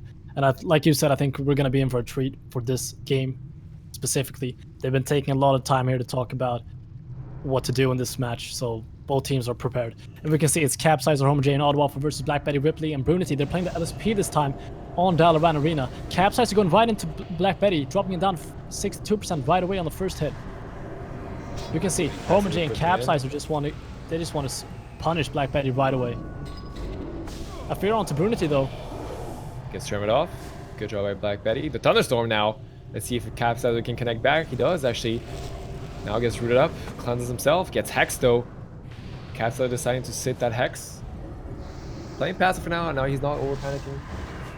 Not trying to go too aggressive. Oh, Waffle did get feared in that exchange, but it should be fine. Bring out the prayer mendings. Top his teams. Capsizer now. I feel like Capsizer should go in now. There's no Thunderstorm. This is his time to go in. Yeah, Thunderstorm's going to be up in 6 seconds now, so it's going to be a good time for Blackbetty. Even if he gets dipped low, he's got that Thunderstorm to help him. But Homerjay's damage is incredible as well. You see the aspect of the Drag Knock there from Homerjay as well, just trying to get as much damage as possible. Capsize gets knocked down though. He's going to freedom himself to try to connect to Blackbetty as fast as possible. Oddwaffle taking damage down to 60%, 30, 40%. Actually turning into hard. Insane swap by Ripley and Blackbetty on the Oddwaffle. Oddwaffle's into trouble. Ooh, he actually gets a big heal from his red pal, and that was critical. Now Blackbetty though, he pushed up aggressively. Let's see if Oddwaffle can get the spell.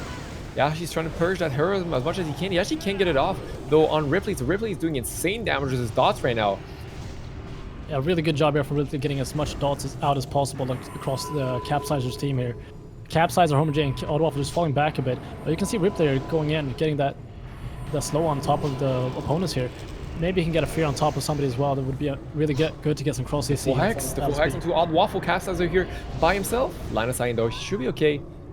Great job by Capsizer, realizing that his healer was CC'd, but Oddwaffle has some catching up to do now. He has to deal with interrupts. The knock though, I think Capsizer actually dodged the knock though, so that was good by him. He's gonna be alone by himself upstairs, but at least he doesn't have to walk all the way back. Yeah, some big all trinkets that's been used on Oddwaffle's team now. It's only Ripley's actually that has this trinket left, and Capsizer is trying to connect to Ripley at the moment. I don't know, maybe they're trying to go for the pet right now. The repentance on the Brun. They're going for Blackbetty. Capsizer just trying to connect, but he's just getting CC'd. He's popping the wings here onto Brunhity, dipping that Brunhity down to 20% HP. Oh, the MD actually comes off. He actually gets it off. Brunhity now has to potentially deal with the silence shot. He has to be careful. 10%, 4%. 2%. Brunhity. Ooh, gets a flash of light on 4%. Oh, and not enough. Capsizer connects, and actually, iWings will be winning the tournament despite this map pick, despite the potential comp disadvantage. Get the kill onto Brunhity. A nice master spell by Oddwaffle is going to secure them the win. And I thought for a second that Brunhity was going to get away. He got behind the pillar, casted a few heals. Unfortunately, not enough. And iWings are going to be the champion of this Warmane tournament number 2. Great job to them. That's just phenomenally played by iWings there with the MD from Oddwaffle onto Brunhity and just damage with wings and from Capsizer and Homerjay. And it was a really nice job there from Brunhity and his team, like helping him but after Capsizer comes out of that route and just connects to Brunhity again, it's just over. And just iWings. Congratulations to the winners of this tournament, Warmane International Tournament 2. iWings, I don't care, is the winner. It's going to be Oddwaffle, Homerjay, Capsizer, and Shyxy that's going to take home the W for this tournament. Absolutely, a bit unfortunate for Damage with me. They've been doing so good during this entire tournament. This was the first series that they've lost in the entire tournament, so we of course have to give it to them, losing 4-3. 3-2. But yeah, that was their first series that they lost. They played so good. Unfortunately, this is part of the game. iWings have picked up the level and show that they deserve to be champion today, and they're going to be the champions of this Warmane tournament. So congrats to them. Congrats to, of course, all the teams who have competed.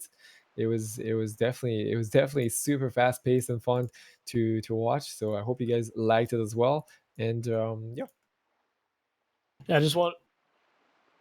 Yeah, we're gonna have a quick interview now with the winning team here. So stick around and just see what they have to say. 1 second, we'll be in the channel. Congratulations, guys, on the win of the tournament. Thanks a lot. Well played. How does it feel, first of all? Dankeschön. I have a boner from it. We were talking about the excitement. Were there any screams? Unfortunately, we couldn't be in the call. Yeah, man. Yeah, were there any screams? Who screamed the loudest? Is there any? I think I was like, "Oh, you got him!" Because you got like Hex broke or some shit, and he got 7k judgment or so something. fucking good, man. I actually thought he was winning the Mandela round. That was incredibly well played from you. You lost to them in the round robin, but you made an incredible comeback here in the grand final versus them. Well, I wasn't going to play in the round robin. The very first time we faced them, it was our fellow druid playing priest. All right. So I didn't join until the. How did you guys not notice? We even swapped names. My name was iPad Little Voice because I play priest. You get it? Yeah. That's why we didn't see Shyxy on the phone. We definitely got it, but I wasn't sure if it was the same or if you had to like rename today. So I wasn't sure, but yeah. Poggers. So how much have you trained and practiced for this tournament, and how much time have you put into this? We didn't actually play since the season ended, I think. Yeah, that's true. We didn't really play for 3 weeks. So we haven't played for. Right. So, but how long have you guys played together then? You must have had like backstory. Yeah, you played for really. years. To be fair, like I played with Capsizer for like 8 years, with Oddwaffle for like 4 years or 5 years maybe. But like us three, Jungle is something we picked up recently. Yeah, the Jungle is older, but PHP was first season. Yep. First season together. Okay, awesome. We picked up Jungle last time Warmane had a 3s tournament, I think. Yeah. It was pretty much the first time we started playing Jungle, and then we've been doing it a bit since, facing a lot of LSPs, and yeah, awesome. That was some good games, well guys. LSP. For sure. I have a question. Do you feel like the tournament went the way you guys expected it to? Like, do you feel like before the game, It's not that we expected. We kind of knew we were going to be first place. I kind of threw the first LSP game, even though we never like lost to LSP. But I don't know what I did. I didn't play for the past 2 weeks much, so I kind of choked there and it was a bit of a bummer, but failed. Yeah, we managed to. But like we didn't really have competition, so it's good. I mean, it was a pretty cool series. Anyways, but yeah, Wow. Okay, yeah. All right, awesome, So, guys. what are you gonna do with the winning money right now, boys? You got a big fucking paycheck. bunch of cocaine and hookers. Can't wait for I'm traveling probably. Spend it all on probably traveling. Yeah. Well, All right, sounds good, man. Yeah. That's about it. Yeah. How about the rest? Pretty much, Waffle, yeah. Capsizer. Man, I don't know. I'm actually getting a new apartment, and I gotta renovate all of it. So yeah, All right. that's fucking more cash to renovate shit. Feels good, man. Sweet. Yeah, we good. It's very different playing on Ice Crown Core, especially from BlackRock, which was a lot smoother. For I think a lot of players can feel the difference. Mhm. That's all right. To be fair, for me, it's not that much. Only the thing is, like, the Sansi shot is delayed, but certainly that's what it's like. So that's it, really. It's just a bit more damage, really. I feel like. Well, yeah, that's why Shadowmourne. That's what you call Shadowmourne. That's why the game's just a quick pace, really. So did you guys enjoy that kind of faster pace, or of course you just said you didn't? I play think as there's much a lot this less. round, but... There's so much less room for outplays with heroic 284 gear. Yeah, that's the biggest problem. You have no chance to outplay, and the games have to end fast. Especially like you can see it when we faced Jungle versus Thunder Cleave. Was they popped so many cooldowns at once, but we just couldn't keep up because they had more damage because they had Shadowmourne on their team. Okay, yeah, that makes sense. Okay. The slightest mistake just cost you the game, pretty much. Yeah, there's been a lot of fast games throughout the entire tournament. Yeah, because the momentum round robin. The momentum just starts snowballing. Like exactly. Mistake, right? And Exactly. It's hard to catch up once you actually fall behind. Yeah. Especially as Feral, I don't have any big CD like bubble that can reset the whole game for us. Oh, by the way, shout out to Old Division. Old Division, dude. The winners of the hearts, mate. Old Division, of course. You know, unlucky this time. They were just unlucky, honestly. It wasn't. Yeah, it was just luck. That was it, truly unlucky. I saw it. And it happens. Unfortunate. They have to pray to the heavens more often, I guess. Oh, yikes. All right. Well, do you guys maybe have any shout-outs you guys want to make? Shout-outs, yeah. Yeah, go for it. How about that? Kuna, first of all, he gave me my power. Like, he called can't it say beforehand. his name. You're gonna get us banned, man. No, I don't think so, mate. It's over now. So okay. I can say it now. Yeah. Besides that, not really. For my entire white crew, man. Feels good, man. I would like to thank the Sniff Squad and most importantly my mom for paying my internet bills. Very good. There you go. That's important. True. Never forget mommy. Yep. Okay, awesome, guys. Well, that's pretty much it. Awesome. Well, congratulations once again, guys. Honestly, well-deserved win. It's been pretty fun to watch you guys play and compete, and maybe we'll see more of you guys in the future. And yeah. It was fun to participate as well. That's good. Yeah. Well played, everybody. Thank you.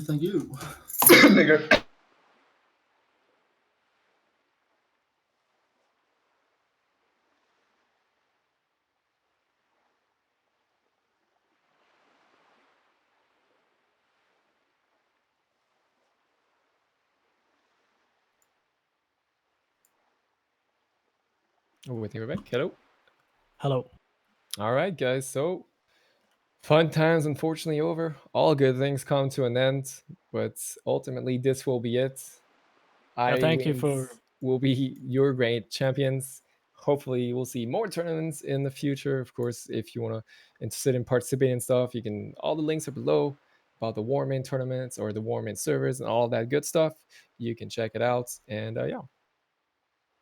Yeah, once again, thank you to Warmane for setting this up and having this tournament for the community and letting me be a part of that and casting. Once again, thank you to Warmane and thank you to Zuni once again as well for being my co-host here on the stream. For sure, man. It's been fun, honestly, and shout out to yourself as well. You've been doing good. First time, I think first time commentating or. It's first time commentating World of Warcraft. I've done Counter-Strike before, but this is first time doing World of Warcraft. Yeah, War was a bit different, huh? It's a different pace. Yeah, it's a different meta, huh? Almost when you commentate that. But anyways, guys, thank you guys so much for watching. If you guys like I said, are interested in anything related, you can see all the good infos below. Of course, shout out to Malaco and Octantis and all the crew behind who've been, making sure this tournament's run as smoothly as possible. They're also the reason why this has been enjoyable to not only participate for the players, but also to watch, because everything's been running so smoothly. So of course, shout out to them. And yeah, I think we'll catch you guys maybe another time. Thank you guys so much again. It's been fun, and peace out.